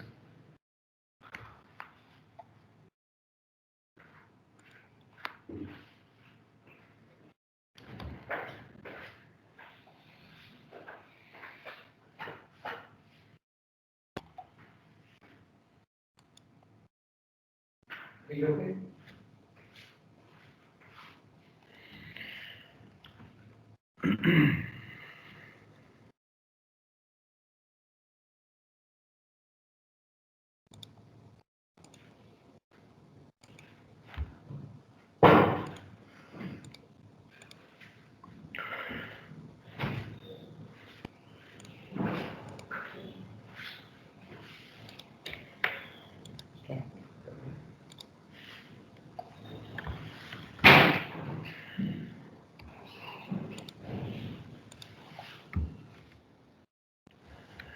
All right. Thank you very much, Dr. Shahid, for the discussion on the opening survey that was conducted at the start of the day two. I think there are some takeaways from the survey as explained by Dr. Shahid Imran. So now this session, session number 3 is primarily focused on the policies and the rules in the semester system. So most of the questions will be have already been answered from the first 2 sessions, because this survey was conducted just to know the audience, what is actually the perception of the audience at the start of the training, and then what is learned from this training, so that we can measure the learning outcomes. Similarly, this survey will be offered to fill at the end of the semester, at the end of the session, and hopefully the answers that you have, the questions that you were not in a position to answer correctly, will be corrected after this third session. So just to sum up the first 2 sessions of the day 2, in the first session, Dr. Shahid Imran explained the strategies for an active student and teacher engagement. So how the students are actively engaged in the class. And then in the second session, it was discussed that how the in-class assessments are carried out and what are the types of different in-class assessments. Now in the third session, after teaching, after assessing, now we are in the third session to grade the students or to mark the written assessments. How to mark them and how to grade them, and then how grading will be affecting the GPA and CGPA, sorry, and how the CGPA will be a deciding factor in the promotion of the student to the next year or to the next semester, and what are the other options if the student is not qualifying for the next semester or for the next year, then what are the other rules and what are the other options. So all of these questions will be hopefully answered by the end of this session 3. So these are the 2-point agenda of session 3. We have discussion on marking and grading in the semester system, and then at the end we will conclude the session with the progression policies or the rules of promotion, or the student will be retained in the same semester, or he or she will be promoted to the next semester or next year. So all of these policies will be discussed at the end of this session, and then we will have a closing survey and question answer session, of course.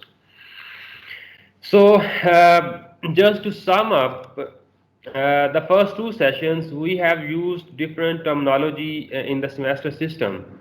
So I will have a short recap of these terms. I think most of the audience is already familiar with the semester system and they already know. So just to have a short recap, so the credit hours, they are the number of hours that are to be spent by the student during the course, during the semester.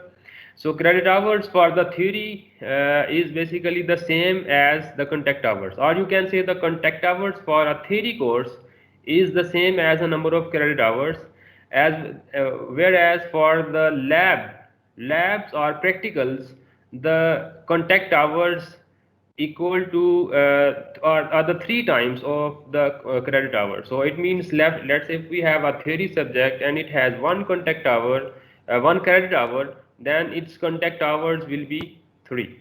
So as I already explained in the survey question, let's say if a course has 3 plus 1 or 3 comma 1, it means the first number is for the theory, the credit hour. So this is credit hour again, this is credit hour. So credit hour for the theory is 3 and credit hour for the lab is 1. So for the theory, credit hours are equal to contact hours, and for the lab, 1 credit hour for the lab is equal to 3 contact hours for the lab. So credit hours and contact hours should be very much clear now. Then we have academic year. So just like finance year, we have one academic year which spans from normally September to end of August. So each academic year has different semesters. So normally we have 2 regular semesters in an academic year and 1 summer semester. So these 2 regular semesters are known as fall semester and spring semester. And we have one summer semester which is offered in the summer vacations. What is the essence of summer semester and why this summer semester is offered in summer? So there is some background, or you can say some reason.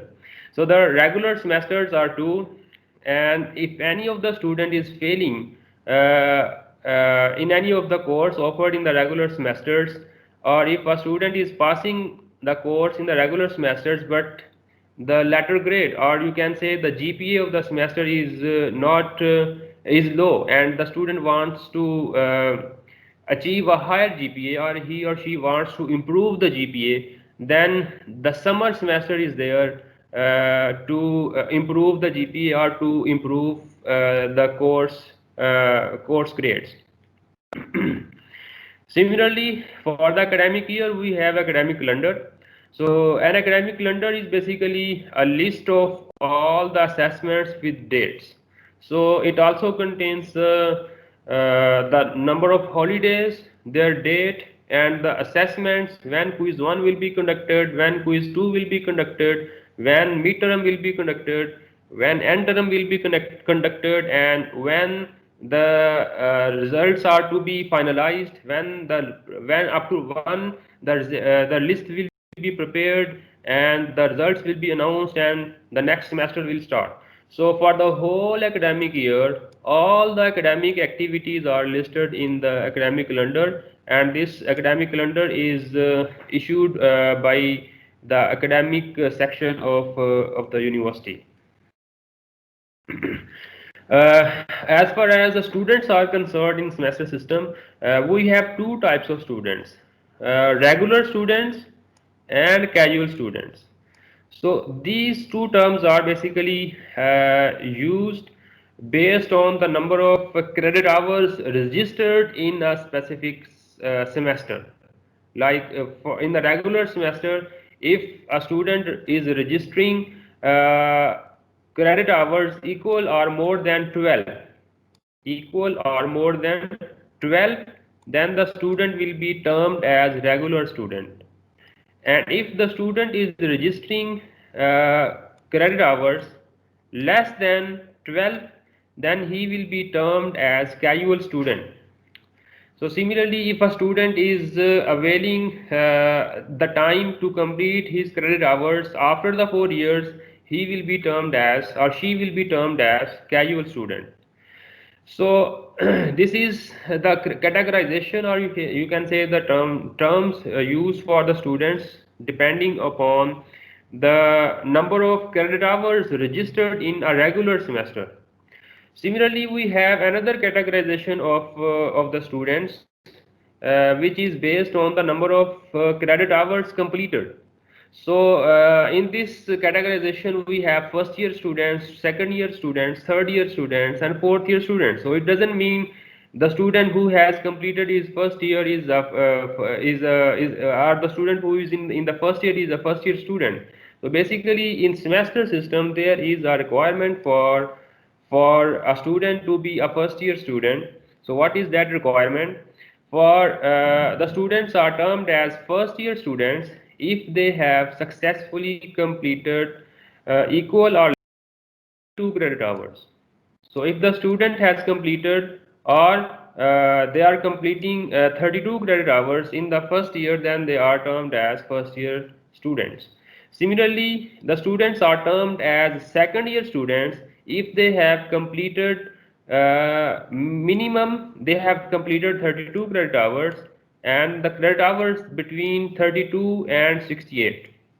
So minimum the students are will be in the second year if they have completed 32 credit hours minimum. So this is minimum. If they are if they did not completed any course and the total number of credit hours are less than 30, then they will not be promoted to the second year or they will not be termed as second year students, right? So similarly, we have third year students and we have fourth year students. So for the third year, the number of credit hours completed should be more than 68. So more than 68 for the third year students, and for the fourth year student, the number of credit hours completed. Completed mean the courses they have already qualified, they are passed. So if they have a courses credit hours completed equal to 104, then the students are termed as fourth year student, right? So this is just a terminology that we should, being a faculty member, we should be aware of. So in continuation, we have another term which is very much common in the semester system, prerequisites. So prerequisites are basically those courses that must be passed in order to register another course. So I will clear with an example. Let's say if we have fundamentals of physics, and another course which is offered in the fourth semester is advanced physics. So for the advanced physics, the fundamentals of physics course must be passed, or it must be qualified. So you cannot register in advanced physics until unless you have passed fundamentals of physics course. So it means fundamentals of physics will become a prerequisite for the advanced physics course. So the prerequisites must be completed in order to have a course at the higher level in the hierarchy of the curriculum. So similarly, we have core requisites. So core requisites are those courses that are registered in the same semester. So like if we have a chemistry course and chemistry theory and chemistry lab, they are registered in the same semester, then they are termed as core requisites. So to move on to the semester rules or the grading or the marking policies, we can start with the undergraduate semester structure rather. So there are different information that we should be aware of. So most of these information, I mean, some of these information were already asked in the opening survey, and they are already explained by Dr. Shahid Imran. So we will see the program duration. Now we have a duration for the undergraduate degree program, which is ranging between 4 years to 6 years. Right, so apologies for the bad writing using mouse. So I think you can listen to me. You are listening to me, so you can better understand. So the program duration is 4 years, between 4 years to 6 years. So why this flexibility is there? Why we did not fix the program time like in the annual system? So why there is a range of the time allowed for the completion of the degree. So this is because the degree is not time dependent. The degree is basically depending on the total number of credit hours. So as already explained that the student has to complete a certain number of credit hours in order to qualify for the degree, for the graduation. So as per the guidelines of Higher Education Commission, the total number of credit hours range between 124 to 136. So in some universities they are more than 136, but this is a guideline. So if the student is completing the number of credit hours in this range in 4 to 6 years, he is eligible for the graduation. So beside or on top of the 4 to 6 years degree time, the student may avail one more year on a special request to complete his or her credit hours total. So it means in the semester system, this is not the time actually. This is the number of credit hours that are to be completed to qualify for the degree. So that's why we have multiple assignments as explained in the first two sessions, so that if any of the assignment is missed, if a student is underperforming in any of the assignment, he or she may be given a chance to improve his performance or to improve his score. Similarly, again we have a summer semester to give a chance to the students who want to improve their score, I mean their GPA or their CGPA. So it means the semester system is basically giving multiple chances, multiple opportunities to the students in order to improve themselves, in order to improve their performance, in order to complete their number of credit hours, so that they are eligible for the graduation. Similarly, semester duration. So there was one question for the summer semester duration. So for as we know that in an academic year there are 2 regular semesters and 1 summer semester, right? So the duration for the regular semesters, fall and spring, they are between 16 to 18 weeks. 16 to 18 weeks. So these 18 weeks include the exam weeks. Let's say 1 week for the midterm exam and 1 week for the final term exam. So the duration for the summer semester is normally half of the regular semester. Half, which means normally 8 weeks or 9 weeks. So it cannot be less than 8 weeks, or maybe it cannot be 6 weeks. Right, so summer semester, again, when the time is halved, when there is half of the time available as in regular semesters, then it means the teaching pace is doubled.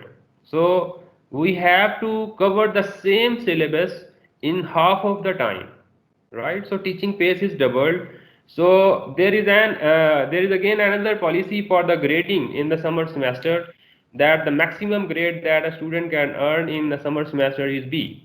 So we will have a detailed discussion or debate on the grading system and how the results are graded in the next slides.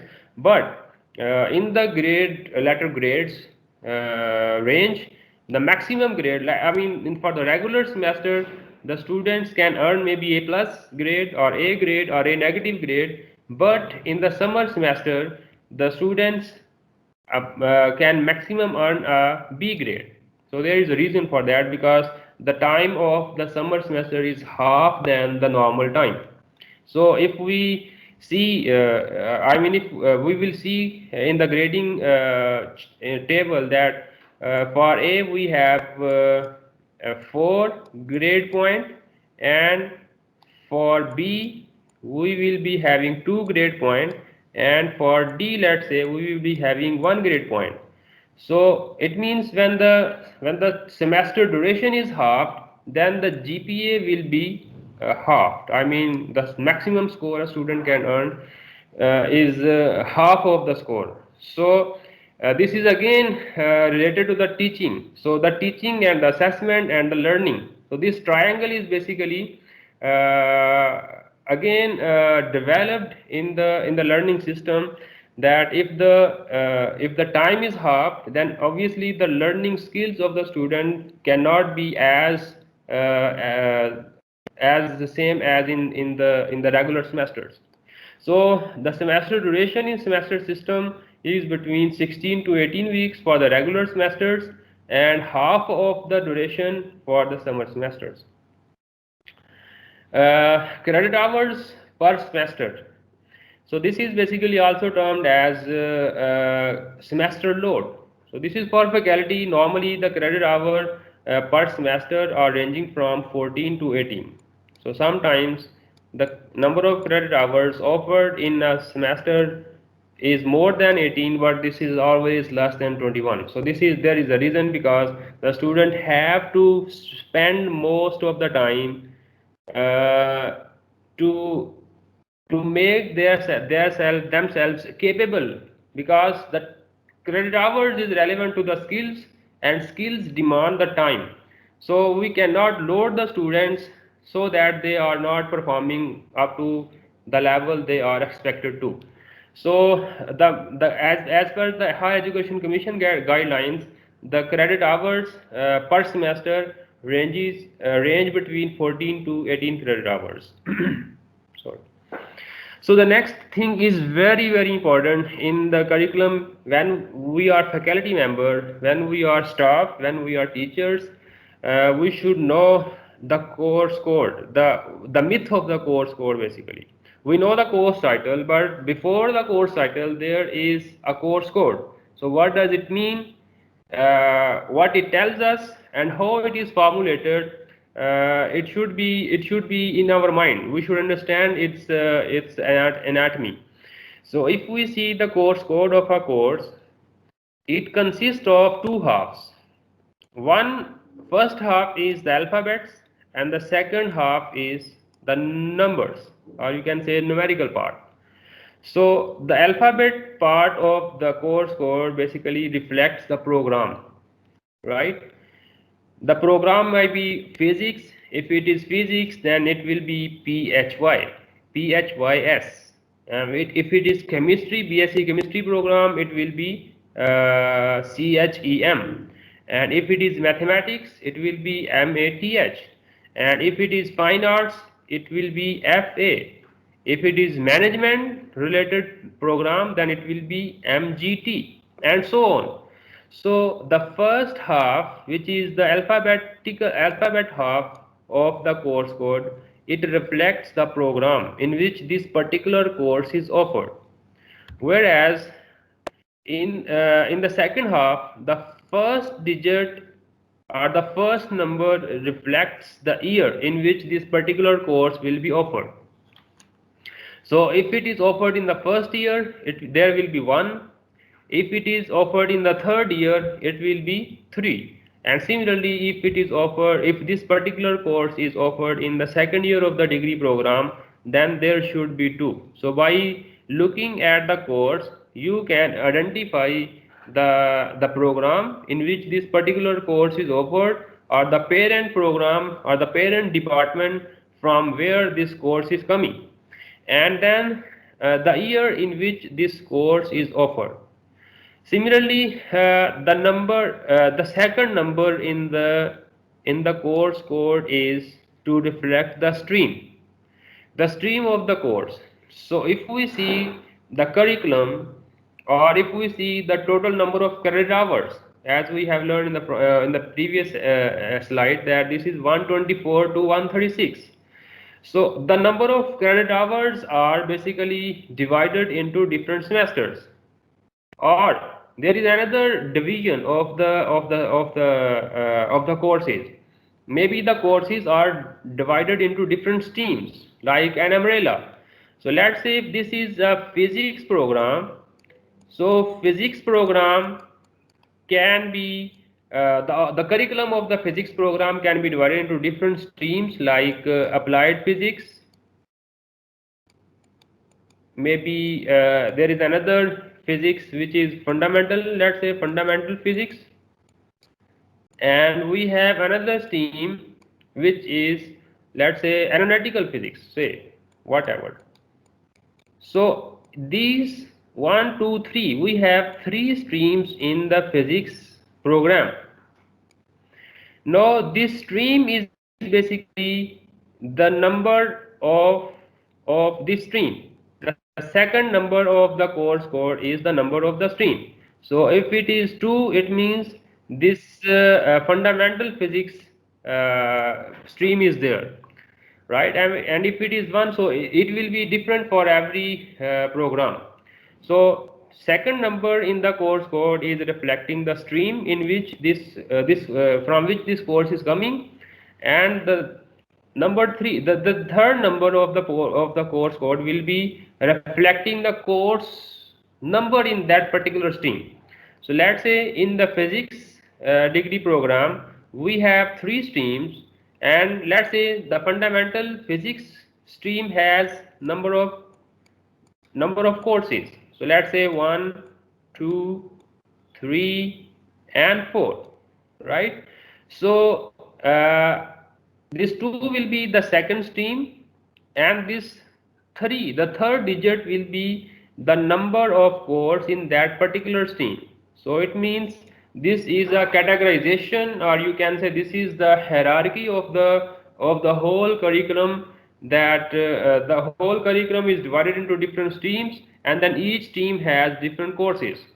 So to sum up, we can say that the alphabet part of the course code reflects the program. So that might be 4 digits, that might be 3 digits, that might be 2 digits, right? So the first letter reflects the year in which this particular course is offered. The second digit shows the stream, like 1, 2, 3, 4, 5, 6, 7. Maybe there are 10 streams, or maybe there are 7 streams. So the second digit will be showing the stream number of the stream number, and the third digit will be showing the course number in that particular stream.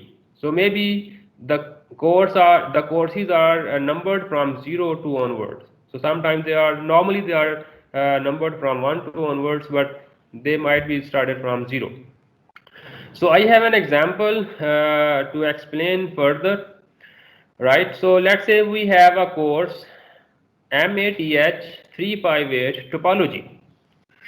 Now MATH is the program, means mathematics, BSc mathematics, let's say. Then this course is offered in the 3rd year, right?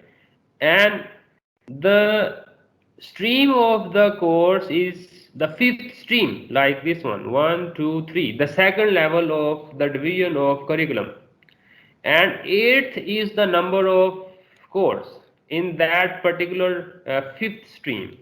So like topology is the main stream, and then in the topology stream this is the course number 8 in that particular stream.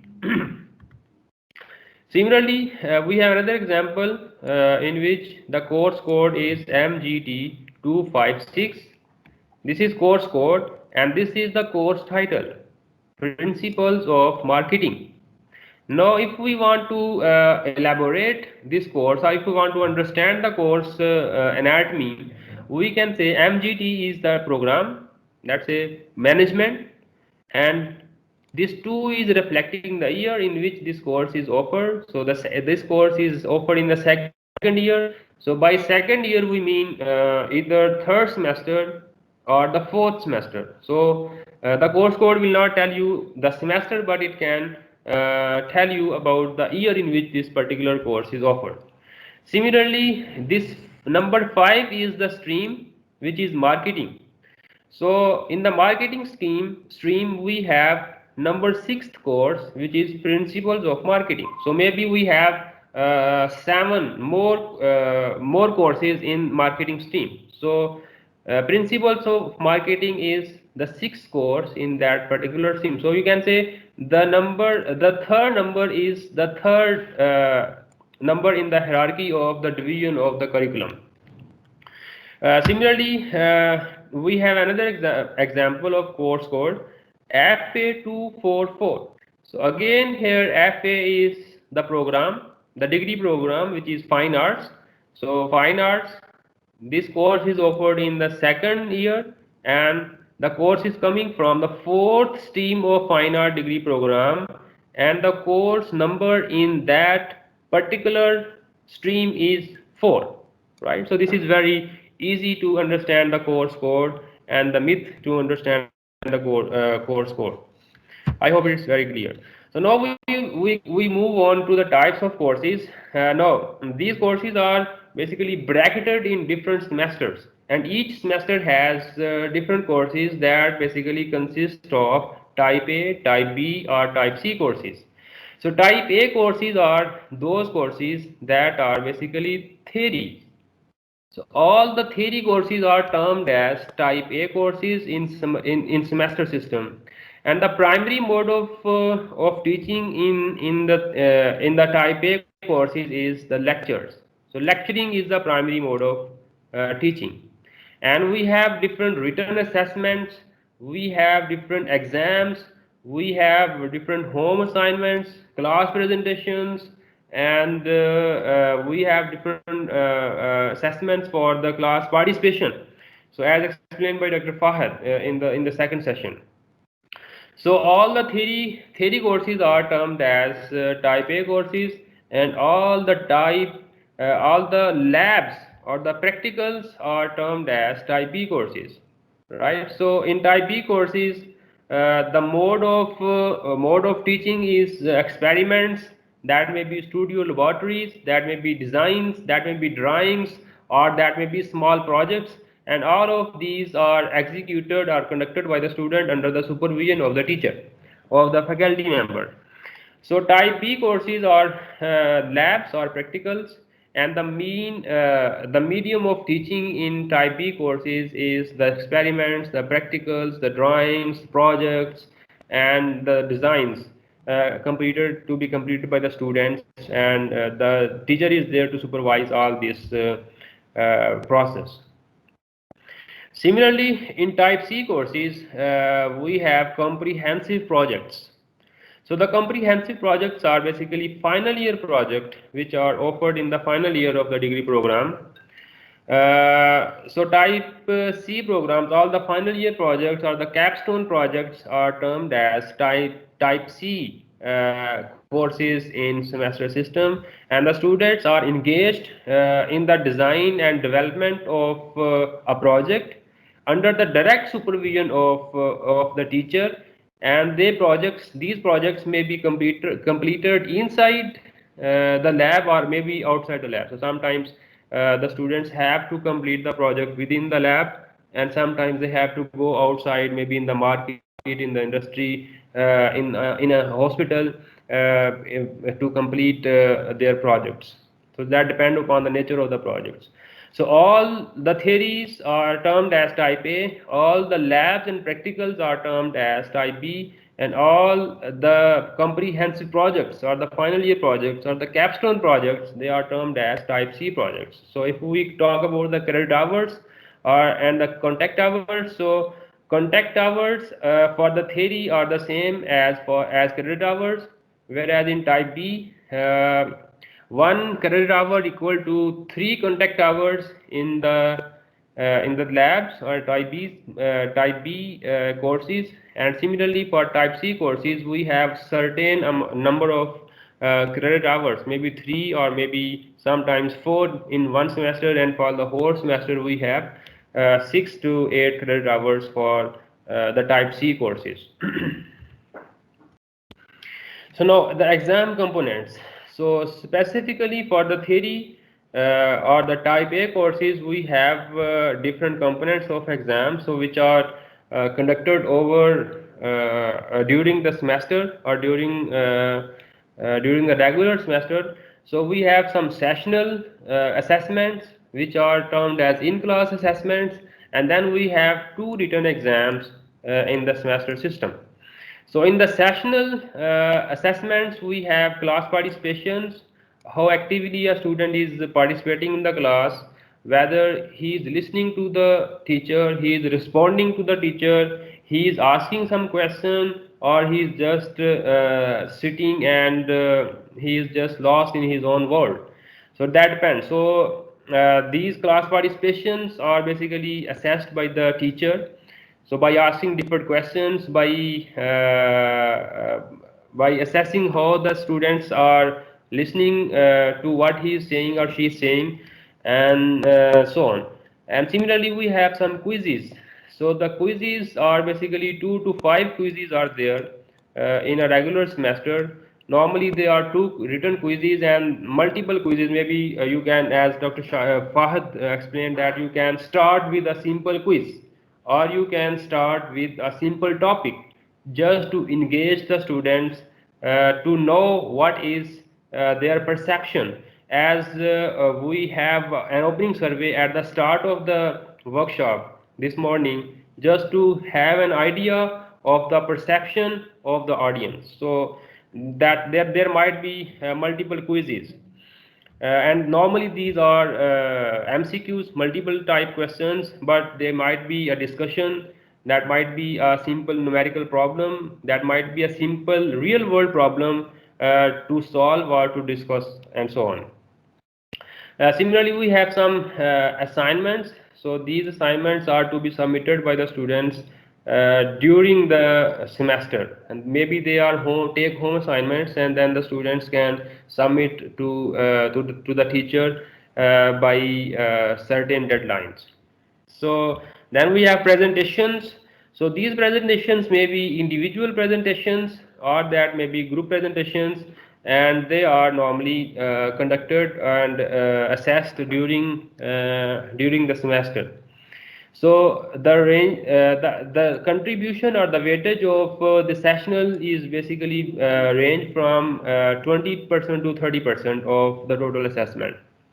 And then we have mid-exam and final exam. These 2 exams are written assessments, and the teacher has to make a question paper. No, there is another question, that what is the criteria to make a question paper and how question paper is made. This will be discussed in the next coming slides.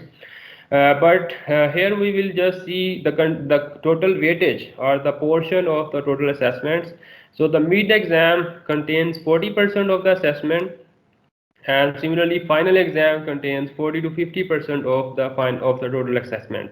So there is another thing to remember in semester system, that it is not like that the syllabus covered in the midterm exam is excluded in the final exam. No, there is 10% weightage of the syllabus that is covered in the mid exam, and we can have an assessment equal to 10% or up to 10% from the mid exam syllabus in the final exam. Then before going to the responsibilities of teachers, and before knowing how to set a question paper, may I ask from the audience, what are the responsibilities of a teacher in an exam? Maybe I can ask one by one, maybe a couple of, if any of the audience may just respond voluntarily, it will be great. So what are, let's say, what are 2 or 3 responsibilities of a teacher in an exam? Any of the audience, please.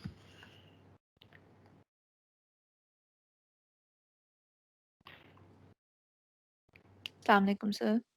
Ji walaikum assalam. Sir, I think responsibilities include, first of all, to facilitate the students so that they can, comfortably and smoothly give their exam. Yes. And second is to monitor, about any issues that may arise, like cheating or any latecomers or stuff like that. I Yes, think. yes, you are right, Kinza. Thank you very much. Let's have some other here from anybody else from the audience. So, the Kinza has discussed that to facilitate a student or to facilitate the class during exam and to monitor if there is any sort of cheating and mishandling or misuse of the resources is there during the exam. Can I ask Awais Javed? Awais Javed, are you there?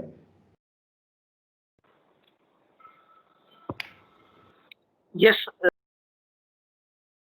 Yes, Avasve, do you think what are the responsibilities of a teacher in an exam?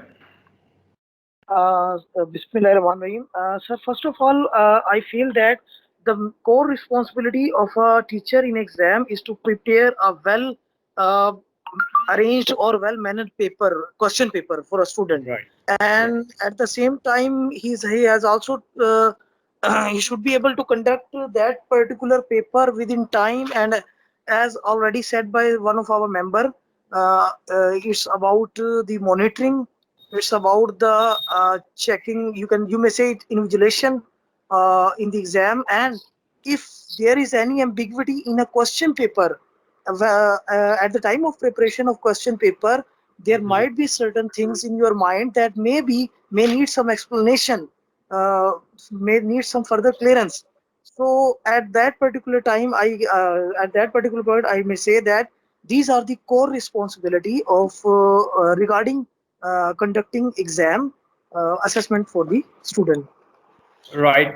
Thank you very much. You have, I think, highlighted a very prime responsibility of a teacher during the exam to set a very good question paper. So we will have a discussion in the next coming slides how to set a balanced question paper and why the question is to be balanced.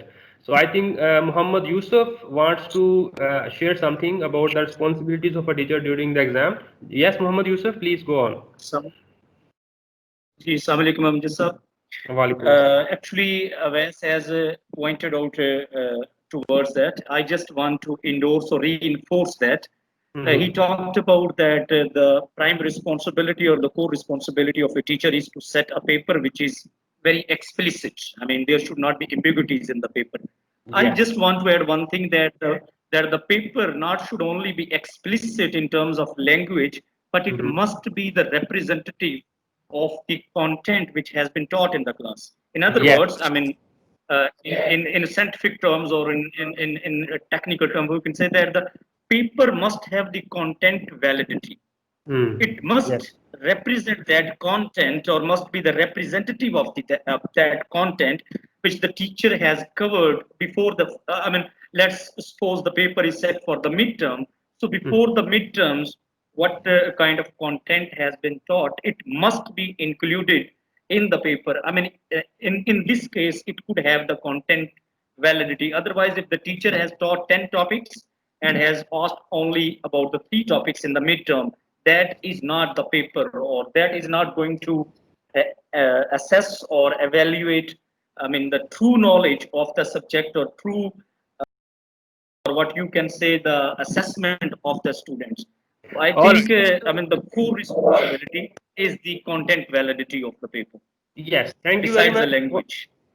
Thank you very much, Muhammad Yusuf, for elaborating the answer. This is very, very important for the teacher to have a true representative question paper for the class. So there are some more requirements of a question paper that is the responsibility of the teacher to go on. So let's move to the next slide. So what are the responsibilities of a teacher or a faculty member during the exam? So the first and the foremost responsibility is to set a question paper. as explained by Yusuf and the one we have before Muhammad Yusuf, to set a question paper. So it's very important, as already discussed. Now there is a question. The question paper should be balanced one. What do we mean by balanced question paper?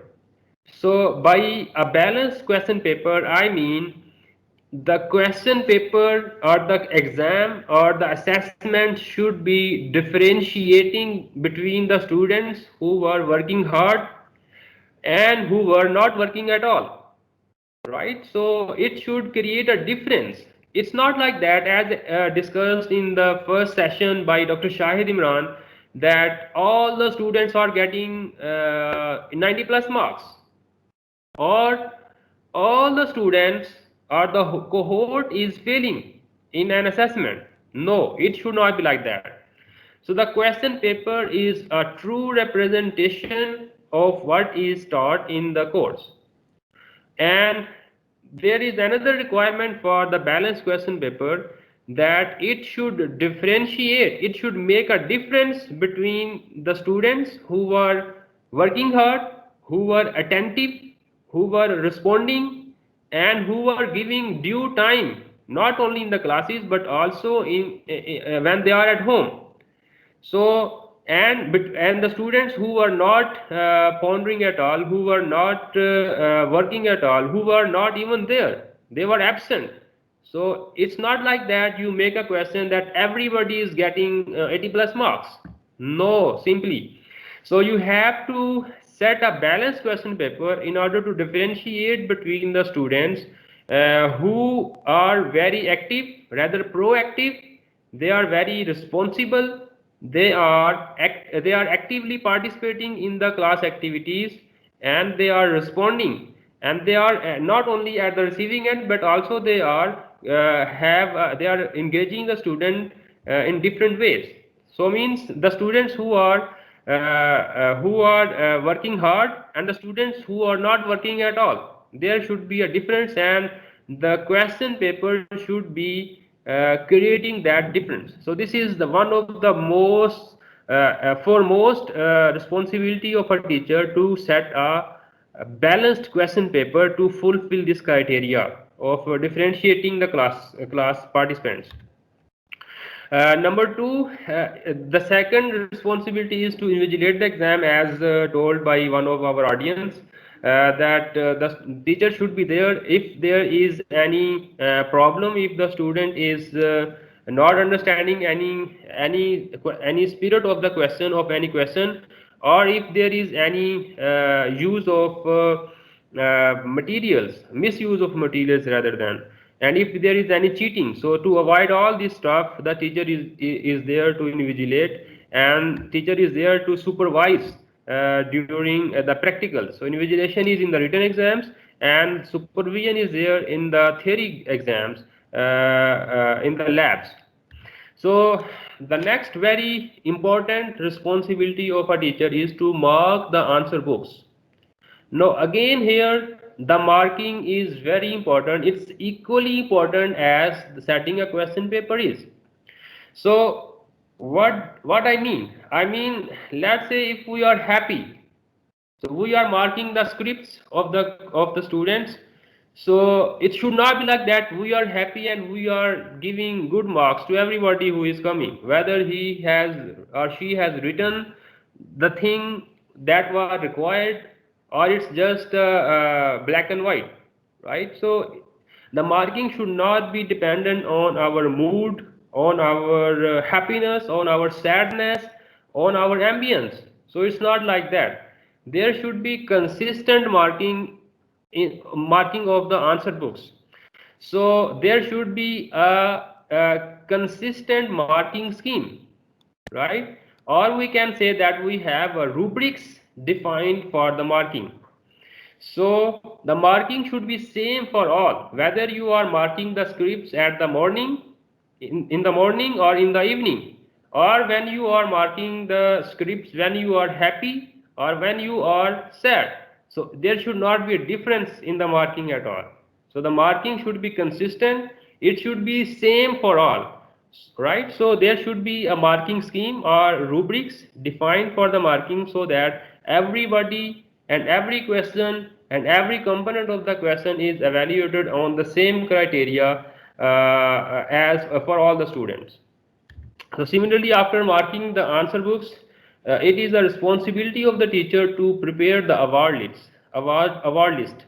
So there are different number of types of award lists. Like for the midterm exam, we have interim award list, and similarly for the final, after the final exam, we have to prepare comprehensive award list.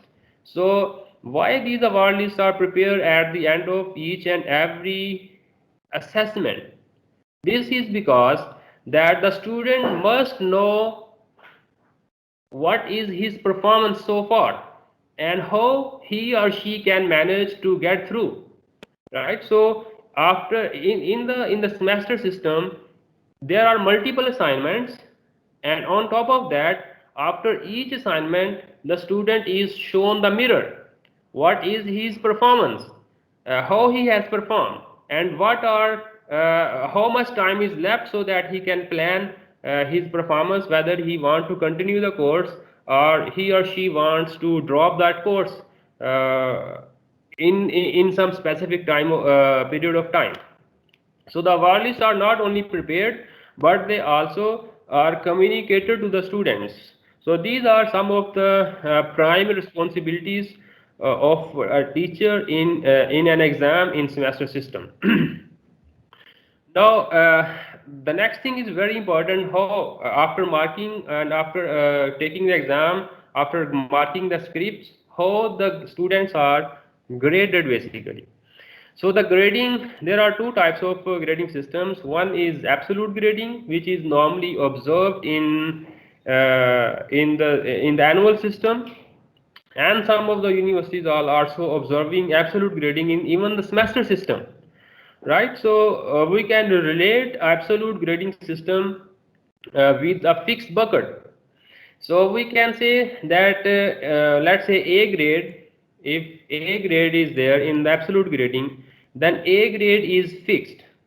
The student has to reach that particular bucket to be dropped off.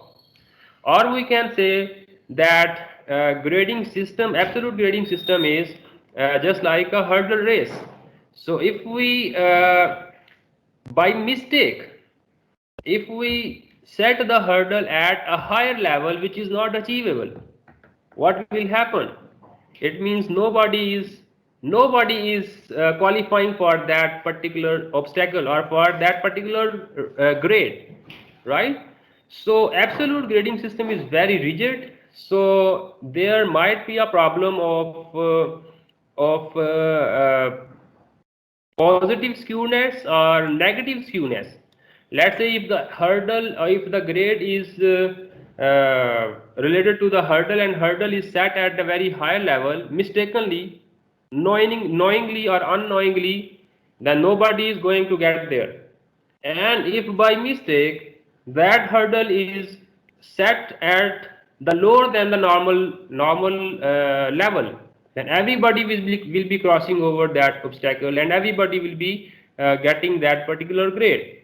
So it means the absolute system does not allow you to compensate or to accommodate this positive skewness or negative skewness. So to accommodate this situation, we have relative grading system. So in the relative grading system, we have a simple technique how the grades are awarded to the students. So in absolute, we have fixed boundaries. Let's say 90 plus, 90 and above student who are getting 90 and above marks, they will be graded with A or A plus, and the students who are in the range of let's say 80 to 85, they will be graded as A grade, and so on. But in the relative grading system, there is a peer-to-peer comparison. So let's say if none of the student is qualifying for 90 marks in the class, then we can lower the upper limit of for grade A or A plus. So this is not a rigid one. If knowingly or mistakenly we have fixed the bucket or we have fixed the obstacle at some higher level, it doesn't mean that we cannot lower in the relative grading. In the relative grading, we can simply lower the grade, the obstacle, so that most of the students can be accommodated. So there is a simple methodology in a relative grading system that might be from the perception of the teacher, from the perception of the faculty member. Let's say, obviously, again there is a very active or direct link between the teaching methodology and the assessment and the curriculum. So what is taught, how it is taught, and how it is assessed.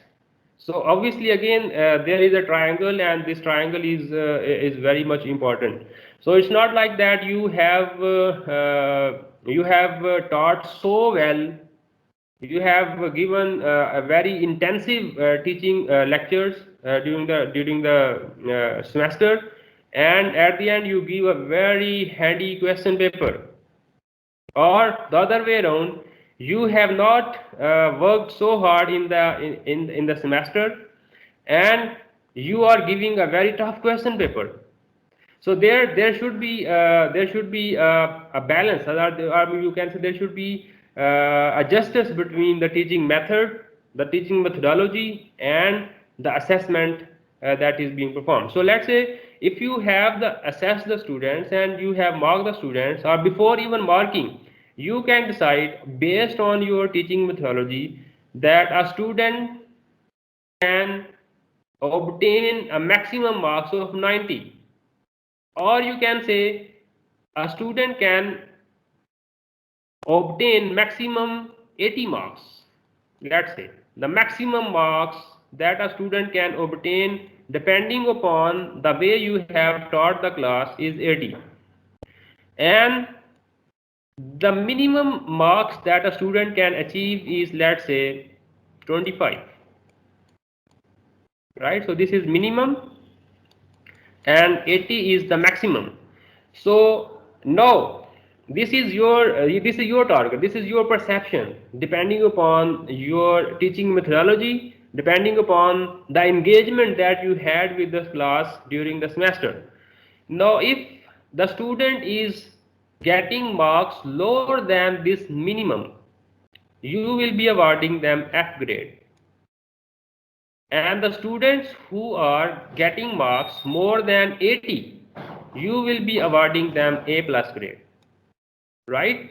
Now between A plus and F grade there is a range of grades like A negative, B positive, B negative, and so on. So you can assign the grades in a descending order right from the top to the bottom, right? So this is the way you have a simply bell curve, or you have a normal distribution of the class over the grade range.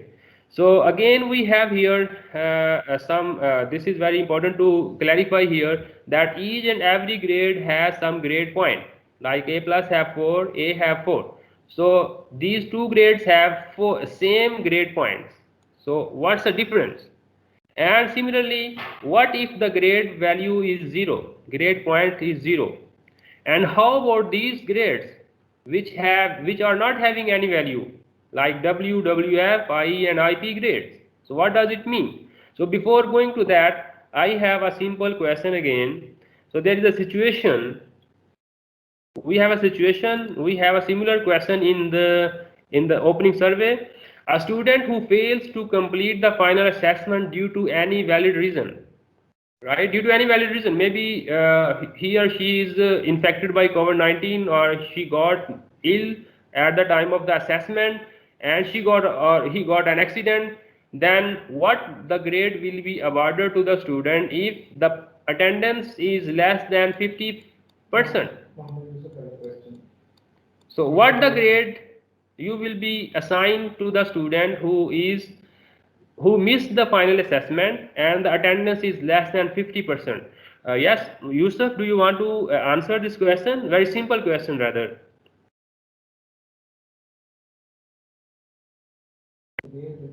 Yusuf, you have raised your hand. Is that accidentally or it's intentional?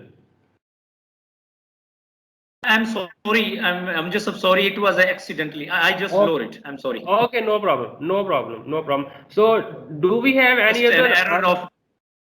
It's okay, no Sir, problem. we give the student a I have a margin couple of if questions. Yusuf, we can have Madam, the continue. questions in the question answer session at the end of the session. So you can please hold on for some Yeah, time yeah. for the This is what I mean. I would have a couple of questions at the end. So continue, sir. All right, all right. So Tahmina, do you are saying something about the question that I posed? yes, sir. I am saying that if a student who fails to complete the final assessment, Mhm. what grade will we give? Actually, we firstly give if there is a medical reason or if there is a death in a family or something like that, we give that student a chance to give application and reappear. All right. But in case if that students cannot appear in any case, then we give them F grade if they are not present in the final. All right, Tahmina, thank you so much. So actually, the scenario was that if the student is failing in the final assessment and the attendance is less than 50%, so if the attendance is less than 50%, then the student will be directly awarded as F grade. So simply, but if the attendance is more than 50% and and he or she missed the final exam due to any reason, then we can award I grade to complete the missed assessment later on. All right, so there is another simple question. What is IP grade in a semester system? What do you mean by IP grade in the semester system? Uh, let me ask Hamad Manzoor.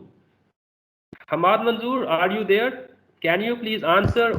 I mean, it's just a simple question to engage the audience. What is IP Assalamualaikum. grade? Sorry, sir, I don't know exactly what the IP stands. All right, no problem, Hamad. Thank you for responding. Can I ask Hina Rouge?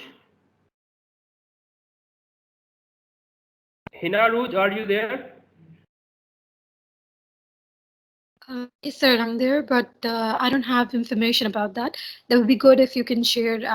It would be good for me to know. Thank you. All right, no problem. I will be answering these questions in the next slide. So let me ask another question.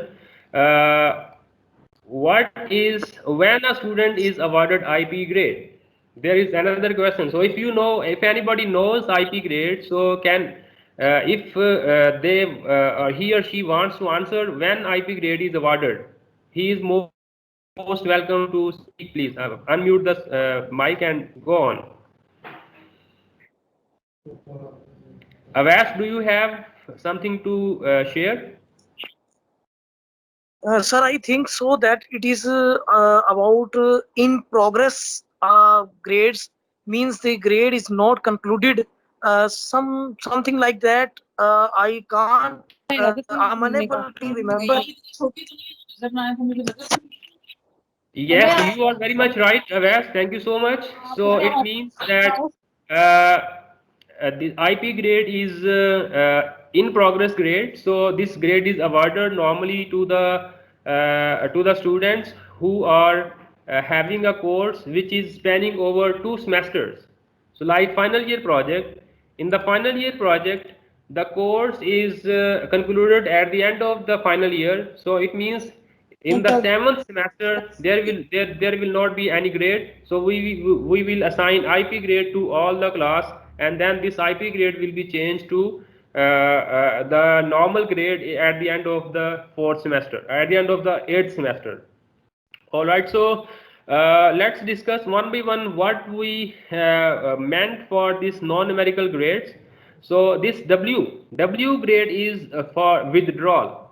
So if a student judge himself or herself that he or she cannot continue that course in the first 6 weeks from the start of the semester, then he or she may apply to have a W grade in the semester system. So what is the significance of W grade? We will see this in the next slide in the calculation of the GPA.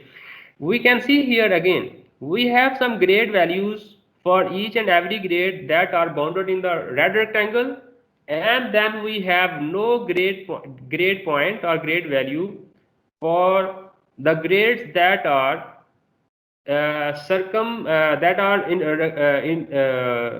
bounded by the blue rectangle. So it means these courses are the courses in which the student is earning WWF, IE and IP grade. These courses will not be included to calculate the GPA or CGPA of the student at the end of the semester. Right, so W grade is for the withdrawal, and WF grade is forced withdrawal.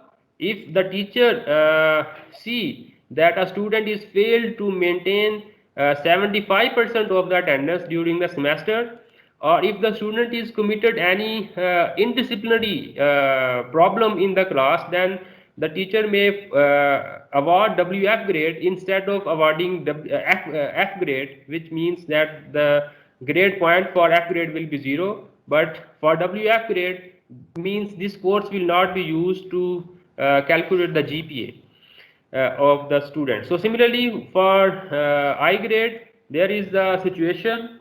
So the situation is that the student is okay up till the last assessment, the final assessment, and now the student is absent on the day of the final assessment due to any reason, but the attendance is 75%.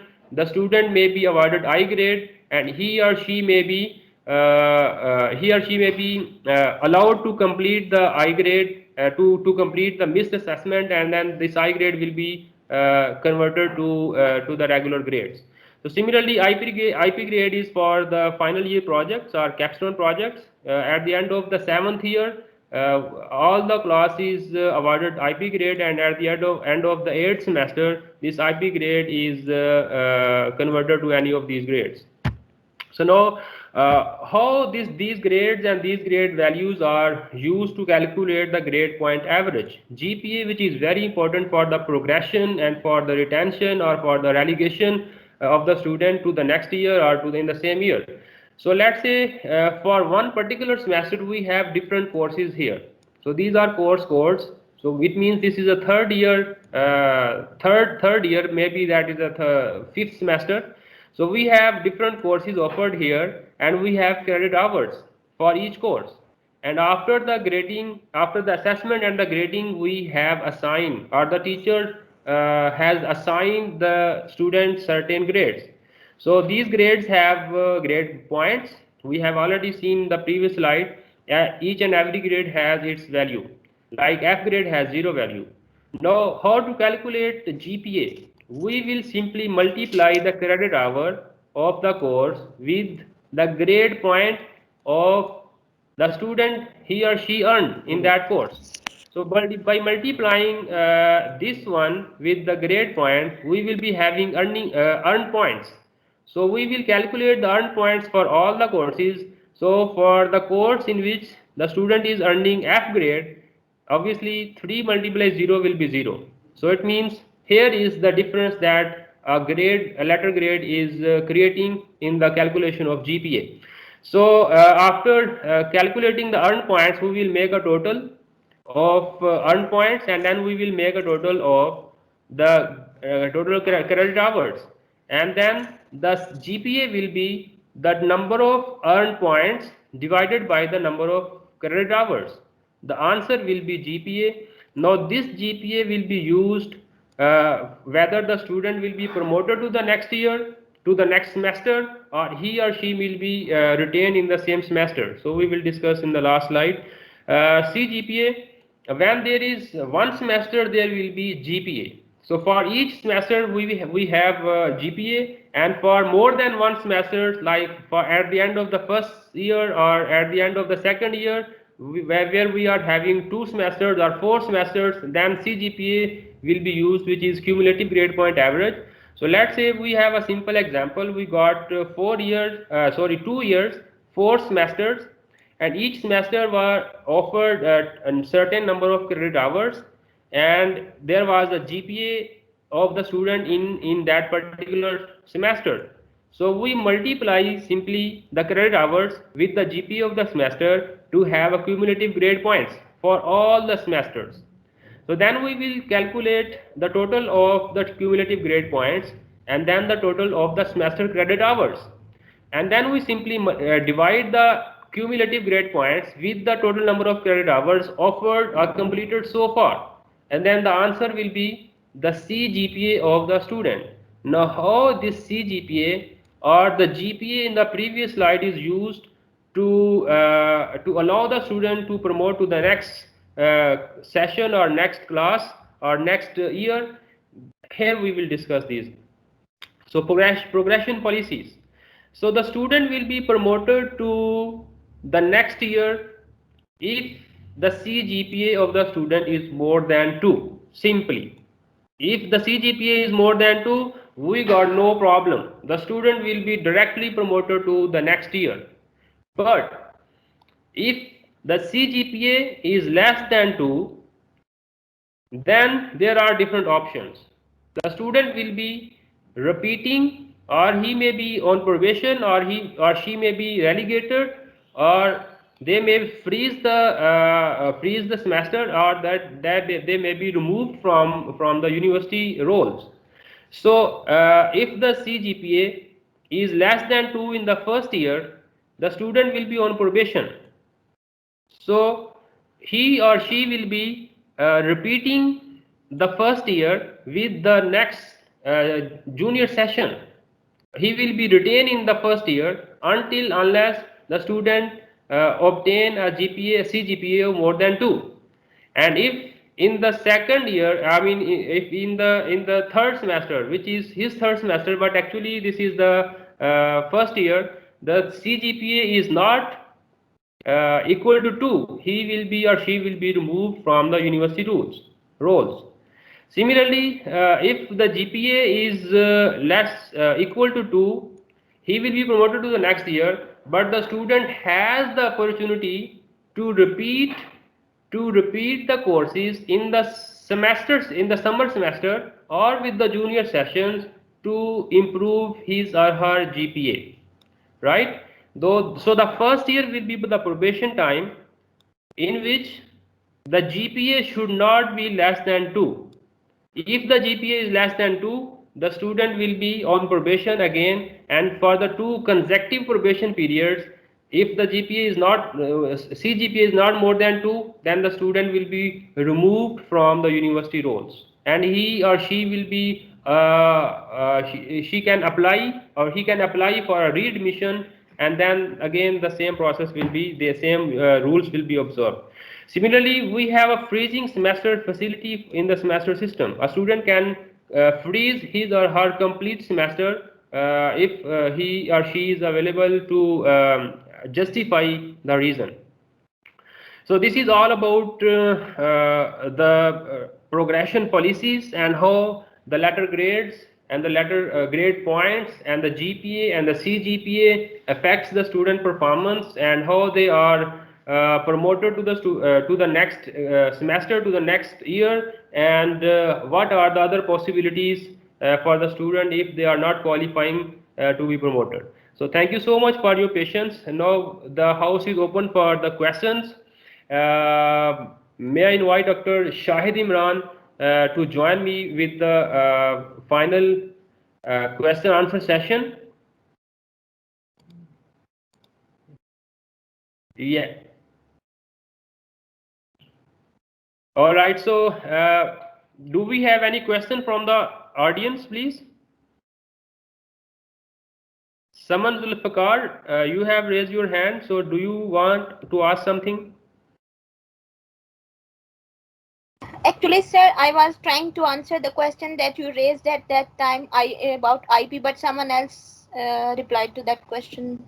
All right, so that is actually accidental, no problem. Any other question?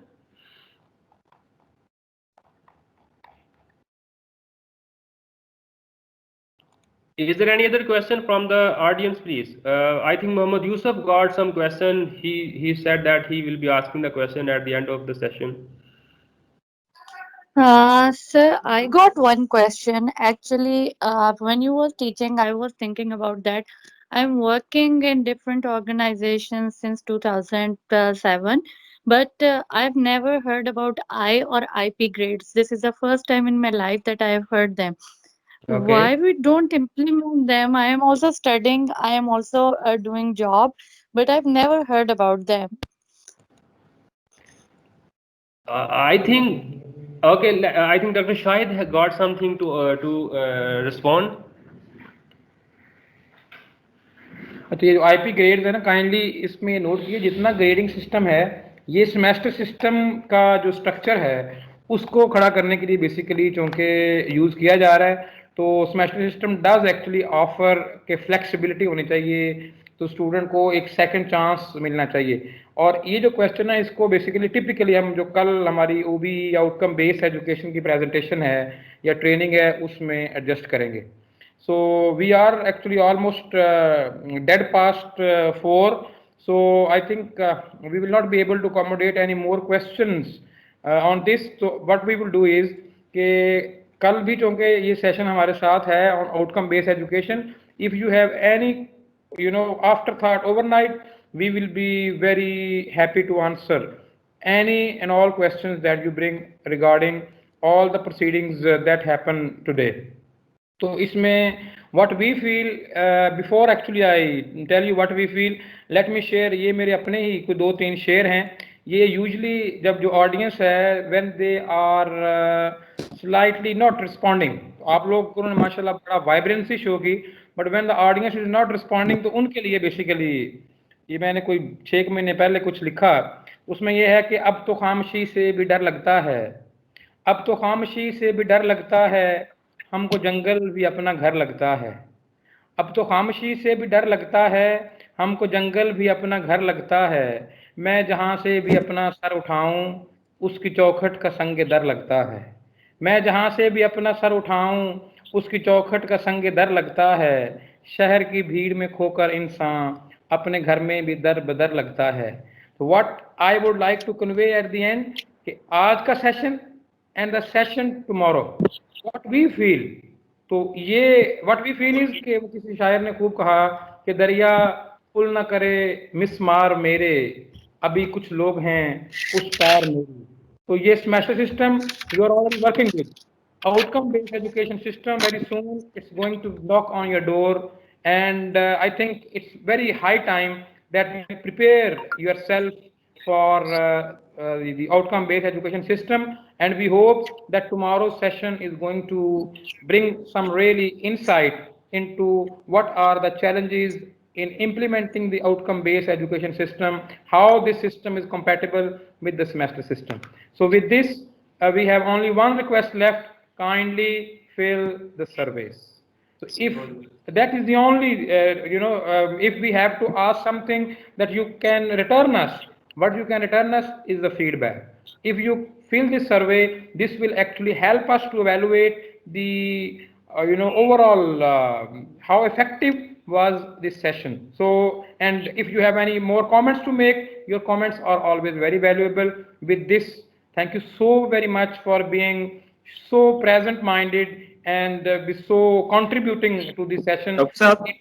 Sir doctor साहब एक point आपने अभी बहुत ही खूबसूरत शायरी पे इसका जो है वो इख्तिताम किया. इसका जरा अगर हम जितने खामोश हैं या जितने हम खामोश रहे हैं इस सेशन में, इसका अगर जवाब शायरी की जुबान में दे दें तो नासिर काज़मी ने कहा था ना जी कि आओ चुप की जुबान में नासिर, आओ चुप की जुबान में नासिर, इतनी बातें करें कि थक जाएं. हमें असल में चुप की जुबान समझ नहीं आती. Thank you so very much. See you tomorrow इंशाल्लाह. ओके अल्लाह हाफिज़. ओके जी अल्लाह हाफिज़. Kindly fill the survey. Thank you very much, Dr. Shahid. Thank you, Shahid Imran. Thank you very much, sir. And I would also request to the participants to kindly fill up the survey. Fill up the survey. And I have also shared a form with all of you, and that is a feedback form. A link has been shared in the chat box, and a form is available at that link. And you all are requested to kindly fill that feedback form as well. And as Chairman Punjab Higher Education Commission mentioned during that your feedback is very important for us, and we take we take necessary measures to modify our future programs in accordance with your feedback. So you all are requested to please fill up the feedback form available at the link I have shared with all of you through the chat box. And I once again request you to kindly also share, also fill up the survey, which the link of which has been shared with you by Professor Dr. Shahid Imran. Thank you very much. And this bring us to the end of the second day of the training, and we will inshallah meet tomorrow and at 10 to start the session. And Professor Dr. Shahid Imran and his team will continue with the outcome-based education on tomorrow. Thank you so very much, and stay blessed. Allah Hafiz.